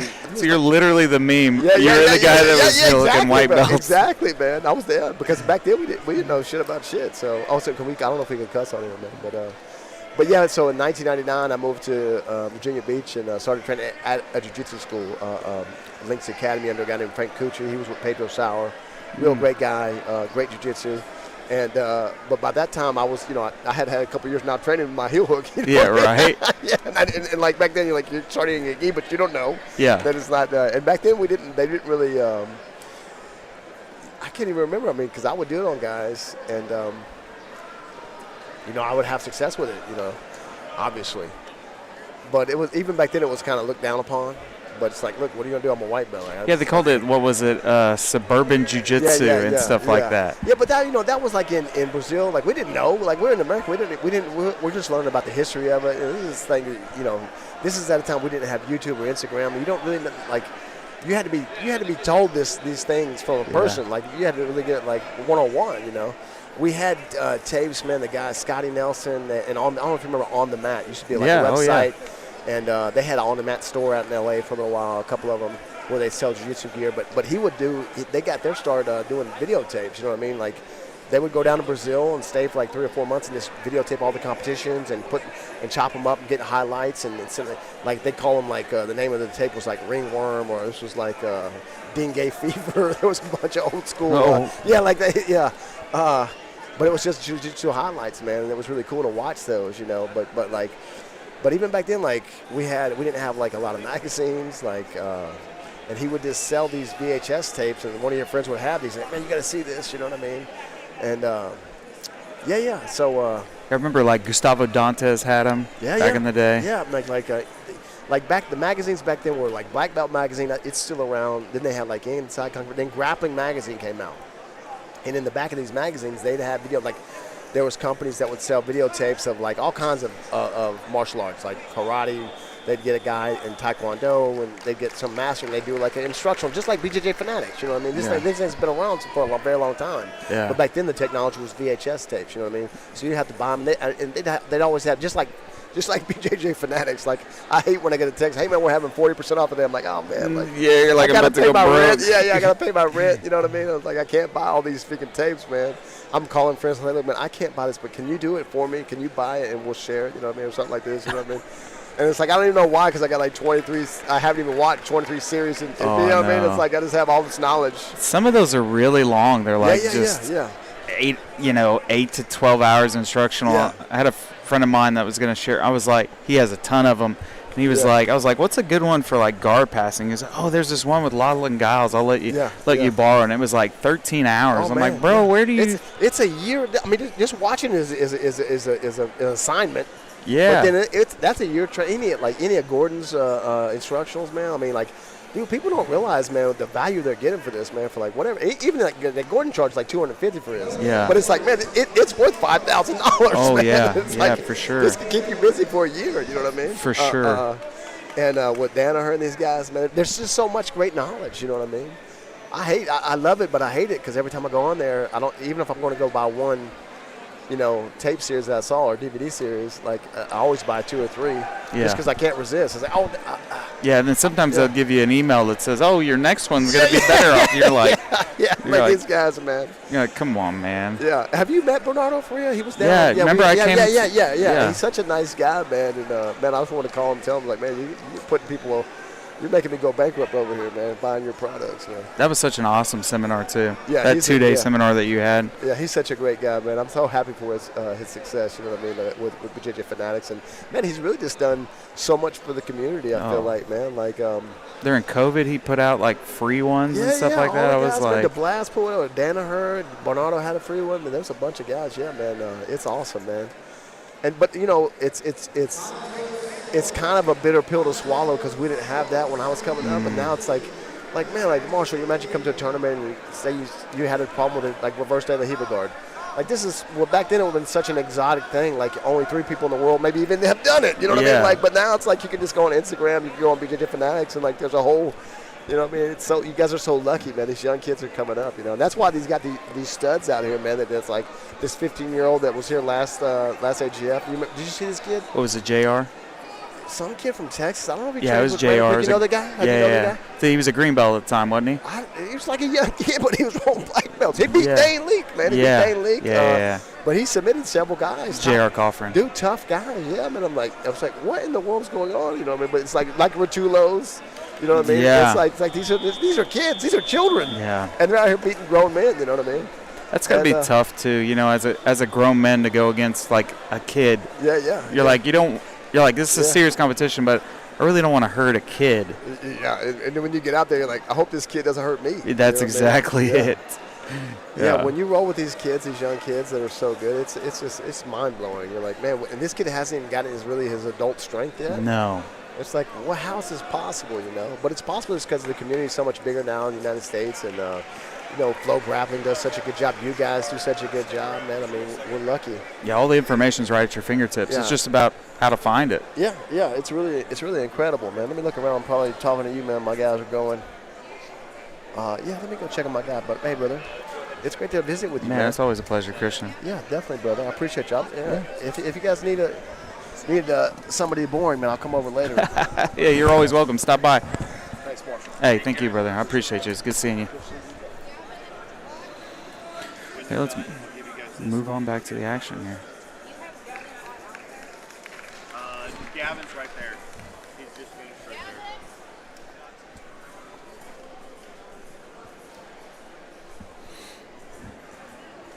So we're tied up 0-0 with an advantage. It should be for 3rd place here. Do you have a key? Yeah. What time?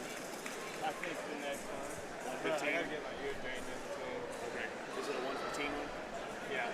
Okay, as soon as this one's over, if you're here, I'll give you the card. If not, I'll give it to one of them, but they can take it out.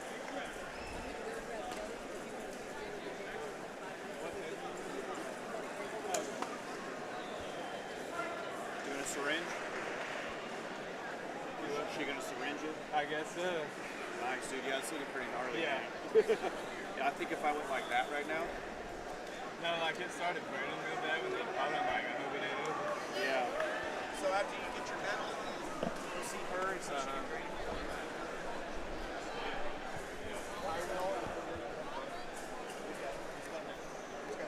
She found Gavin.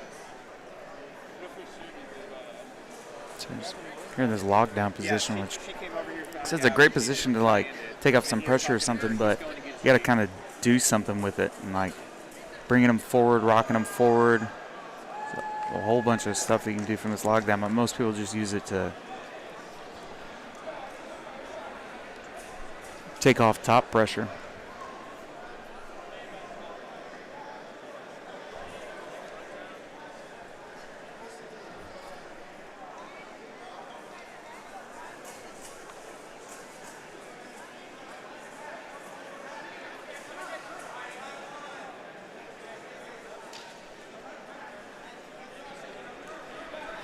So he's got this bottom side bow tie.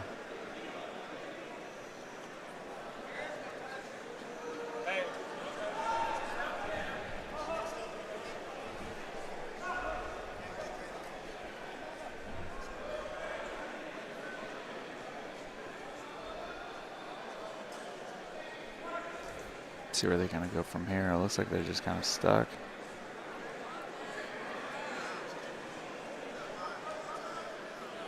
Usually from here, I like to bring my foot up to my butt and just kind of circle it out. So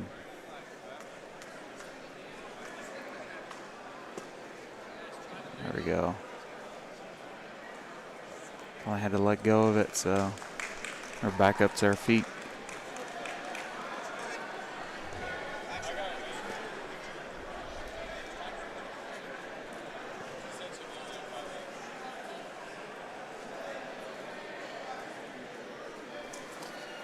Ooh, that was a tough sprawl.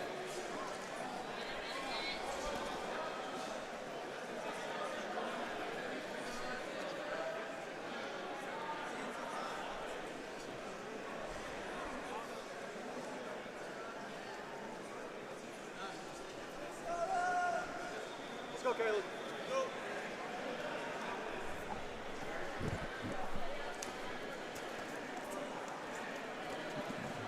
Please don't put him in the camera. God, gnarly guillotines. Going right back to the same rear naked. That worked? No.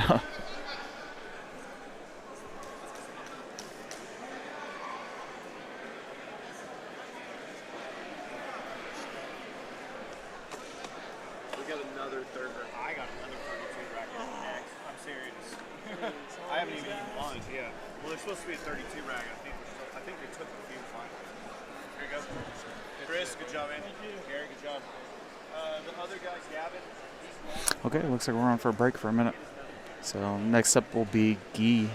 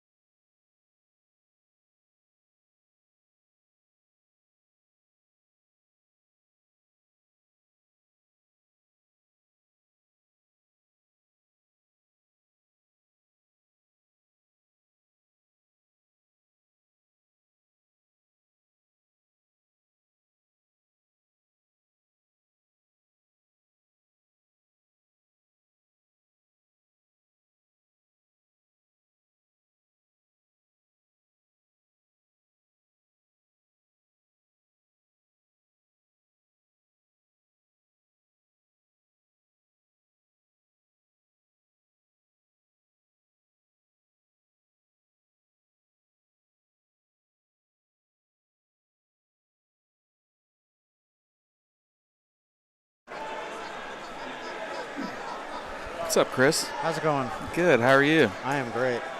All right, Chris Carlino here. So if you have any complaints, now's the time. No, I'm just messing. No complaints. No complaints needed here. We've got adult light white. Okay. So this is okay. There you go. He just hit a bow and arrow choke. Nice. How's your day been going? It's been going good. That's good. Internet kicked off once, so other than that, to talk to several black belts. Talked to James for a while. We talked to Dylan Smith, owner of Shamat. And then How do you say that? I don't know. I'm not gonna repeat it. What did you say? Shamat. Okay, that's what. That's not what it sounded like. And then just talked to Christian Durr, owner of Clinch. Nice. So that was good. If Pete's still here, we should probably try and grab him. Yeah, I saw him earlier. That's an easy one. Yeah. I was chasing down a competitor with some massive cauliflower hair. Dude, that's gnarly. So he went to our medic to see if he can get it drained, but she's like, all I can do is lance it, and we just have to like squirt it Oh into a cup or something. I'm like, no, let's not do that. Yeah, that sounds like a horror movie waiting to happen. Oh. Yeah, I've drained mine a couple of times. I've been very fortunate to not have really bad cauliflower. That's lucky. I got like a little bit of flattening on the ridges, but other than that, it's really not been that bad. You can tell which side I play half guard on, because that's the side that, with my underhook, dig it into getting the gi burns on. I told someone the other day my right ear is worse than my left, and they were like, "You think so?" I was like, "Well, I thought, because that's how I used to pass, was over under on that side." Right. But I guess it's equally bad. They frame on your ears, rub your ears. Man, there's a lot of effort going on over here. Yeah, they're going back to the center. Okay. Ref's been good about keeping it in the middle. Until I sit here. Yeah, right? That's all the pressure.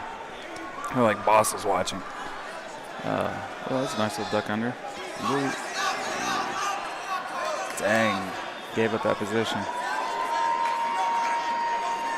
You never know what you're going to get with a white belt. No, but they give maximum effort during it. It's 100%. You got to give them credit for that. I'm all right. When in doubt, spaz out. Yeah, so whenever I'm competing, I'm like, fortunately, I'm with a bunch of older crew, and so we're all like, I'm going to just pull guard about as slowly and gently as possible. And we're just going to take our time, do some technique. Yeah. Do some actual jiu-jitsu. Well, we try.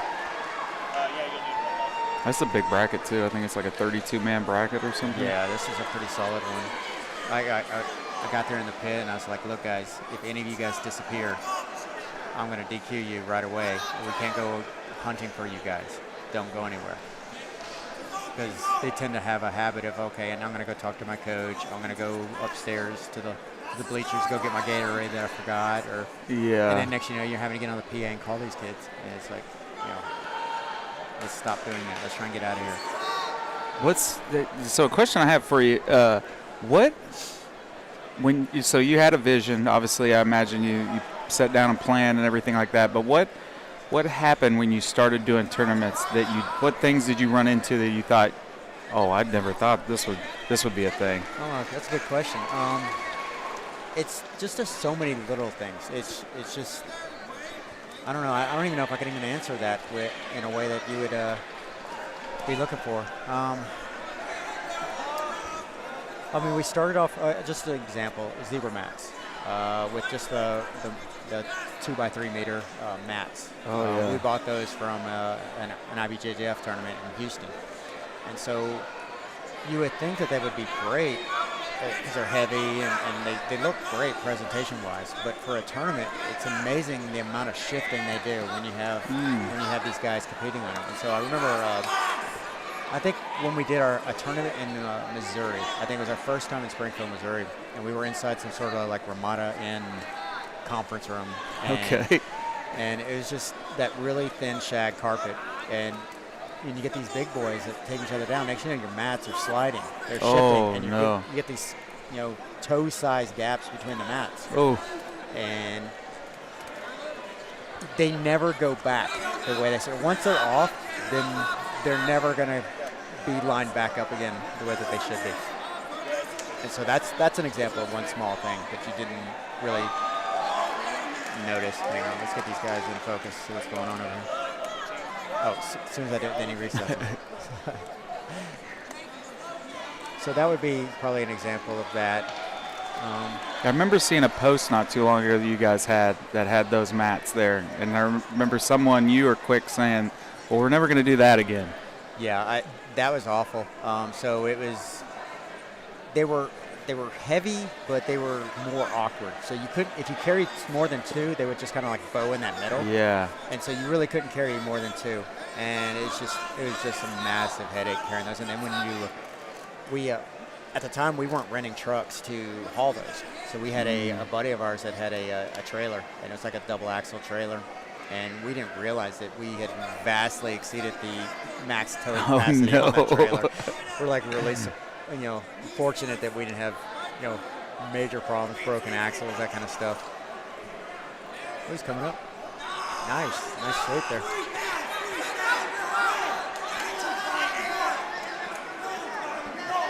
That's cool. It's got 35 seconds left. See if we can get some points here. They told him to hold so he doesn't give up pass, but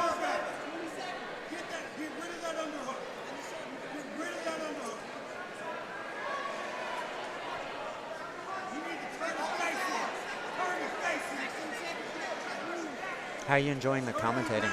it's fun, man. It really is. Getting kind of used to it, getting more and more used to it, right. Especially when you're by yourself a little bit, so kind of solo commentating and stuff like that. It's been good. You got to embrace the dead air. Yeah, yeah. Not feel like you need to constantly fill the voids with conversation, talking. Yeah, and especially if there's not really much going on, it's just like, it is what it is.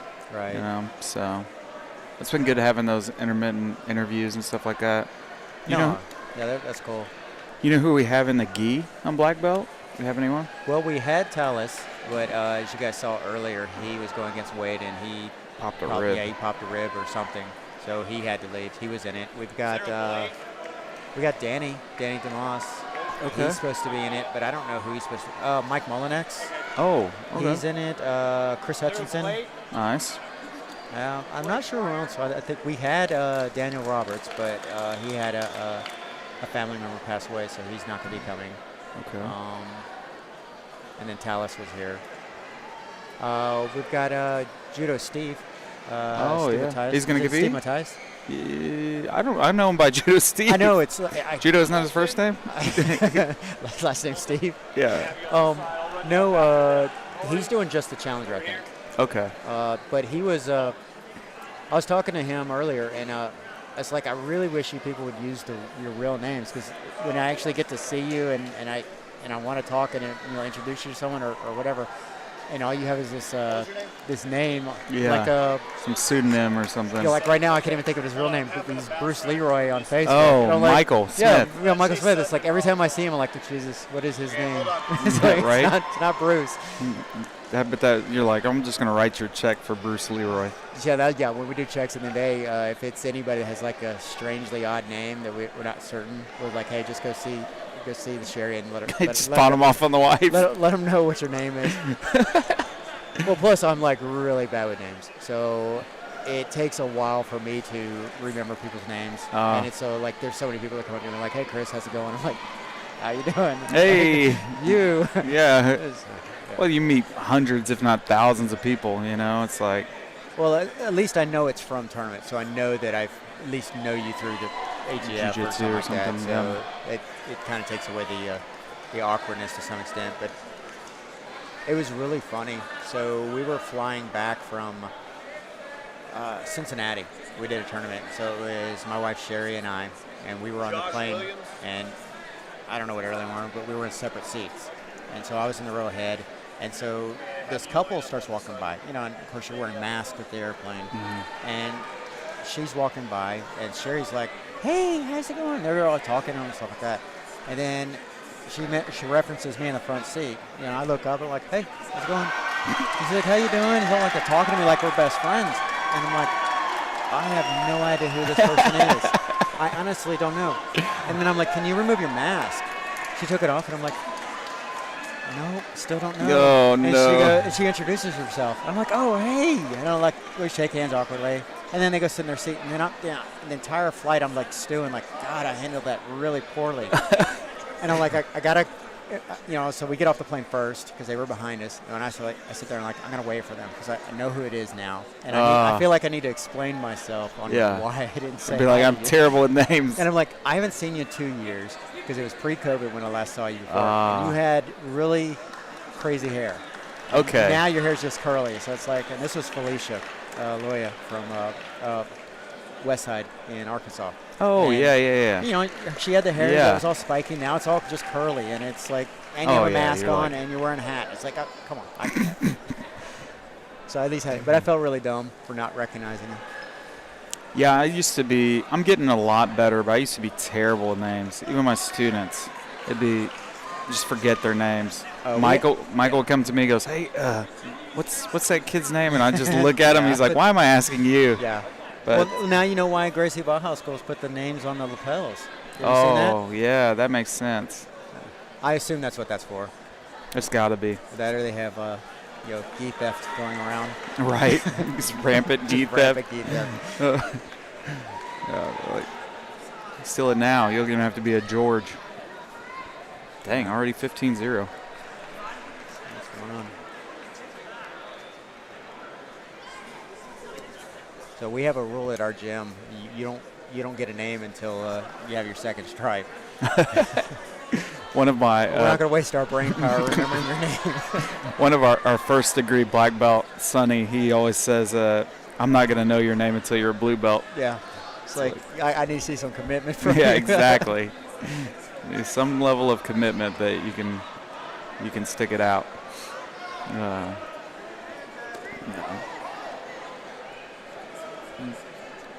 So we had Masters Cup last week, which went really well. It was really cool. There were some really awesome black belt matches in that. Yeah, I was watching the stream. What do you think? What do you think of that big mat? That mat's big, dude. Yeah. It's cool though. Yeah. People still go out of bounds somehow. They're always on the opposite side when you're filming because I was watching the stream because as I said, I was in Cincinnati. So I'm watching the stream, and the matches are always on that far side. Yeah. I'm like, oh my gosh. But guys, how'd you do your regular matches? Yeah. And what are these mats? What is this? A 10x10 or what is this? No, this is 24x24. Oh God. It's dang. a true 24x24. So, oh, nice. That was a nice throw. This is Who we got here? Got Sutton from Shamat and Vaughn from Avant-Garde.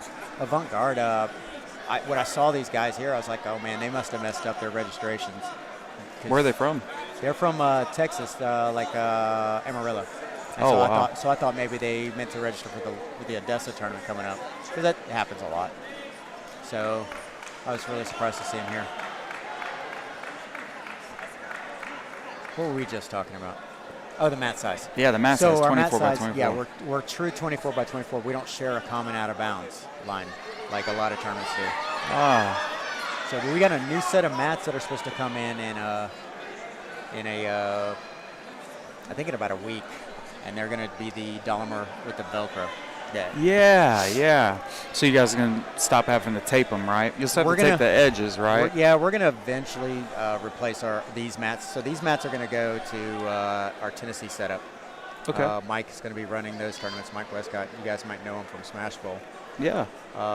He's going to run a tournaments based out of Nashville and help us kind of expand into that East Coast market, kind of going up that way. We got Brandon, who's based out of Florida, so he can hit kind of that southeast tip. Yeah. And of course, I'm based out of Dallas, and so as of right now, I try to hit everything else with my the Midwest area and everything. Yeah.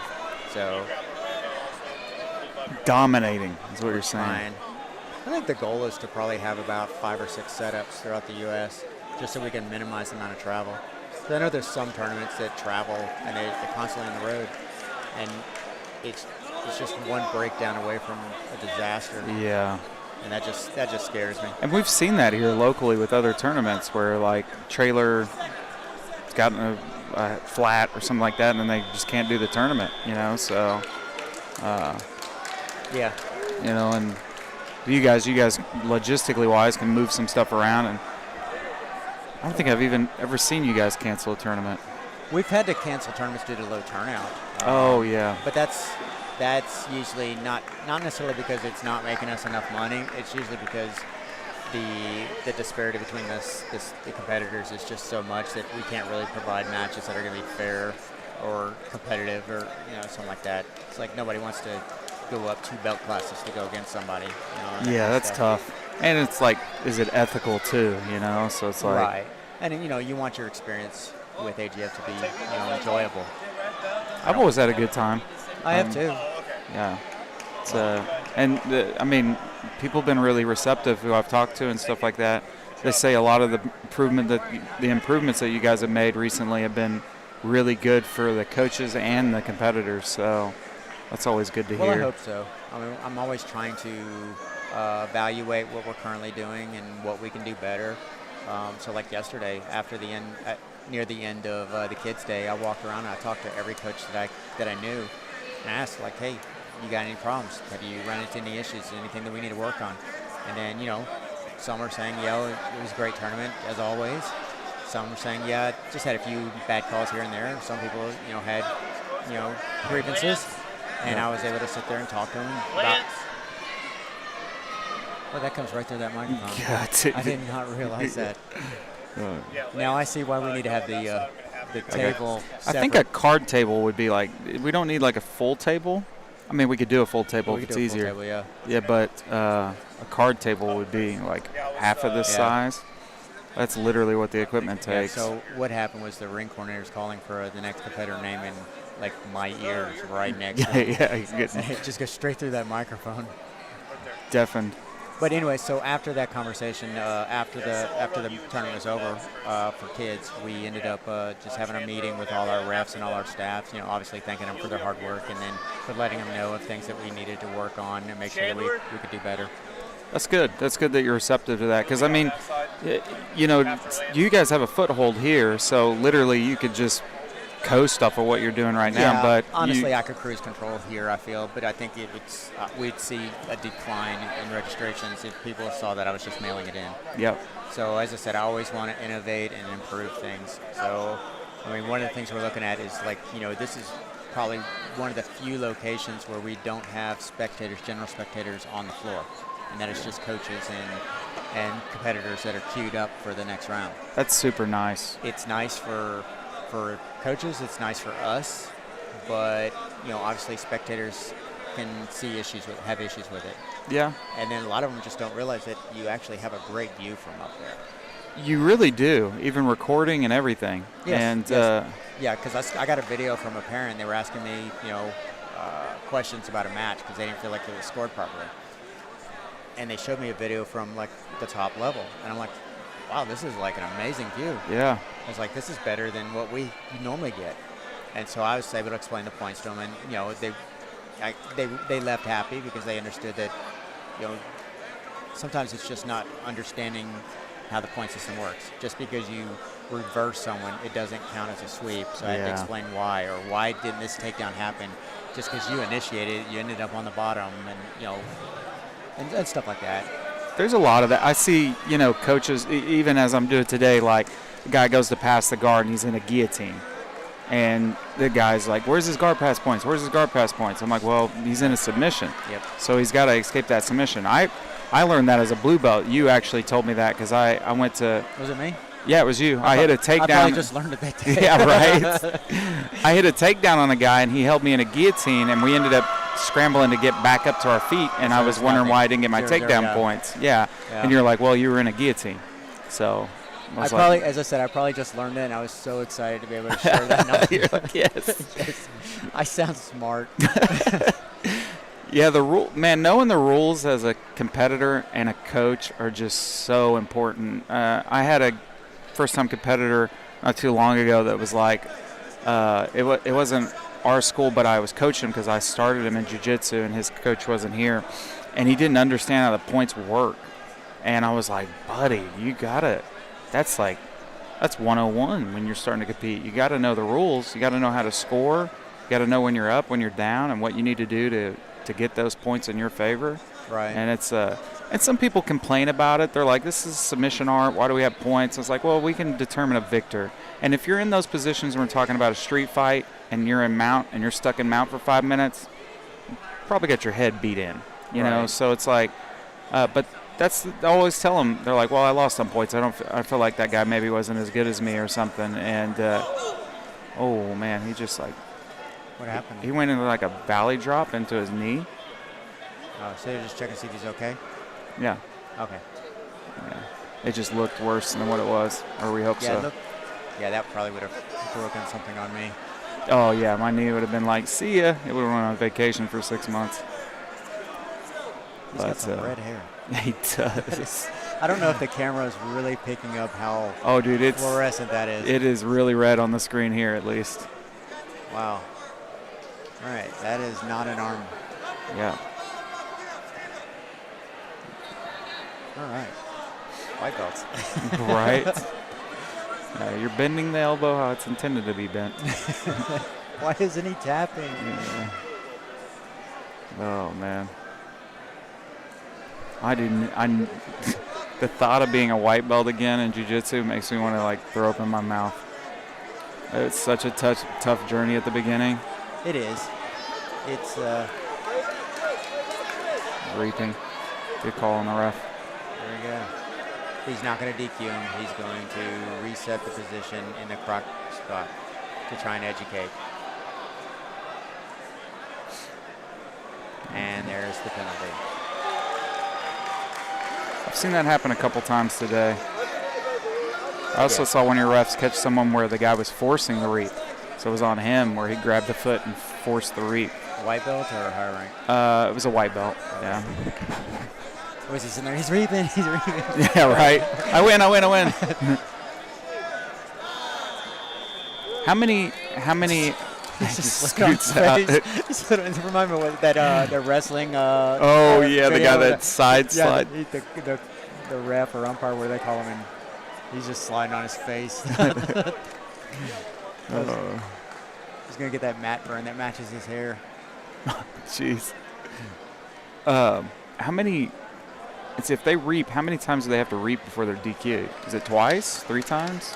So the second, I would imagine, I would hopefully they would learn from the first time. I would think if they reap the second time that they deserve a DQ at that point. Yeah. I mean, we'll give you an opportunity to kind of learn the rules. You know.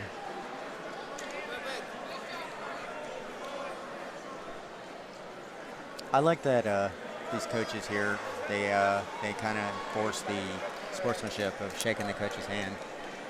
That's what I try to. I had someone the other day ask me. It says in the rules that you can't touch the ref, but aren't we supposed to shake the ref's hand? And I said you can still shake the ref's hand. You can't touch him during the match. Was that an adult or a kid? It was an adult. Oh, yeah. Gosh. That's taking things kind of literally. Yeah, I was like, they're not going to DQ you for that. That's funny though. Yeah. At least he asked. Yeah. I like joking around with my ring coordinators. One of them was asking me a question, and she had some of her kids working with her. And I said, "Hey, when your mom tells you there's no such thing as a dumb question, this would be an example of where she's wrong. This was a very dumb question." So that kind of relates to this whole, can I shake hands with a ref? Like, right. There's no such thing as a dumb question, but. But this is actually can't look at him the whole time. No eye contact. You make eye contact, it's over. DQ. Yeah. No warnings. Means you're being the aggressor, and he doesn't like that. Or she. We do have Ashley here.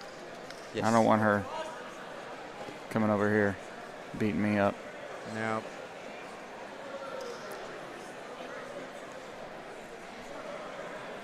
Yeah, these refs today have been really good. I believe so. I haven't seen but one challenge, and that was actually here earlier on a DQ on a white belt, and we went ahead and just told the ref that just reminded him, no, we're not going to DQ, so we overturned it. I've been to a lot of these tournaments, and there's only been one time I've had you guys review a call, and that was it. And it's like, I think that's pretty good because I've been to Well, anytime you've been in Oklahoma, even sometimes in Texas. Well, the important thing to understand is that refs are human.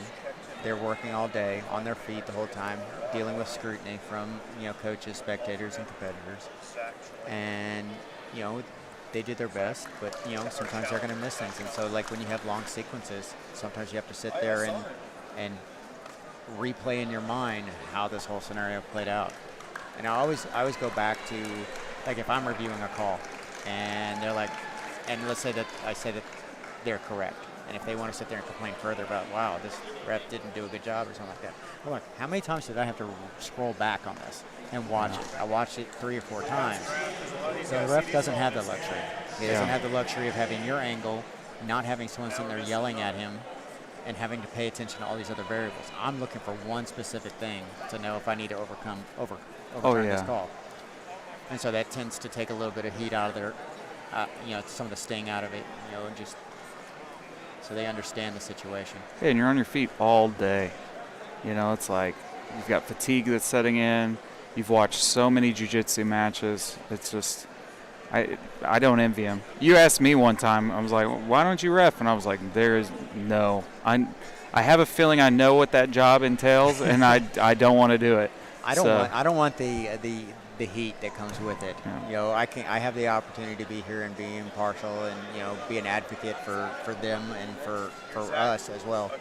And the moment I step on that mat, I become the enemy if I don't do something right. And right. I don't know if I can handle that pressure. Plus, I have my ADD just kicks in, and it's like, because I tell this story of at my gym, I would practice reffing some matches. And so I'm sitting there reffing a match, and then all of a sudden I realize that I've been zoning out for like the last 30, 45 seconds. Yeah, and then I'm like, wait, the guy that was on top isn't on top anymore. Yeah, and exactly. And I'm like, I tell my professor, I'm like, hey, Mike, how did they get on the bottom? How did they get down there? Because I don't remember. He's like, really? I'm like, yeah, I have no idea how they got on the ground. Oh, man. So, like, yeah, that's just, justification for why I am not reffing. I'll do everything else, but reffing probably not my thing. Doesn't mean that I don't understand the rules. I can sit here and review tape, and I can sit there and judge you for your reffing. Right. But it is something that I do need to do. So. Yeah, Dylan Smith talked about, I don't know if he's talked to you. He said Dylan Smith, he said he wanted to ref. Yes, he reached out to me earlier. I was going to mention that just a minute ago. I think that's pretty admirable, to wanting to see what the scenario is like. Ooh, he just left back to go for like an armbar, like a swim move armbar. Yeah. But totally didn't swim. And just changed positions. Completely missed the Dory moment there. So, so I think that's pretty admirable, to want to put yourself in that position. We had one of our refs, Michael Laborde, I don't know if you're friends with him on Facebook. He made a really cool post on Facebook, basically explaining how he's had an opportunity to travel, meet some really great coaches, see, really high caliber athletes out there competing, all because he was part of the AGF family.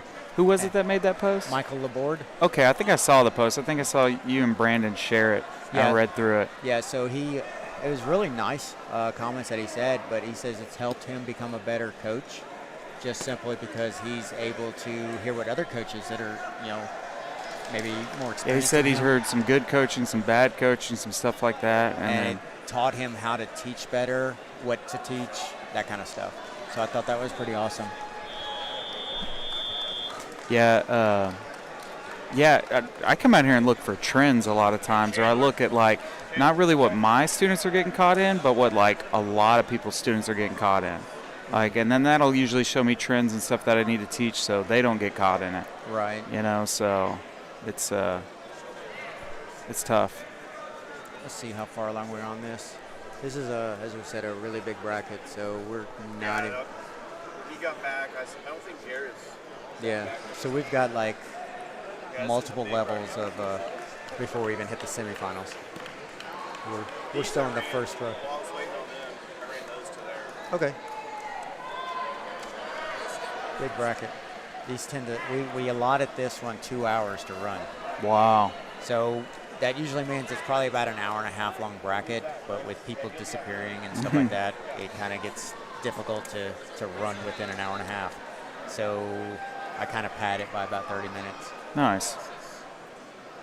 So, yeah, so what will probably end up happening is as other mats start clearing out, they'll start borrowing some of the matches here to try and help it run a little bit faster. And so that'll actually put us ahead. What tends to slow us down is waiting for final matches to complete, because we're waiting for those people to go to the challengers. So we may have 5 of the 6 people in the challenger, and we're just waiting for that one guy that's still waiting for his match because it's on a bracket this size. That makes sense. So we try and do our best to try and streamline, get these guys out of here as fast as possible. I just saw Pete walk by. Yeah, he's a ninja. Where he went.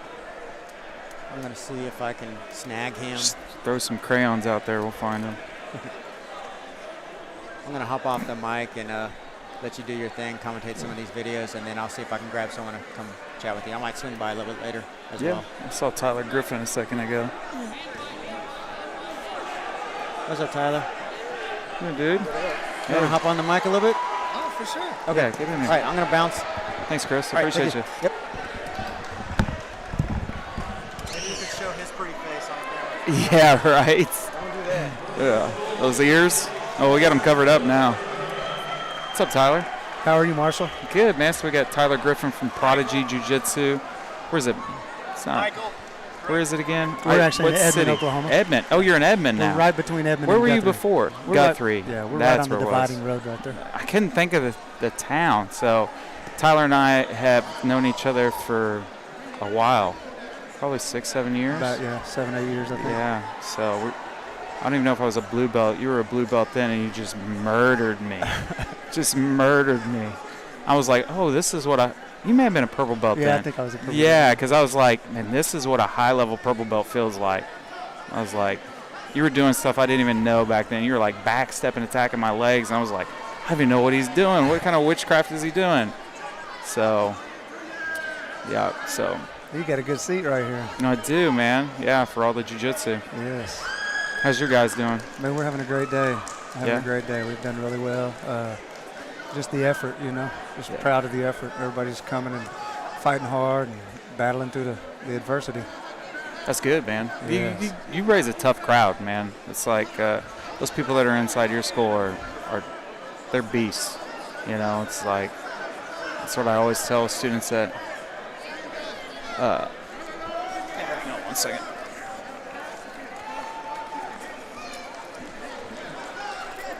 Yeah, so in the flip side too is you're really well rounded. You've got really good wrestling, you've got really good wrestlers, and then you have a really good guard, and you have really good guard players.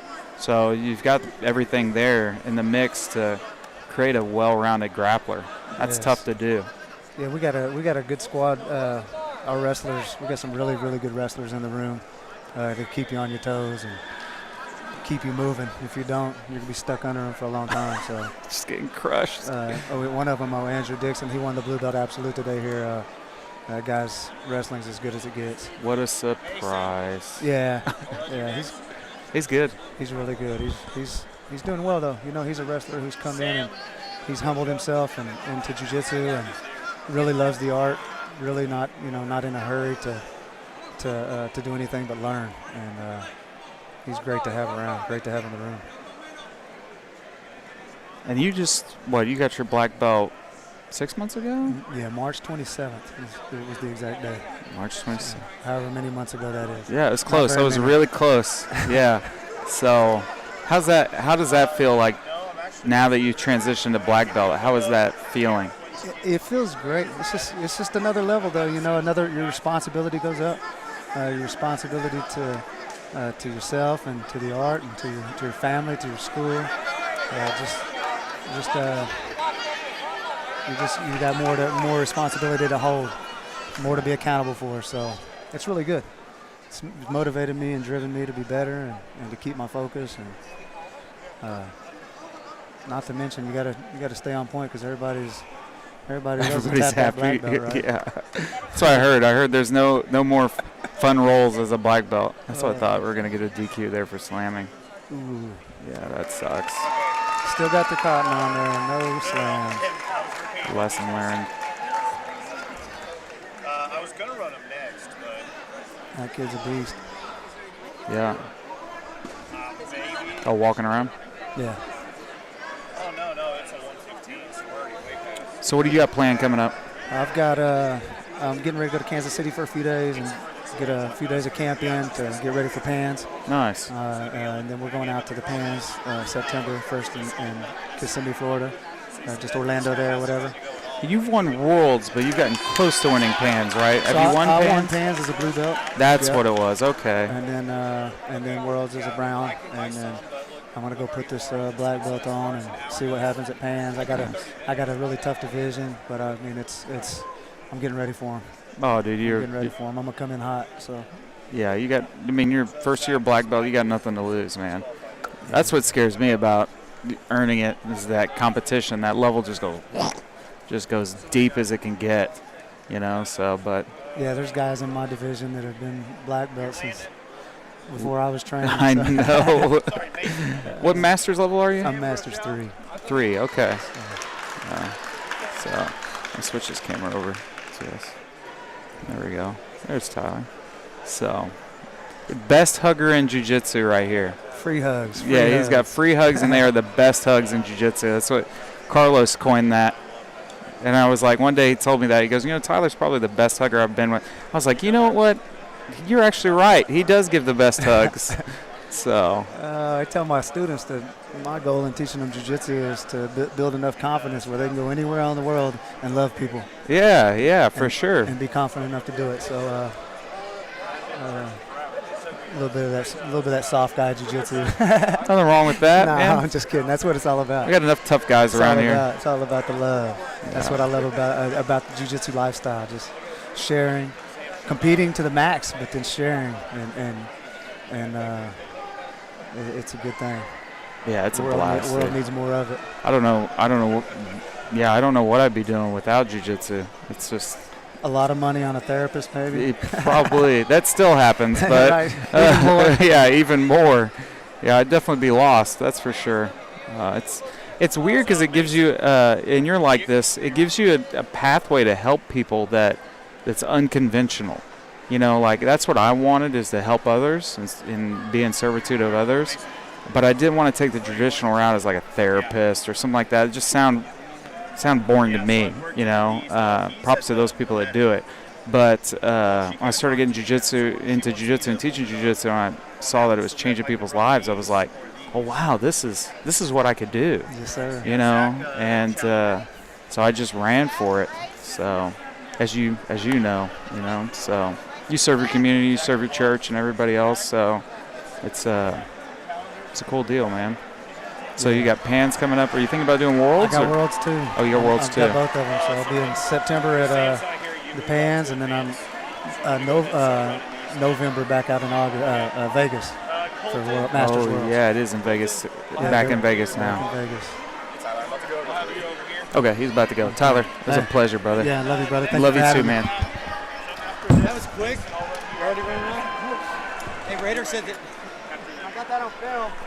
You need to put a red belt on this. Raider says he'll hop on with you. Oh, yeah, I'd love to have Raider. I told him to be good. Give me a sec. What's your name? Yeah, so that was Tyler Griffin. So, owner of Prodigy Jiu-Jitsu. I'm Edmund/Guthrie. Phenomenal person. So. Yeah, I didn't forget you. So we still got white belts here. We just had a DQ from slamming, so that's tough. That's a tough lesson to learn. Come out here and spend money and learn that you can't pick people up and throw them into the mat. So. Yes, yeah, she said he had to go to urgent care.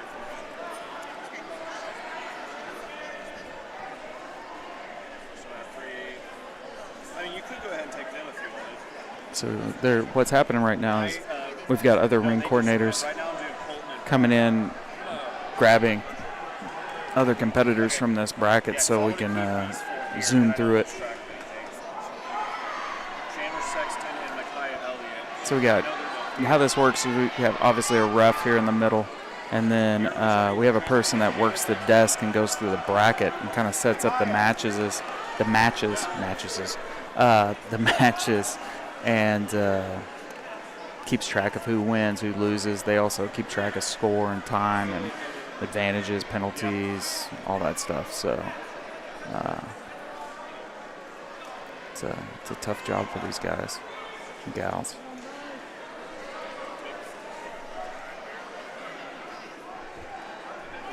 At some point in time, we'll have Justin Rader over here, ADCC qualifier, just a monster of a competitor, MMA fighter. Runs a really good school up in Edmond. Okay, yeah, it's them and then you guys. Called Legacy. So we'll have him up here in just a bit to talk to him. The rest. Oh, okay, gotcha. Yeah, no, I didn't want to run off without telling you. Yeah, appreciate it. Yeah, no problem. Thanks, Matt, too. Okay.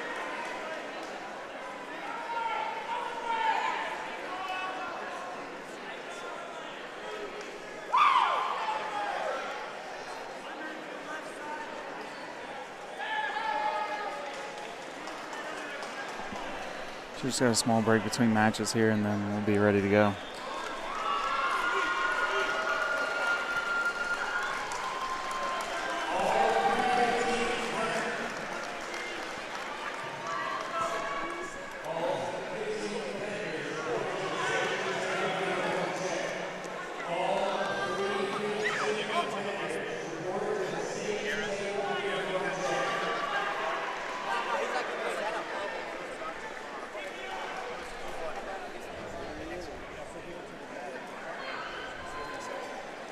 Because she needs I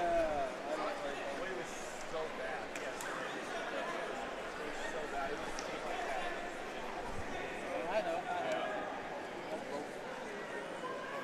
It's not hard to take off. You think you're gonna face something to take off?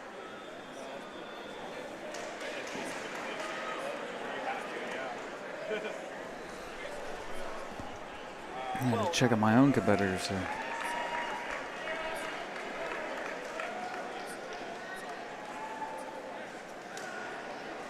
And 10. I have his 2 ladies competing today.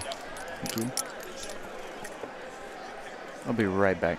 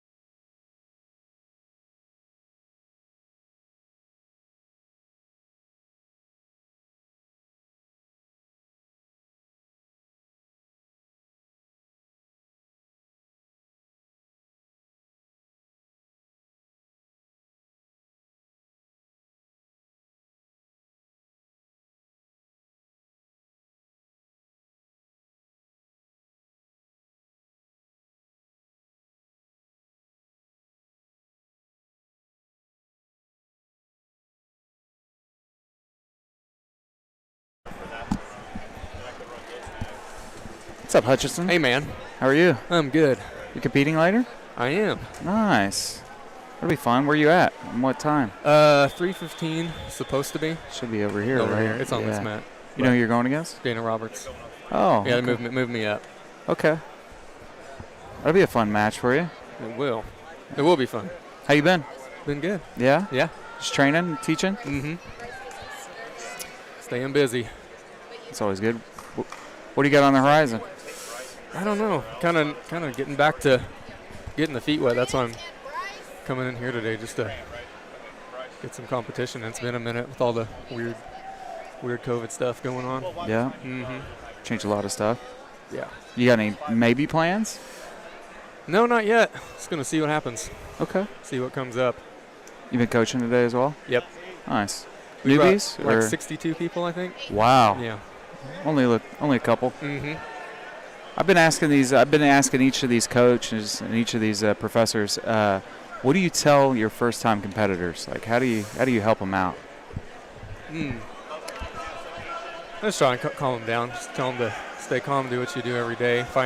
It's the little things. Find the grips that you like. Break the grips off that you don't like. The real super basic stuff. Yeah, yeah. And then they're training. They turn into little robots. Whatever they do in training, they're going to do, and they don't.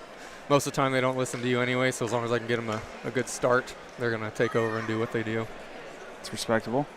Yeah, it's tough, and it's not like it goes away either. I mean, there's always nerves, regardless of how many times you compete. So. Sure. And then you teach a class. I've heard this, but I've never been able to teach or attend it or see it. A modern jiu-jitsu, right? So, tell me what that's about. It's just essentially our advanced class. Basically, we've got jiu-jitsu, and then we've had the modern jiu-jitsu, where it's basically just teaching all the stuff that's, I won't say trending, but jiu-jitsu is that way. I mean, you see positions start becoming more and more frequent, and I just.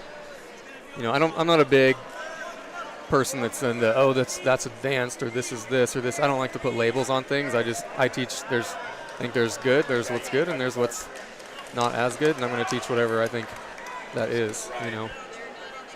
Yeah, I agree with that. And you're right. It's like stuff comes around in circles, and trends happen, and new stuff gets discovered, and it's cool that you're exposing your students to that, so they don't have to learn about it in competition.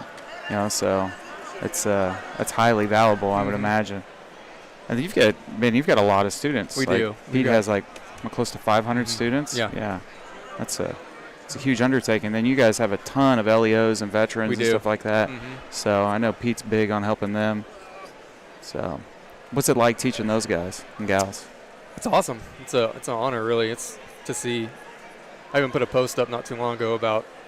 Teaching a class and walking out and seeing all the police cars out front. It's an honor to be able to be a part of that. Yeah. It's a big deal. What do you think it does for them? Oh, man. Confidence for sure. Confidence, save lives. Being able to,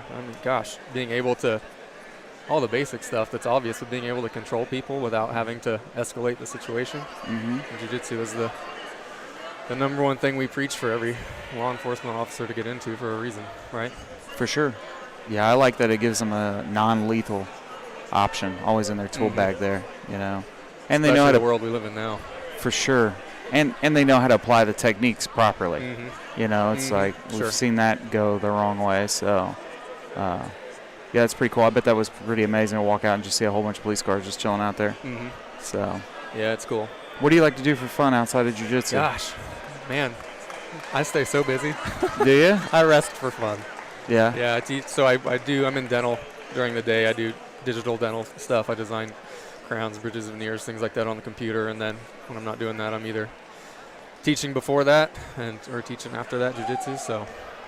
Yeah, I didn't realize that. I didn't realize you were in the dental industry. Yeah. That's pretty cool. How'd you get into that? I was born into it. My dad owned a dental lab growing up. Okay.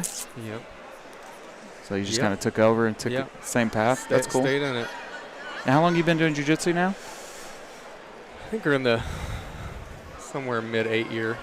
Nice. 9 year mark, something like that. It was a lot of jiu-jitsu in that 8 or 9 years.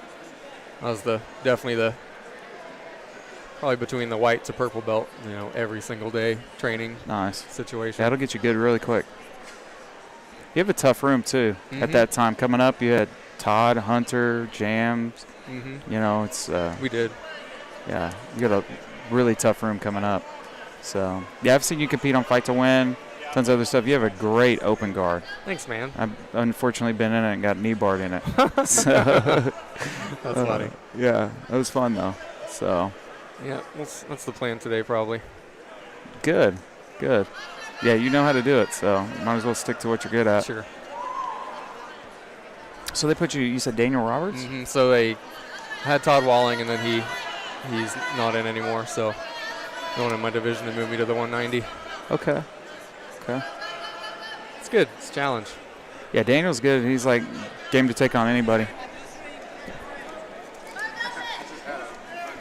That's the thing I like about him. He's always ready. Got Kevin Williams over here. Awesome. You didn't? Oh, that's like a recipe for chaos.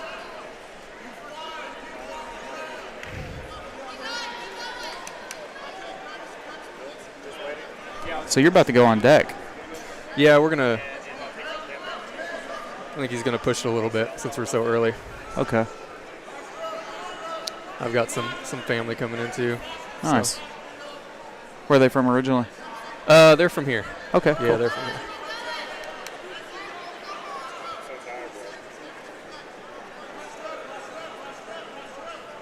Who do you take a lot of your inspiration from, jiu-jitsu wise? Ooh, I watch a lot of Andre Galvao.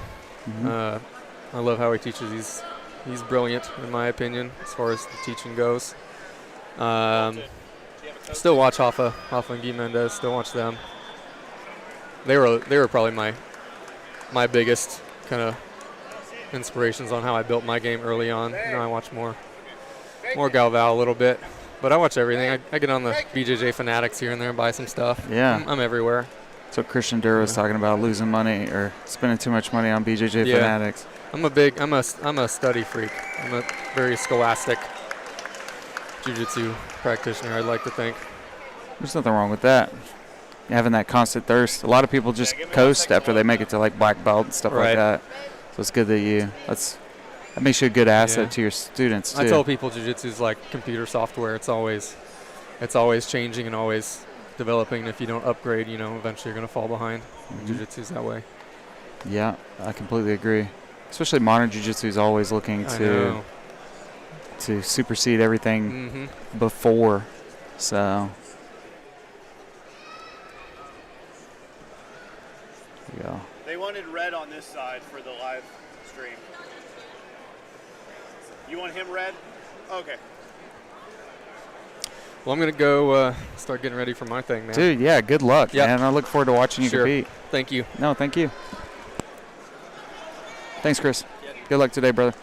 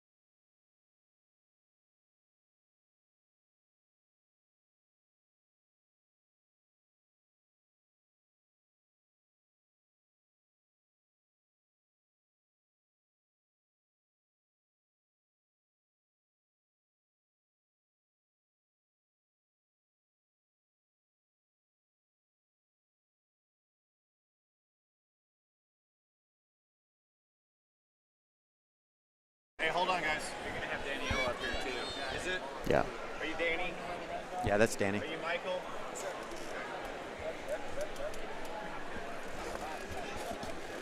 All right, we on the air? Yeah, we're All right. live. Yeah.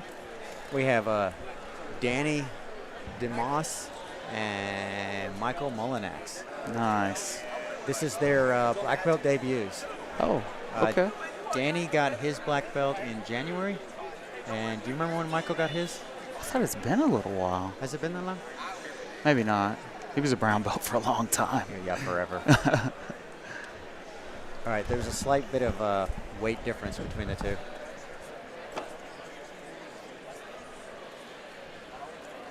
But Mullinax has never been scared to take on challenges like this, these David versus Goliath type things.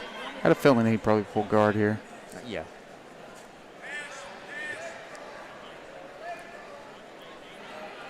Right to an over-under. Ooh, that's tough. Oh, but nice regard. Not Chris Carlino on the camera. That's right, I got skills.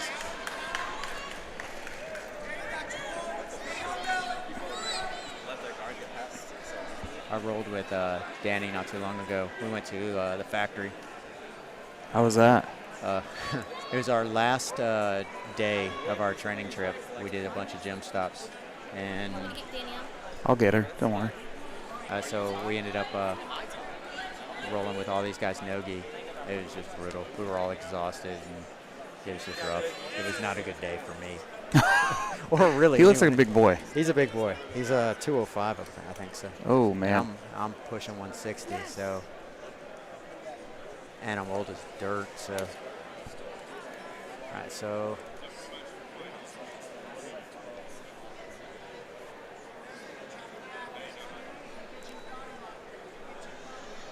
I don't know if Mullinax is trying to use that frame to get his underhook or not. Yeah, I see he's hiding. Yeah, that's Yeah, what he's it got- looks yeah, like.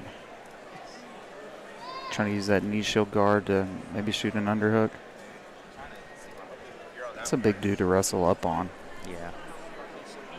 Okay, I may have to coach here real quick, so. Yeah, no worries. I'll be right back. Yep.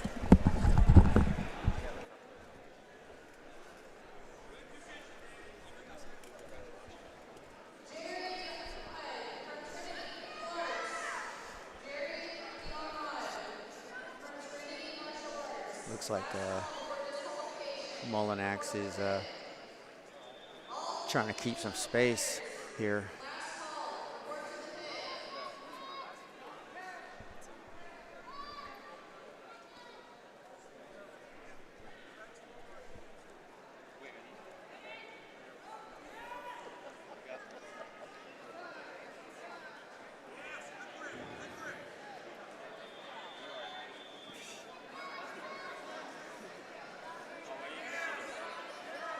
Danny's getting that pass here. A lot of pressure, breaking those grips. Mullinax just regarding.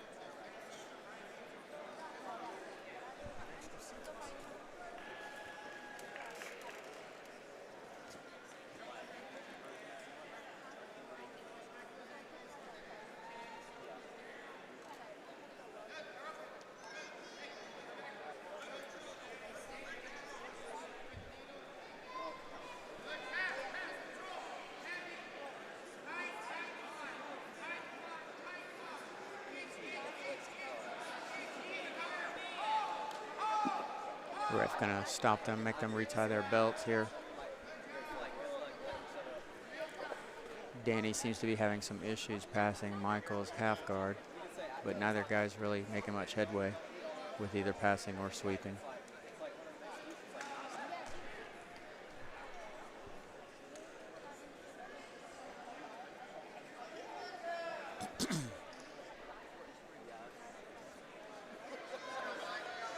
That knee shield's definitely causing Danny some problems.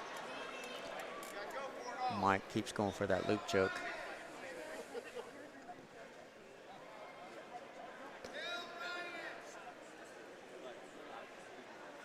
Oh, there goes the sweep with Molinets. Nice little sweep there. We'll see. Oh, and reverse back over, swept back over. So we're back to DeMoss with having a 5-2 lead.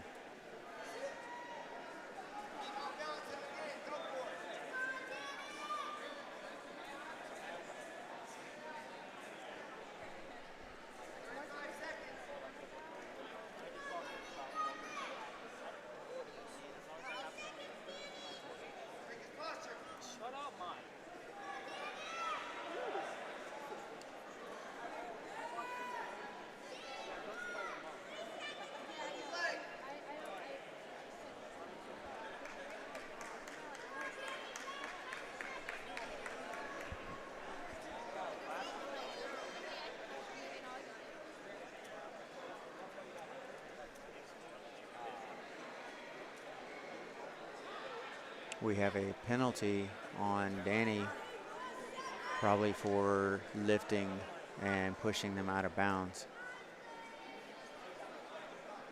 I don't know what's going on here.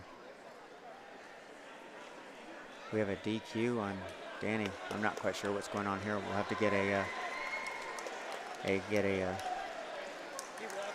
conversation on this. Looks like we're gonna have a challenge on this here.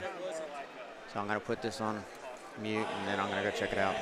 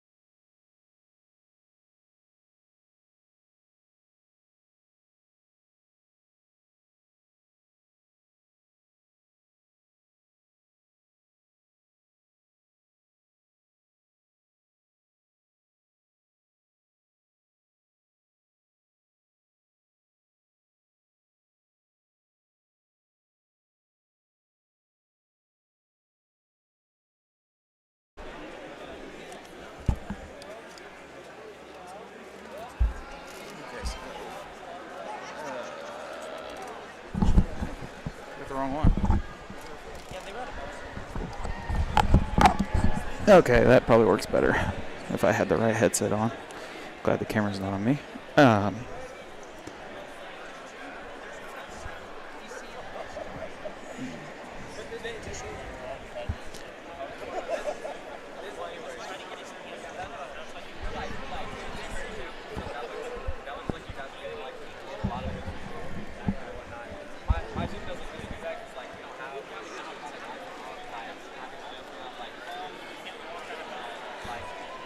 I'm in a weird stage where like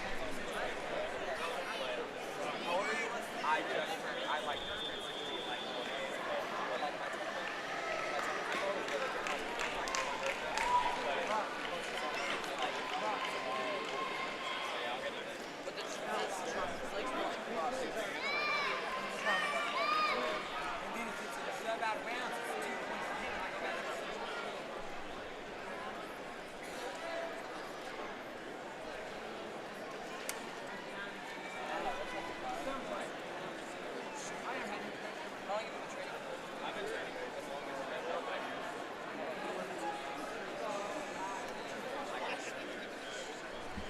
So I guess we're waiting on a ref's decision here. So figure out what happened.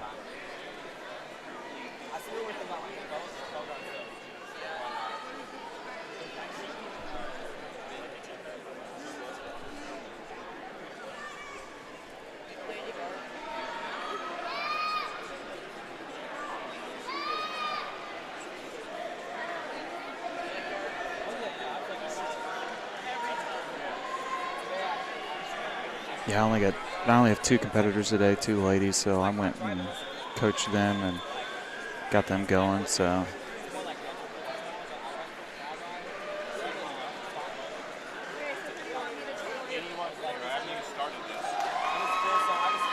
Some of the guys I think stuck the cards down, but I haven't even started this one. I haven't even looked at it. We're still running others. Okay. Nathan.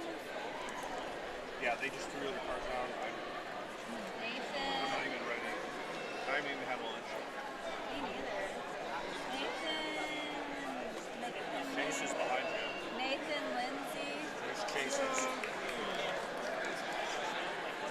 Here's one, Michael Singleton. He'll be on there. Michael. Can't rush. I need Gage. Here, look at his. He'll be on there. Kent. Okay. Is Wiley? No, babe, look at the times. You're only looking for 315-1. 315.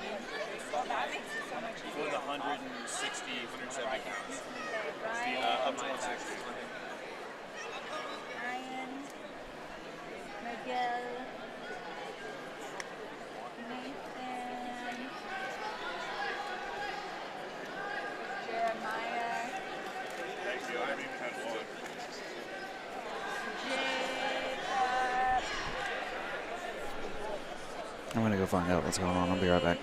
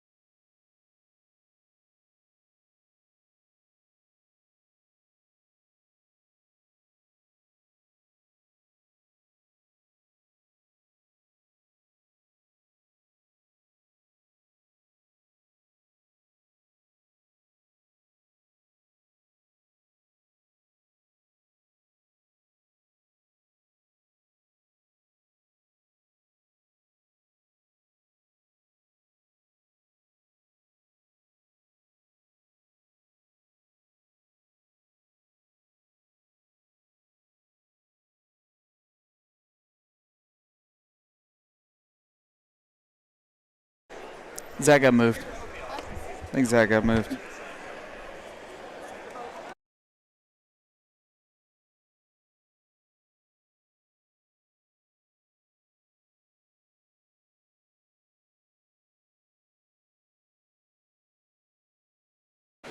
The GoPro's working.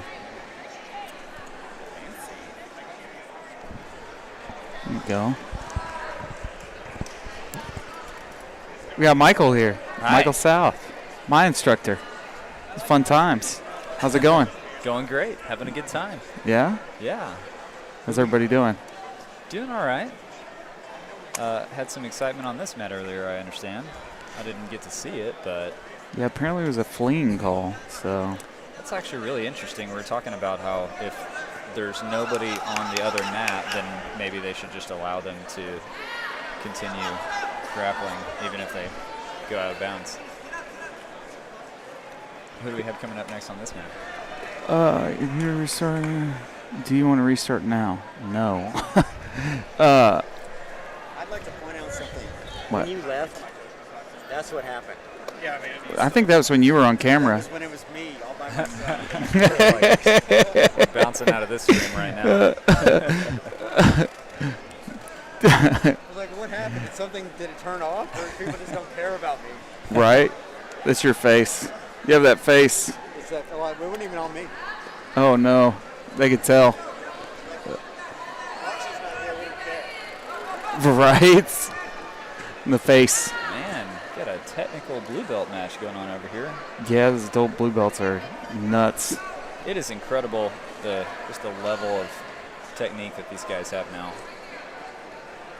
I mean, instructors So have early just on. gotten better, man. I think that's literally what we've seen over the last while is just instruction's gotten better. Information is Yeah, more access readily to available. information. Exactly, yeah. There's really no reason for you to be ignorant. No. At all. If there's something you need to know, you can find out. So you've been here since yesterday, right? Yeah, I have, you were yeah. here yesterday. So what else is going on? Just this. You got any competitions coming up? What are we talking about? For myself? Yeah, for yourself. Man, I don't know. It hasn't really been on my radar just because I've been focusing on coaching so much, but I need to, for sure. You've still been competing. You've just been competing in firearms now, right? Yeah, that is one thing that's taken some time away, for sure. It's a new sport. I'm a white belt again. It's a lot of fun. But no, I wanted to do IBJJF Oklahoma City, and I just wasn't able to make the deadline. It got full really early on. But I'll probably do IBJJF here pretty soon. Nice. Yeah, and then one question I've been asking people, and I know you've told me this in the past, but these people don't know.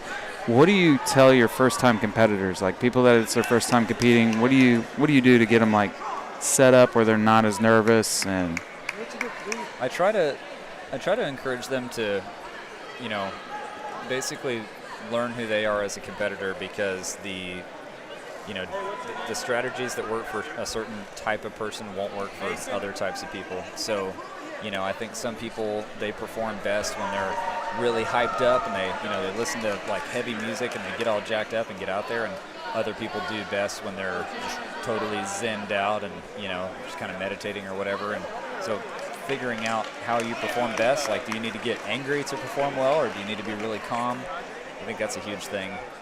And but I also try to help them remember the, basically what the stakes really are. Like Yeah. we're coming out here to have some fun, to learn some of the most important lessons that I've ever learned were from losing tournament matches. You have a certain technique that you do with a certain grip setup, and some guy stuffs it at a tournament, and so you find a better way of doing it, and then it improves your game. So that's huge. But also, if they lose, it's try to remind them that your coaches are not, or if they're kids, your parents, they don't get upset with you for losing. Like, we're proud of you for coming out and competing in the first place. It's not like we're going to be mad at you for losing or only happy if you win.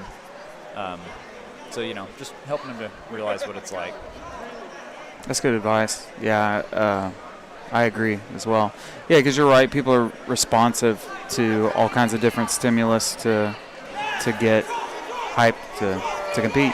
Right. So, yeah, this is a. What's that? Go ahead. I was just gonna say I'm somewhere in the middle. I like to. I like to listen to heavy music. That's what I listen to anyway. But I definitely like to do that. It helps to like block out the tournament sounds and get you in the zone, you know. But if I get too amped up, then I just have too much adrenaline and can't feel my hands. What do I do with these hands? Yeah, somewhere in between. Can't be all the way calm or all the way jacked up. So I did a terrible job in introducing you because I know you, but you're Michael South. You're the head instructor and owner of National Martial Arts in Oklahoma City off of Portland, 134th? 119th. 119th. I knew I was going to get that wrong. And then you have an affiliate school or one that's affiliated down in Norman, which is the one I teach at. So, and you are a no-stripe black belt right now with your instructor bars. What, you got like another year? Is it that? Nope, just a couple months. Oh, is it a couple months? November of this year. That's what you were telling me, yeah. Time flies. That's crazy. It's already been that long since you've had your black belt. I know. You can catch up with Sonny. Yeah. Which is first degree at headquarters. A little Barambolo. Yeah, with the lapel. See, that's what I'm talking about. This is Tyler Griffin's 3-stripe white belt Baramboloing. No big deal. Just the basics. Eat your vegetables, kids. I'm actually going to go coach Zach now. Yeah, good luck, dude. Excuse me. Thanks for being here. Thank you.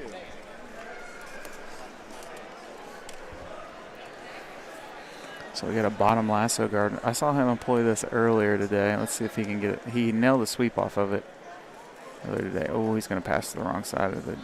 Oh, but he got it out, though.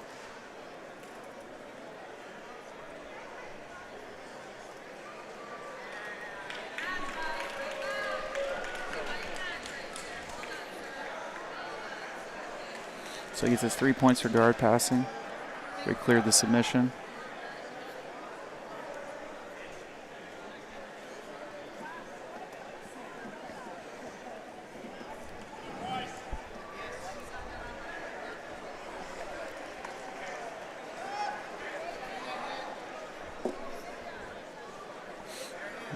Moving north-south here.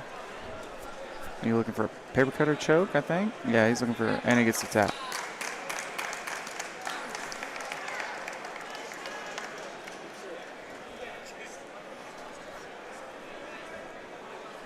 One of my favorite chokes, the paper cutter, break cutter. So this camera's been moved.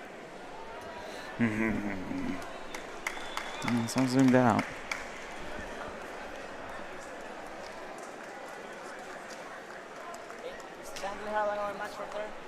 Yeah, do you know where he went? Yeah, right here. Where? Right here. Okay. It's coming. And where's the other guy? He's right there. I'm going to still give him a few, though. He's gonna be red. He's already got it. Yeah, Hey, will you perfect. put this billet on still for me, buddy?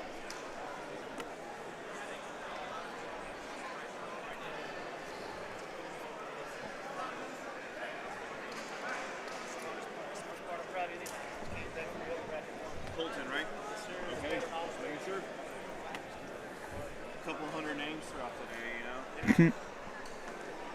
Shit, do we not have any 8 signals? We had 4 of them here total. We had 4. I see bells. I see 3. Yeah, some on top of 4. So it looks like we're going to be fighting for third place here. Yeah, these might be a little too big for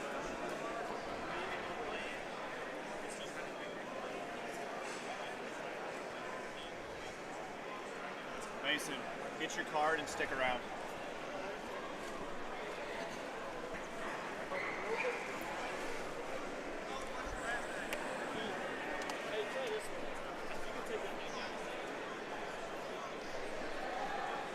Feels like we're on a 5-minute break. So we'll be right back after that's done.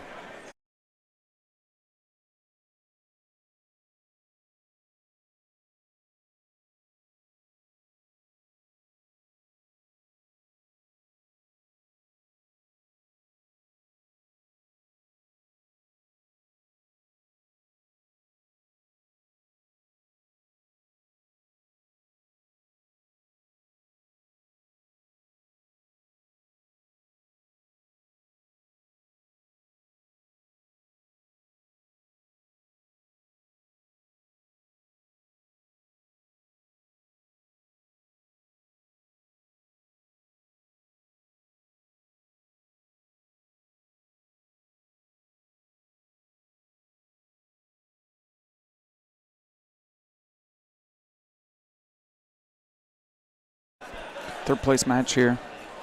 This adult light white. It's for third, right? Okay, yeah.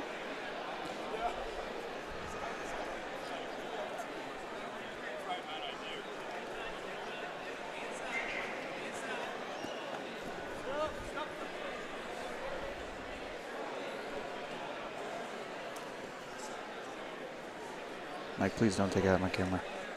It's not even mine, but I feel like it's mine.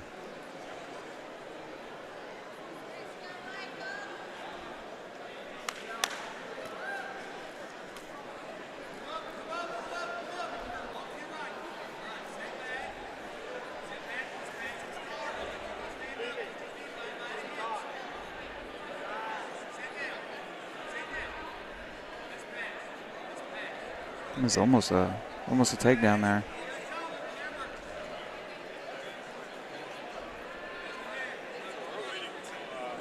Nice sweep.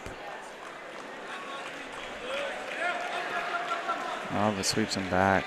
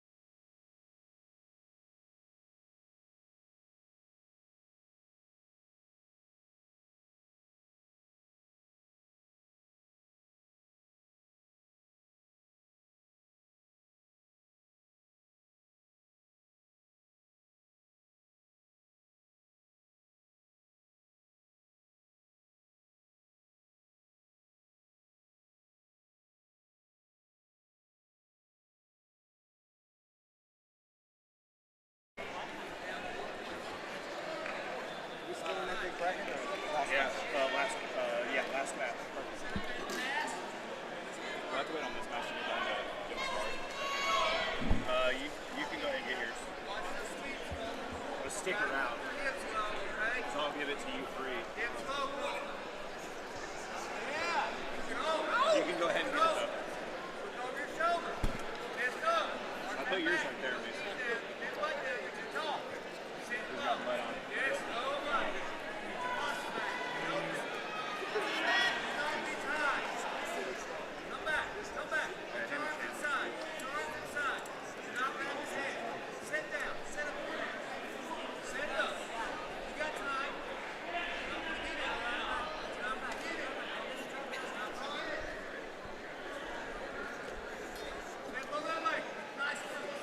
Almost has a guard pass. Looks like he's maybe setting back for a straight ankle lock. More French's guy could just come up and get a sweep right now. Or he's going to hit this straight ankle lock. Just go belly down.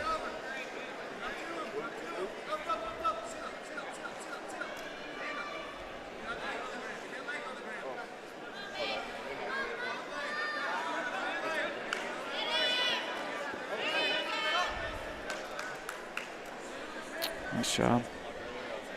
Sexton with a straight ankle lock to place third in this ginormous bracket.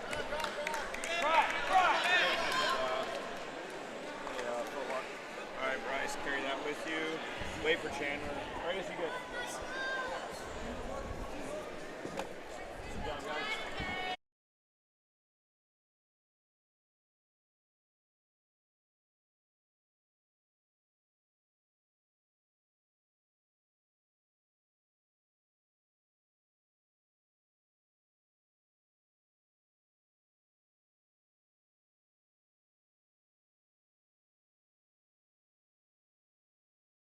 So we're just waiting on our next matches. We'll conclude here. We'll continue here just soon.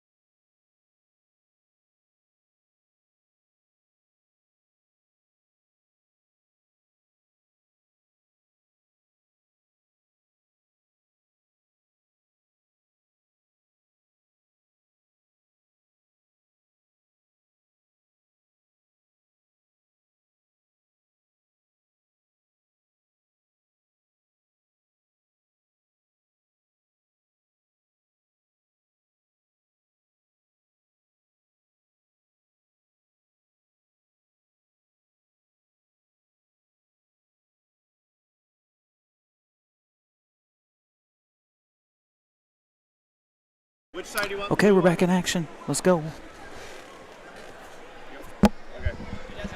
Doesn't matter to you. Okay. Which one are you? What's your name? Damon. Okay. You Jeremiah? Oh, okay. Okay, never mind. You don't need it. All right, I'll swap them then. So like that. Black gi, red. Yes. Okay. Here we go. So ultra heavy. So there's no weight limit on this. Well, I guess there is. It's 999 pounds.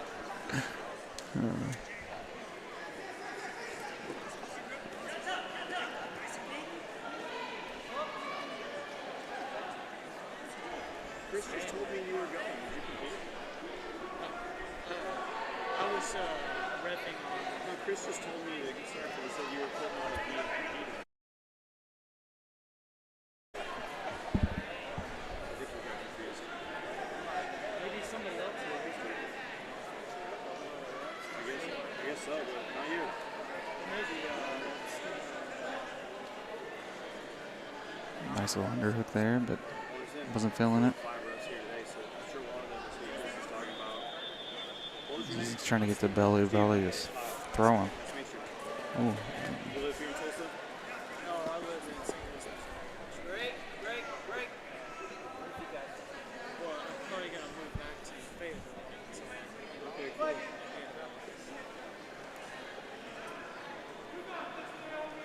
I like Arkansas. Yeah, Eureka Springs is my favorite. Yeah, I've heard that. Yeah, but that's a lot for everybody.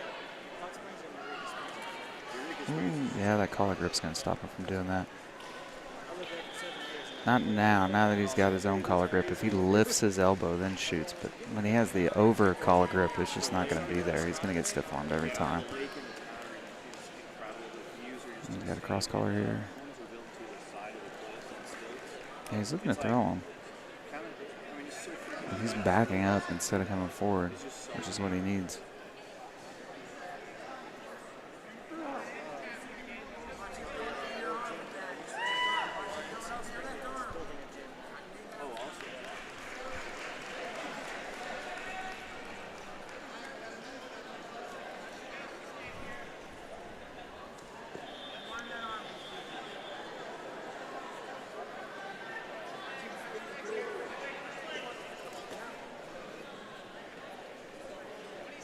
Good way to break the grips.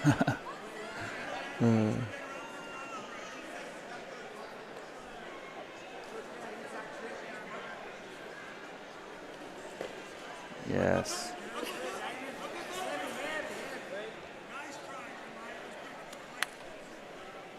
A good attempt.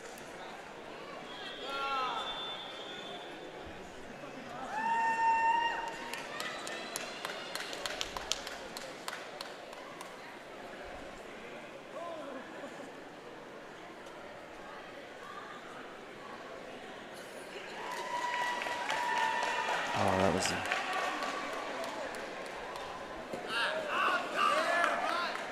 what a nice recovery.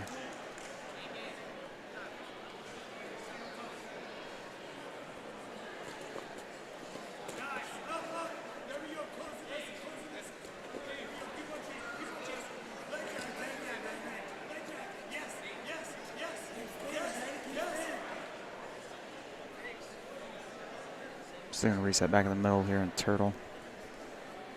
And Roger's gonna be on bottom. Spencer on top of turtle.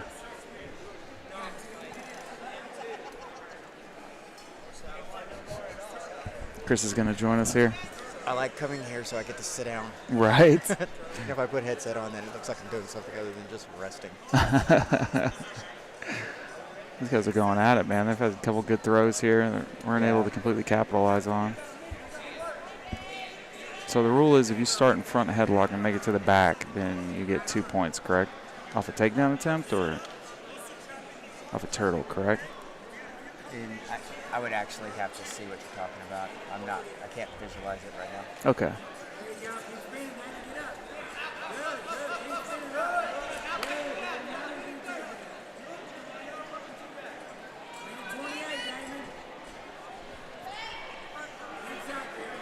Spencer's up by a takedown right now.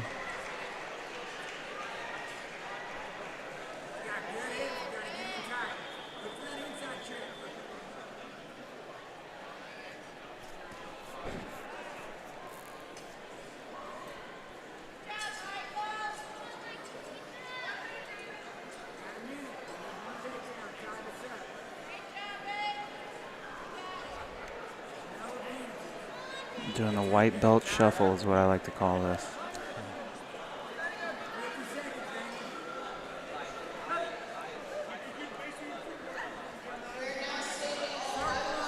And a lot of that head pressure. I know, just in his mouth. That's so uncomfortable. Yeah, it is. I do it a lot.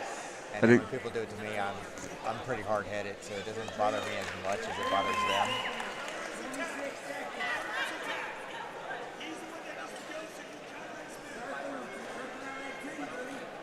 I learned that from Brandon when he was my instructor. All that head pressure. Yeah. Changing that angle. Yeah, getting into the temple of their head with your forehead. Oh. Did that just even it out? Oh, no. 1 second left. You see Danny's face over there. He's like, Yeah, you he's like, you better- he's. You better give me my points.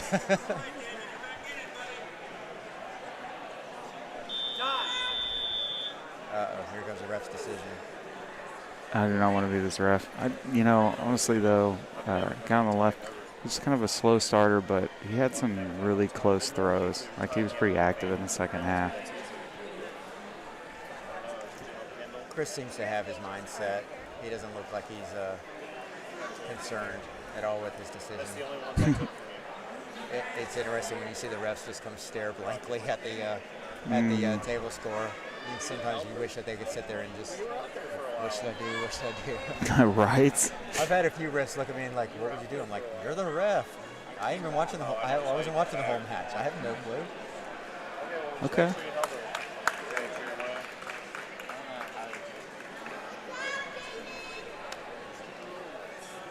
Well, it's just a 3-man, so I got to give them. Would you agree with that decision? Yeah, I mean, that was a really tough one to come up with. Hang on a second. Was that? Run the black belts. Yeah. I don't have the black belt. He was active the whole match, so. Yeah, I need to go grab that bracket and put black belts.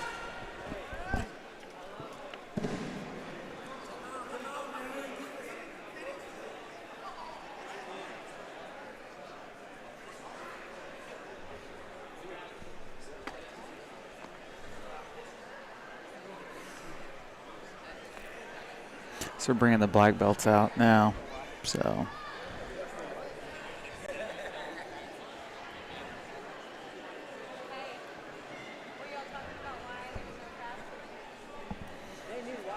Got Chris Hutchison, which we talked to earlier.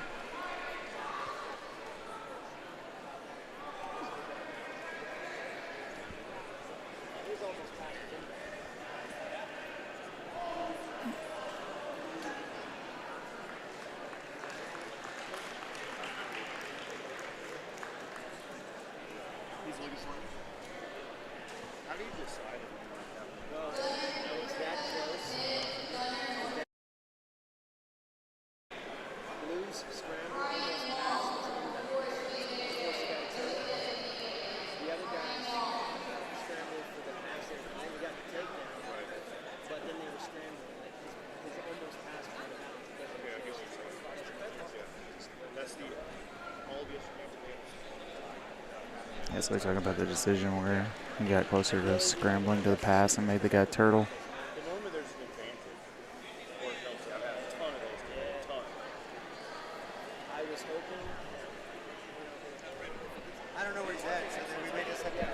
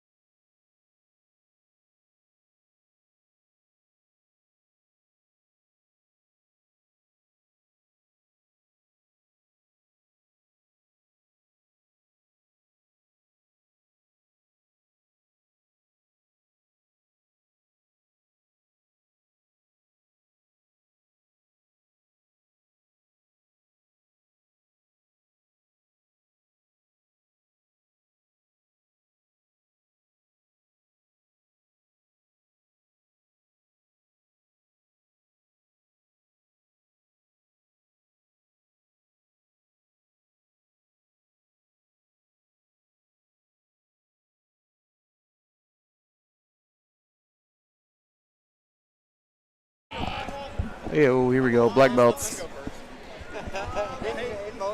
Gentlemen, how old are you? How old are you? How old are you? I'm 38 too. Oh, hush. Wait, what month is it? What's your birth month? You guys are old. May what? What are you? 38. Hey, May what? February. Gentlemen, hold on, my weight? 172. You guys go to decision. My birth month. Oh, February. Rock, paper, scissors. All right. Trying to determine on who goes first. Yeah, there's like 3 months separating them. Oh, He's no. using old man privilege. Chris, and is that Ramon? Yes, that's Ramon. So we got Ramon and Chris Hutchison.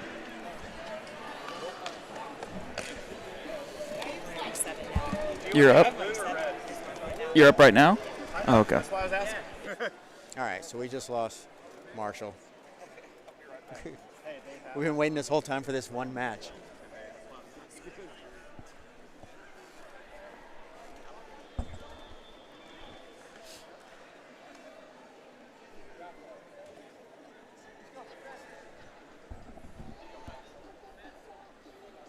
Oh my. So Ramon put a speaker on in the side with some Brazilian music while he rolls. We're gonna get copyright strikes.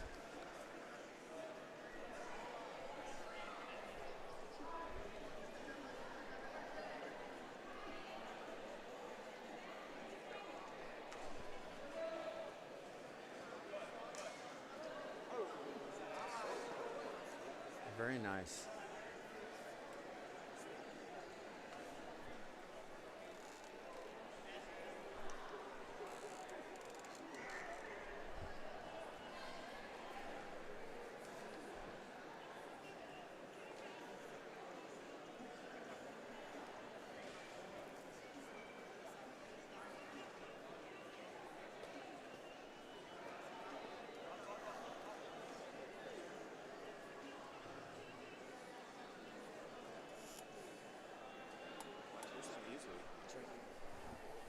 Can you turn it off? It's not your Ramon with the sweep.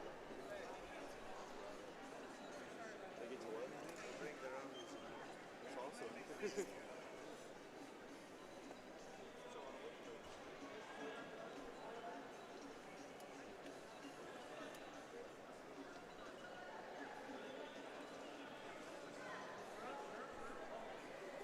where all the cards go to die.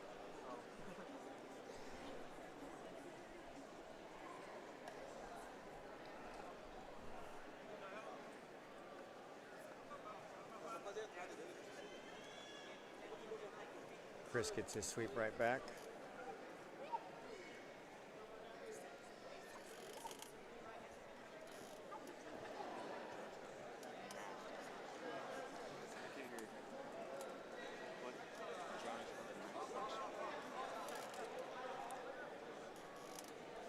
Chris tries to do a back step, and Ramon capitalizes on that with his sweep.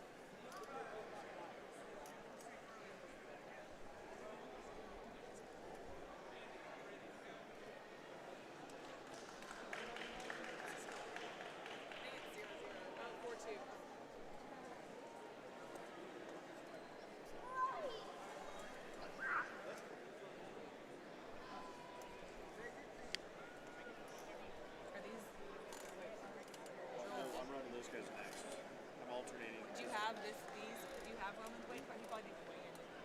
I don't have. None of these guys gave me a weight card. These guys did. Black belts are the worst. Yeah.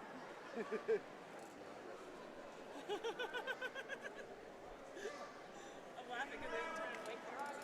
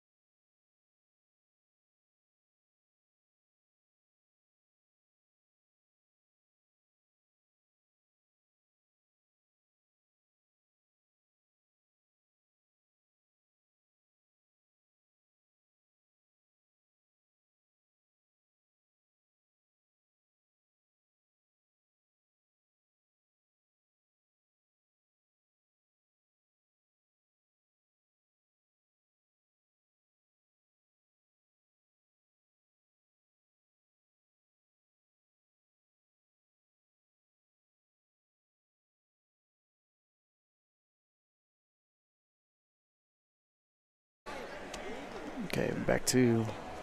I don't talk when you're not there. Just sit here and I stare at just the sit here. screen. It's like, I don't know what to say. I don't know what to do with my hands. Ultra Heavy's here. It looks like third place. No, this is first place.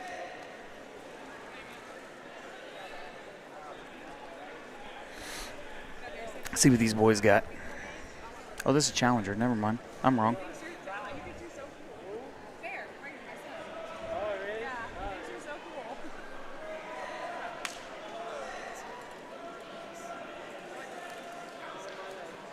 Oh, these are teammates going against each other. Pretty sure.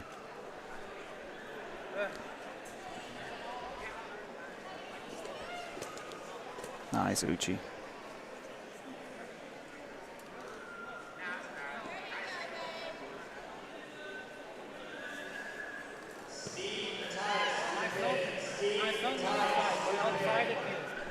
Outside. What? My son? Outside. Oh, music? Outside, yes. No music. You'll be fine with that. Is that your superpower? I need to that it's not a competition, just come here just for fun. Yeah, have that in your mind without the music. You couldn't do that at IBJJ. Huh? You wouldn't be able to do Yeah, that. because there I was real athlete. I'm not an athlete anymore. Just come for fun. You'll be fine. Just it's fun. Switch that gear off. Bye-bye. Right?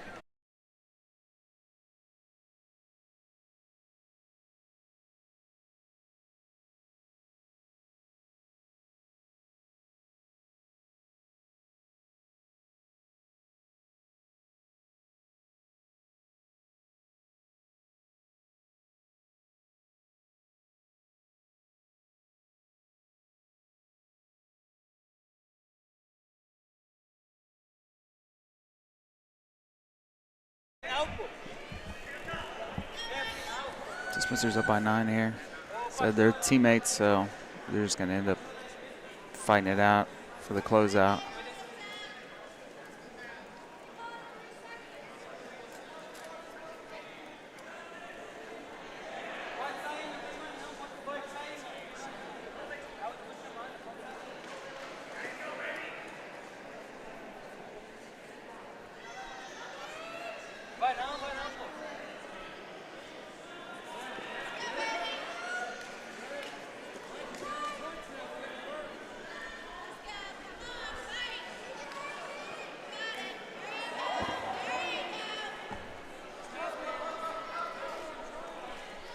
Someone just hit hard down on the mats.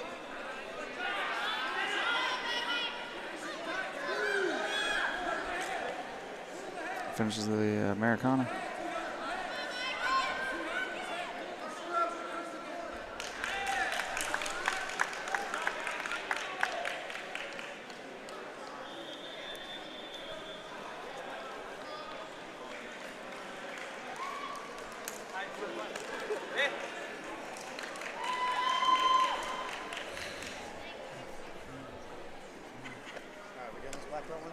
Yeah.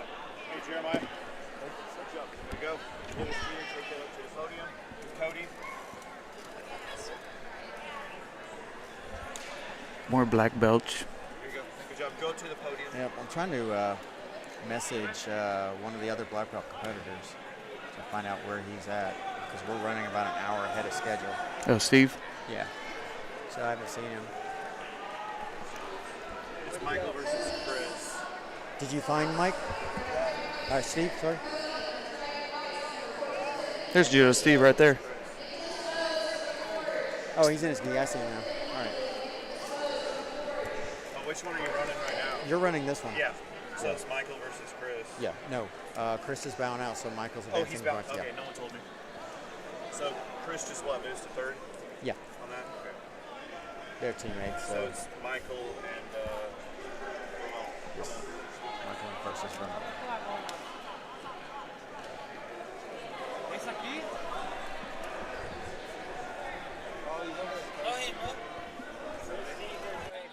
No. Yeah. Ramon saw Wade's 300 some pounds. He's like, no, I'm done. He saw what you did to the previous black belt. Yeah. What's He wrong? saw what you did to the previous black belt. No. No. Okay, if Michael's coaching, then run the other two black belts. Steve, you ready? Okay, we got Steve. Judo Steve. I wonder if he knows any judo. Definitely sus. Yeah, no judo over there. And we got Wade Hudson. Judo Steve has green toenails. Okay. Is it just Wade and Steve? Wonder if that's natural. Steve? Okay. It's a secret. Poor hygiene. Poor hygiene.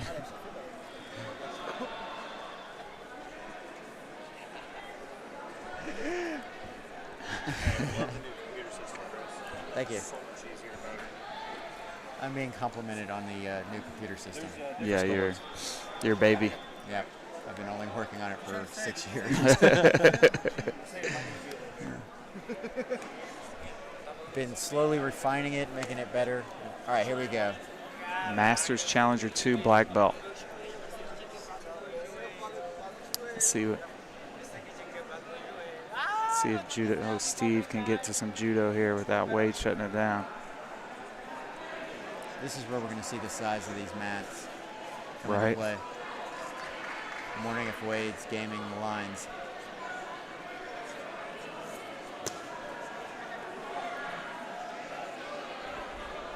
I'm going to have to be on this camera. Yeah, they're moving.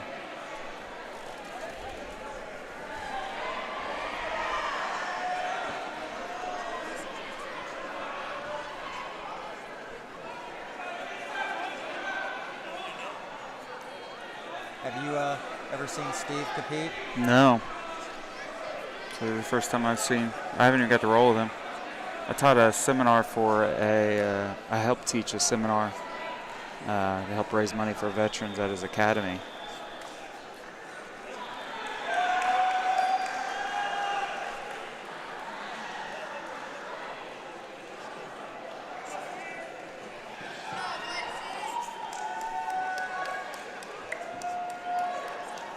This is effort watching the match and having to move the camera. Oh, Oh, nice. Almost got him. Got him off balance there.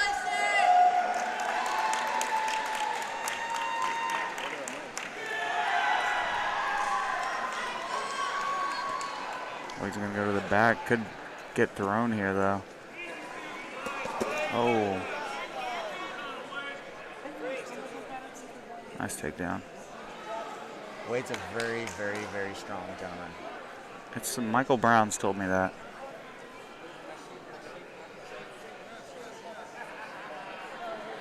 He was a college football player, I believe. I don't want to say the college wrong. Somewhere in Oklahoma, I believe. I think it was an offensive lineman, maybe?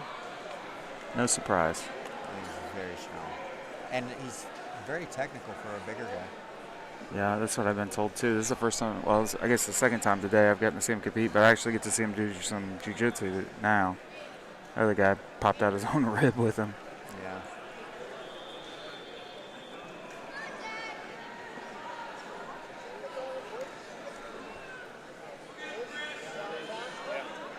Wade's feeding this lapel over.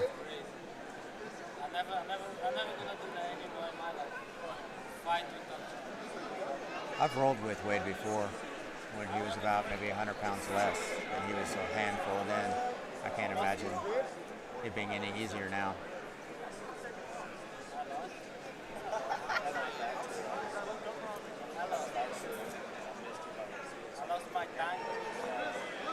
Oh, yeah, he's feeding through the middle. I do this sometimes. It's really uncomfortable if you're a guy. Over? Yeah. Does not feel good.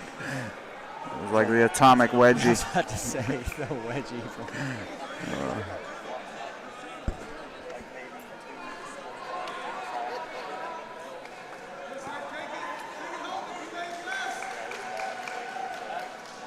Wade keeps calling me out. telling me we need to roll. I'm like, after seeing these matches, I'm like, no, I'm good. I don't want to foul this ability yet. I'm good. I have nothing to prove.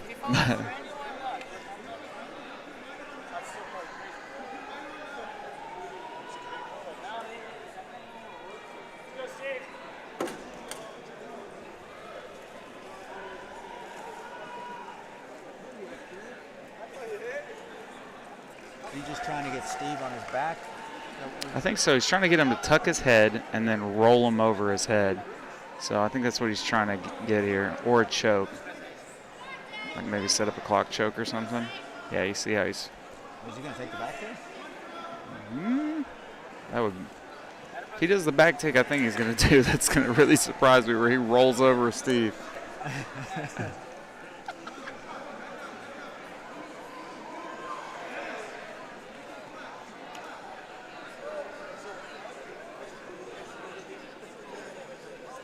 I guess I missed that lapel being let go. I guess from that angle. Yeah, I did too. I thought he still had it.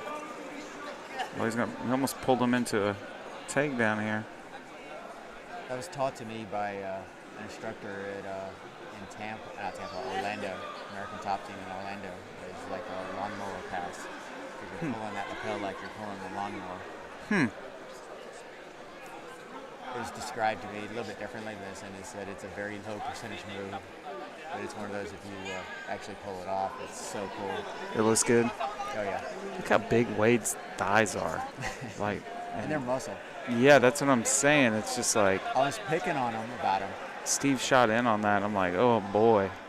I was looking at Tallis, and Tallis is when he did that no-gi match against Jams. I was like, man's got some really big leg muscles, in proportion to his body. And then Wade heard me say that. And Wade's like, have you seen these? And I touch them, and they're like solid. They're like pure muscle.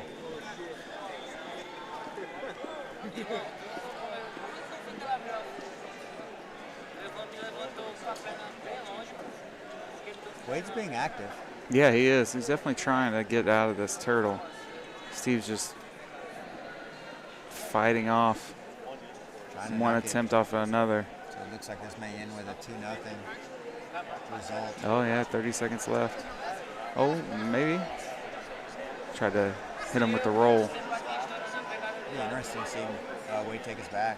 I don't know if what Wade's back game looks like. Yeah. Hernando's always taught me the king of all grips to take the back is the seat belt. Just get a seat belt, get him to roll from there.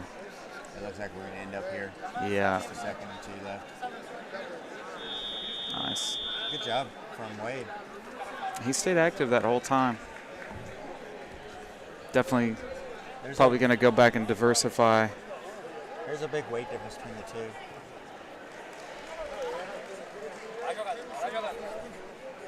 I don't know what Steve ended away. I think he was 220. Oh, yeah, that's probably close to a 100-pound difference. I think it's more than 100 pounds. Oh, boy. That's a lot. That is a Especially lot. on the bottom. And a black belt. Yeah.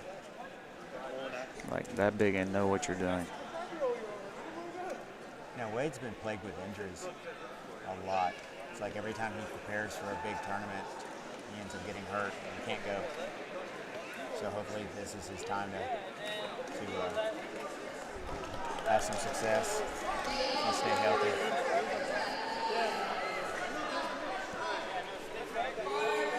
All right, I think Nowadays change. we're going with those two. All right, so we got another one. You make a trap to Another black belt? It's a trap. He said this is a trap. Ramon's funny. Come on.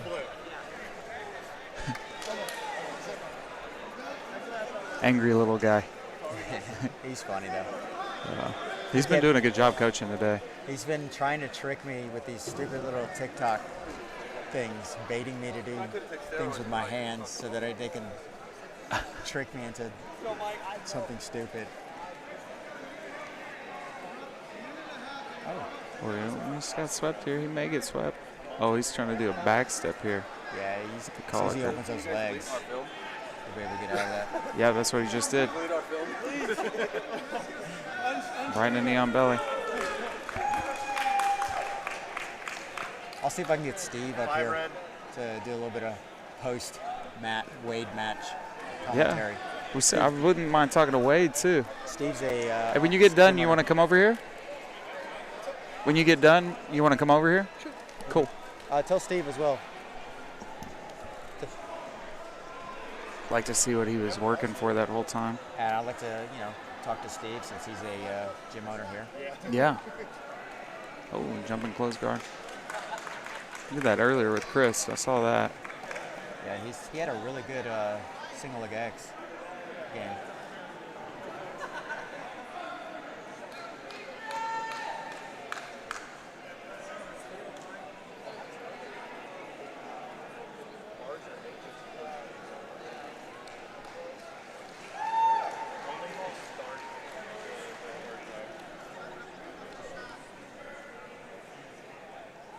Every time I see something taped up like that, I'm like, man, I want to go after that. His ankle's taped up. I'm like, I want to go after that. We're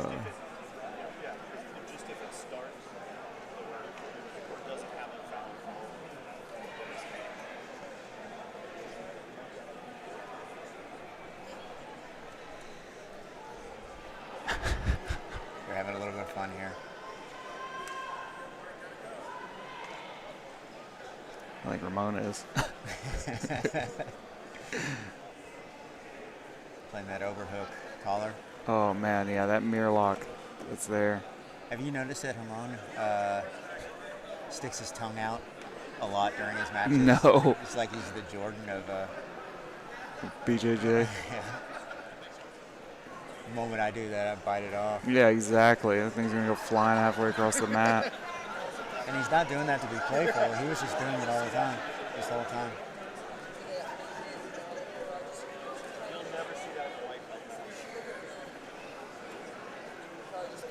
I like playing that overhook game with the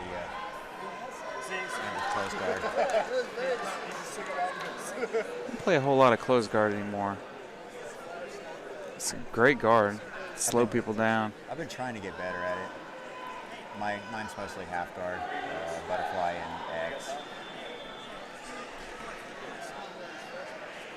But I want to try and get better at close guard, so I've been trying to do that with the overhook.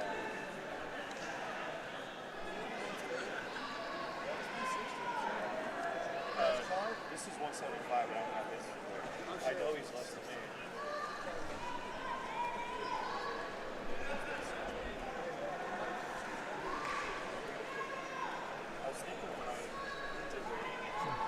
Who thought about overhead sweeping him? Just checking him out there for a second. Is that the balloon sweep? Where you throw them hips, you roll them forward? Yeah, yeah.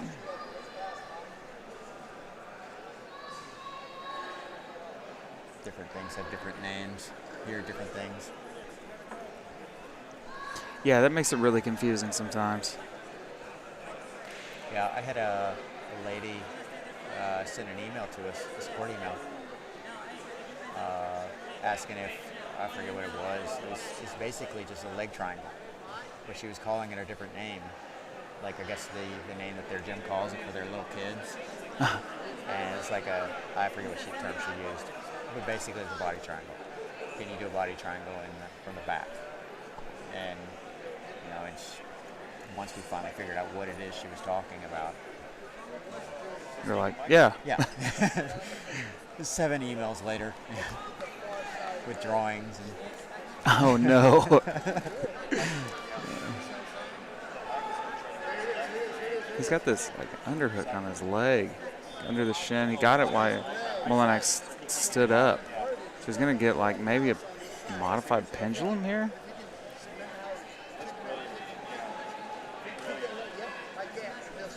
Yeah, it's like a flower slash. Hey, Chris. Oh, that's my radio. So Wow. turn that off. Let's go and mute me so I can figure what's going on. Okay.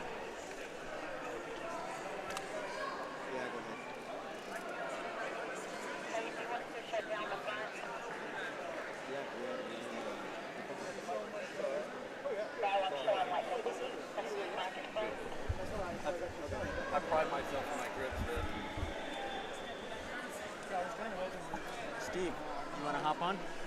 Yeah. What do you want me doing? Just see banter, conversation. Yeah, talking about your match.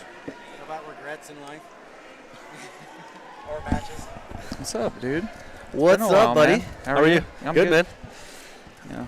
So, what happened? I saw you had him on the tipping point at one point in time to throw him. Yeah, man. He knew he had to know that I was a stand-up guy, but I was just happy that he had to fight my grips because I pride myself on my grips, man. You know this. Yeah. And he just once he got my back and turtle, I went left. He was there.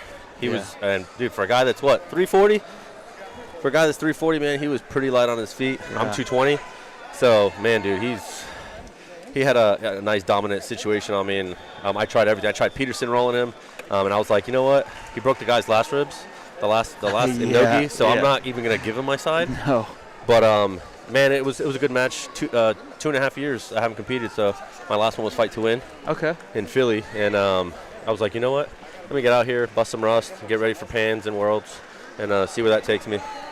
Yeah, good. Yeah, man. That's what you got coming up, Pans yeah, and man. Worlds? Just training, busting my butt, get the cardio up. I'm not even knock the rust off. That's it, man. I just want to see where I rate myself and see where I can hang with the guys, and then next year I'll go in and push a little harder. Nice. That sounds good. Sounds like a good plan. How's everything else going? Good, man. Family's good. Academy's growing. We got 78 members. Nice.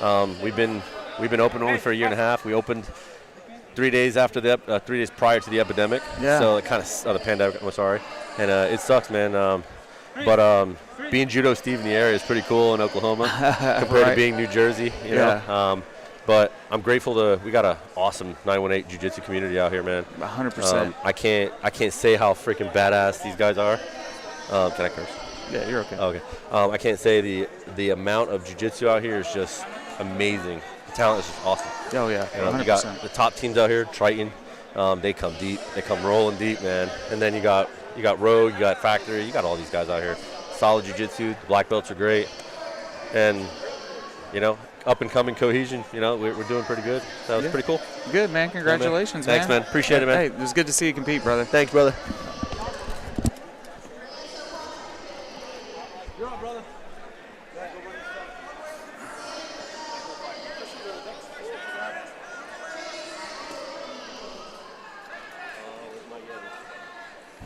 What's up, dude? What's going on? I've just known you through the internet. I don't know if I've ever actually met you. No, I don't think so. Yeah. I watch you shoot people from really far distances. That's it, right?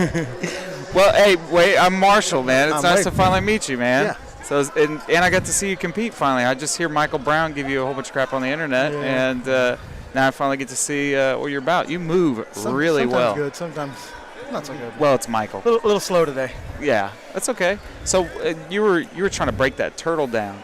So what were you trying to set up chokes and trying to? Yeah, I was trying to set up a couple things there. I found a lot of luck with me anyways, and getting that choke right there because a lot of people want to turn away from me. Ah, okay. Yeah. So I've been getting that choke a lot. So I was kind of setting that up, but like I said, it's like, man, judo here, turnovers here, and he's got 29 years of practicing them. Yeah, exactly. So he had you on the cusp of throwing you at one point in time. Oh yeah. You were like hop, hop, hop, and I was like, oh, here it's going, and then you got your hips over to the other side. He did. I mean, for all intents and purposes, throw us because we both hit on our knees. Yeah. I was just heavier and behind him just a little bit, just enough to save me. Yeah. And I put a little pressure on his shoulder to where he was like, okay, I'm gonna let that go, and we both stood up. Oh yeah, that grip was way back he was there. way back. Like, I just turned into it real hard, and he let go, and thank God, because he had my leg hooked. I mean. Yeah.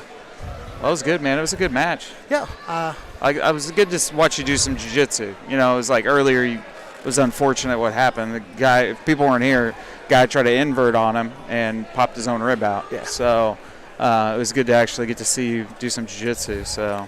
Yeah, it is what it is. I play a lot of top-heavy game when I play a lot of deep half when I'm in the gym. So yeah, this is kind of a different competition style. Gonna get the takedown no matter what. Yeah, and I think I was telling you earlier, I had a guy my own size pop out one of my ribs. So now if it's anywhere remotely, I just don't invert under people. I mean, it's just. Yeah, and I think that earlier it was just a bad decision the way he rolled. Yeah. I think if he just would have sit to his shoulder and like he probably would have got it half guard at least right there. Yeah. But he kind of tried to go under, and it's a lot of weight. Yeah, because when he first went, you were kind of forward a little bit, and he had the leg, but you're a black belt. He's rolling over for a knee bar. As soon as I sit down, his weight, my weight, but all just kind of crunch down on that rib. Ugh, God. Yeah, something's got to give way. He's lucky it's his rib, For sure. not like a disc in his back. He's moving around pretty good, so hopefully it's not too bad. Well, that's good. So what do you got next? Everything I'm getting ready for is Nogi World, so I haven't had okay. a gi on in probably a month. Okay. I've got some injuries I'm always working on healing. So. Yeah, that's what Chris was saying. Yeah. So I have muscular dystrophy, so I get to kind of fight with that. And so it's sometimes good, sometimes bad. Sometimes I'm in the gym 5 days a week. Sometimes I'm in 1 day a week. So it is what it is. But yeah, whatever you can get in. Trying to finally to black belt this year. The goal always was a black belt world championship. So I'm gonna keep going. Have you won worlds before? Purple belt, yeah. Purple belt, that's what it was. I remember Michael saying something because he won at brown. Yeah. You won at purple. Okay. Yeah, and I was set to go at Brown, and 2 days before going, I did that same clock choke and popped my own ribs out. Oh God. So I've done that so a you couple were times. Going for a clock choke. Yeah, That's what I was saying. Yeah, I was going for a clock choke. Yeah. So okay. a lot of people, when they they'll turn away from and they'll give me that choke right there. Yeah, I saw you come through with the lapel down the center line. I was telling Chris, that's not a fun way to get rolled when you're a guy. And that works on 95% of guys, except for really good judokas that are used to it. Heavy hips. Yeah, he just sit down into it. I'm like, man, most guys are screaming at me when I do this. Yeah. Yeah, I use it to flip sometimes, and then when I come back around to side control, I'll pin it to the mat. So then they don't want to bridge into it. Yep. And it works out really well. It's kind of like a comp jerk move. I used to like to do it on the kids and just pull it up and then get their collar and just bounce them. For like the teenagers. Yeah. Now you just do it to full-grown men. Yeah, no, he's a little too strong for that. He Yeah. sat back down. I was hoping I could pick him up. So you were originally, I think when we first got to talking, you were in Texas, I think. Yeah. I first started in Colorado. I was there for just a little bit. Then I came down here and came to Triton, and that's where love of jiu-jitsu took off. And I've been there, and that's where I'm currently affiliated. But I am a Bruno Tank Mendez black belt. So okay. Down in Texas. Yeah. And I had a Soul Fighters gym down there for a little while. Nice. But that's who I'm going to stay under as far as my black belt. Yeah. He's been there for me a lot. That's a solid lineage. Hospital visits and all. Oh, no. So he's been there with me a lot. He's talked me out of quitting 3 different times. Oh, wow. I was majorly injured from purple up to black. So it's just a good thing there. And Pete's like a brother, so yeah. I'm not going anywhere Pete's good there. people. And then you played football, right? Yep, I played football in high school, obviously, and then in college. I was on scholarship. Kind of got injured a couple times. It's kind of been that's always an ongoing joke. And we learned, because I've had like 13 surgeries. Oh, my God. So we finally learned when I moved to Colorado that I have muscular dystrophy, and it actually tears apart my muscles. Okay. And so, like, in 2017, I tore my pec in half, and everyone was like, how did that happen? Holy hell. And we know now why it happened. So I've you've always just been living with that, not knowing. Yeah, I never really knew. So, and you played football too with it. And the disease, they say I'm not supposed to ever lift weights, exercise, do jiu-jitsu, any of that again. Dude, props to you. I spent 3 months on the couch and was so depressed. I went to dinner with my wife and daughter, and I was like, hey, do you guys want me or do you want this guy? Because this guy who's like yelling and griping and getting depressed, and he's not going to make it. The guy that's going to be still competitive and, maybe it shaves a few years off my life, whatever. That's still, I'd rather live 10, 15 years like that than 30, make it into my 60s or 70s dealing with this disease miserable. Yeah. So it goes after my heart and lungs some, so I got to watch it. But okay. So it's it's different. I used to, I don't go into the gym anymore and be like, okay, I'm going to get in 15 rolls tonight. Okay. And it's, I go roll 1, I sit 5 until I'm not breathing hard at all, and then I can roll again. Well, props to you to still come out here and compete, though. Yeah. That's amazing. I'm trying to, man. You didn't look like you were getting tired either, which is crazy, too. My grips burn out real bad since that has started. And that was happening there at the end. Okay. And I thought I'd almost had that fixed where I've been, like, training them. Yeah. And it's like, man, once they start going, it's just I can't do nothing about it. You think it's the gi? Yeah. And that's one of the reasons I'm trying to do just more no-gi. Okay. Because the parts of my body that are affected the most are right above my knees, my feet, and my hands. Okay. And then my lung muscles. So that's the Jeez. the worst parts. So it's like I've noticed, if I don't do gi as much, then I'm a lot better off there. Yeah, I would imagine. But yeah. You still get to beat up Michael sometimes? We as he's gotten a little older too, most of our training now is drilling, no gi drilling. Oh, yeah. I was trying to get out there with him in the mornings, but I work in the mornings now, so I try to get out there at least once a week. What a phenomenal person Michael Brown is. He's, my best friend. He's been one of my mentors all this time. Really and truthfully, the whole, I want to win a black belt was from him. It was like when I was blue belt, I was, 275, a lot of muscle, throwing people around, and he'd be yelling at me, hey, get off top, get on bottom. Develop a guard, develop a guard, develop a guard. Yeah. Because you never win a black belt if you don't have a rock-solid guard. So. Yeah. And, mine changed a little bit because I just fell in love with deep half, and he doesn't like that as much as I do. But deep half's a good guard, man. Yeah. You get underneath people, and then you become their base, and then you're my side, you go underneath them. That's a lot of people go up a little too high. They're not expecting to go up that high, and they're not expecting me to be able to throw it as quick as I can throw it. Wow. Yeah, I could have. Yeah, you'd be way up there. You'd have to be really long-legged. Yeah. And I play a lot of lapel guard too, so I'll. I saw you going for the low lapel there, standing. I've got a couple things that I can kind of do from there, so I was kind of, if I can get that lapel, I like it. Yeah, you grabbed the lower end lapel, and I was like, is he thinking lapel guard? I was like, I guess so. Yeah, I absolutely love it. That's cool. Diving underneath with that, so. That's great that you're like. A lot of guys, even if they're older or whatever like that, are just like old school, basics. So, but that modern stuff really does work. And, and I totally believe basics. And anyone asks me, they're like, so I've won, I think, 20 IBJFs. And, they're like, oh, why do you win so much? And I was like, it's no secret. I go out with every match saying I'm going to get the takedown, I'm going to get the guard pass, and I'm going to get the submission. Yeah. And that's all I'm doing. But along the way, if something happens, I've got some guards there for my size that most people aren't used to seeing. Yeah. So I can usually get up pretty quickly. Yeah. And then get back into my game plan. So you use a lapel maybe to wrestle up and stuff like that? Oh, yeah, all the time. Okay, yeah. That makes sense. Yeah, that's one of my teammates does that, and it's super annoying. It's like throws the lapel, and then he wrestled for a long time, and he pops up with it. Yep.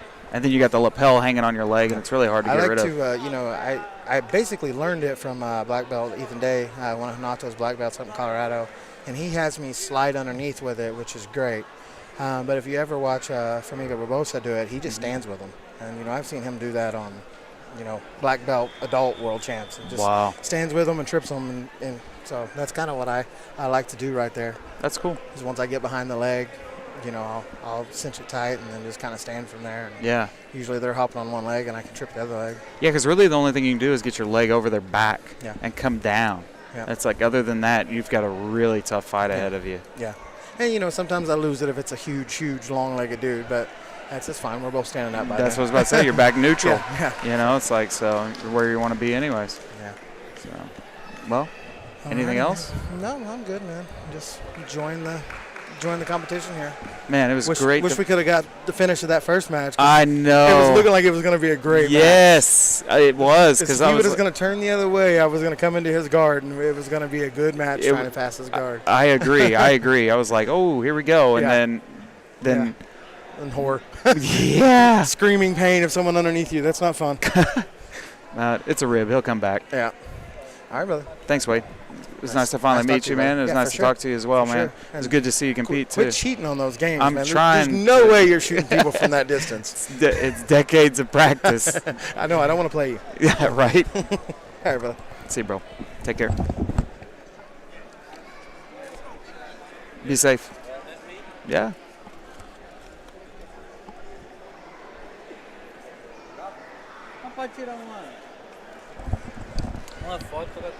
Dude, you were having a lot of fun out there. Oh, yeah. Yeah. I saw the faces and the looks when he was in closed guard not doing anything. You were just like, what are we doing, man? Yeah. What are we just chilling? So. It was fun to me because I officially retired 3 months ago. Okay. From IBJJF, but Chris Carlino gave me my first opportunity here in USA to compete, to referee, to learn, And I thought with myself, why not give one more fight to him? Then I'm still invincible here in Tulsa. I never lost here in Tulsa. Nice. Yeah, since my brown belt. So it's been 2 years that I competed here. You know, I like Chris Carlino, Brando, all EGF family. So I gave to them this because they like to watch me fight. Chris Carlino, so sorry that you retired. So now I'm officially retired from AGF too. Yeah. Man, you did a great job reffing today too, man. You did a really good job. Oh yeah, referee is my love too. I'm officially a referee, IBJJF referee as well. I studied 2 courses per month, at least one course per month. Okay. So I love referee. I'm referee since my purple belt in Brazil.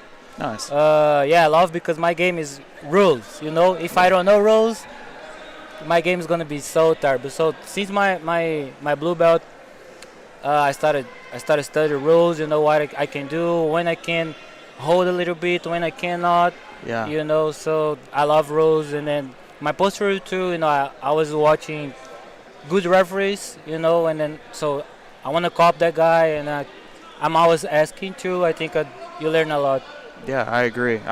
Yeah, you got to know the rules to be able to bend them a little bit. Yeah. Yeah. So, because that's where a lot of matches are won, when you just bend the rules just a little bit. Yeah, because jiu-jitsu is a chess. You know, chess does a lot of rules too. Mm-hmm. So you need to know the rules. It's not only come here and then just pour out your technique. You know, you gotta know rules. So it's a complete game. That's why it's so hard. Yeah. You know, you play with your body, but you play with the mind as well. Yeah.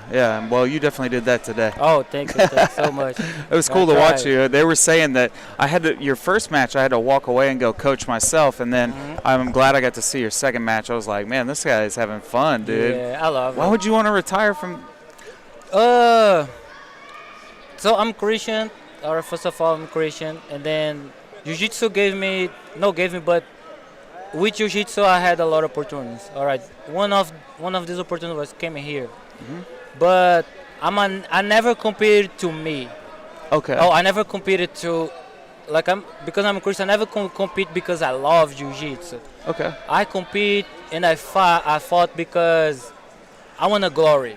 I wanna people look at me. You know, I don't know you, but I grew up in a generation that are likes. Yeah. You know, that is a likes, comments, people share about you, people talk about you. So I think this kind of stuff influenced me a little bit. And then I used to say that I compete because God, you know, but never. I was because I wanted somebody look at me. I want likes. I want people comment or people talk about me. Oh, Ramon is good. And then I realized that when God asked me, and I had this conversation with God, and then I said yes. Why I'm competing is not to me. You know, I need to feed this inside me. You know, with pictures, photos, videos. You know, I finish here and then I ask Carlino, Chris, I don't want the pictures. Can I don't want the pictures. I try to give the first place to the guy, but Chris said no, they, you know. But I just came because, and I stopped 3 months ago. You know, I had this. I'm so in peace with me. I haven't trained for 3 months, just playing soccer every day. You know, I do everything now in soccer because I love soccer. That was my first dream. I must become professional soccer in Brazil too. So I love both. You know, but now jiu-jitsu to me is a passion, but it's a business. You know, and then it's one way that I can change people's life, and then talk about my faith, and I talk about God as well, and about Jesus. That's my focus. Well, it's good, man. I'm glad you found that. Yeah. Thank you, Lord. Praise the Lord for that. Yeah, for sure. Yeah, it's crazy when you become at peace with yourself. Yeah. It feels good. Yeah, that's, you know, I probably never seen me compete, but everyone here that saw me before probably felt or saw like this is the Ramon that I don't know, because I used to close my face, you know, like this, and then like I'm gonna kill somebody. Yeah. So I don't have this anymore. That's why I got out on the mat like just joking. You look like you were just having fun, man. Yeah. You know, and then Bebeto was coaching me. Bebeto is American national champs, like the best trainer here in this regime for sure. Tough guy, you know. Respect Bebeto a lot. My friend, we train together. He invite me like every day. Come on, let's train. Dude, I love you, but I don't want to train anymore. Like I used to train, you know, like put out 4 hours on the mat, 5 hours on the mat plus condition, you know. I just want to jiu-jitsu now. I think I gave everything inside jiu-jitsu, you know. And then now I just want to have fun. I want to open my gym eventually one day and then help people, play my soccer, you know, that's it. Referee because I love. I do referee because money. I do because I love. Yeah. I love being here, you know, see everyone, make fun of everyone. That's atmosphere make me good. Yeah, that's good. Yeah. Well, good, man. Well, congratulations today, man. Thank you. Congratulations on your retirement. Thank you. Yeah, of course. God bless you. God bless you guys. God bless everyone that are listening. Thank you. Chris, Carlino, Brando, everyone. It was nice. God Good bless luck you on guys. opening your own gym too, Yeah, man. thank you. Yeah, Thank seriously. You. God bless yeah. you. Yeah, bless Thank you as well, man. Amen. Have a good evening. You too. Thank you, brother. Yeah, I think that's it, guys, ladies and gentlemen. So we're going to call it now. So thank you guys for being here today. I appreciate you guys. Thanks for all the matches. You guys tuning in. You out of here, Michael? See you, Michael. So see you guys later.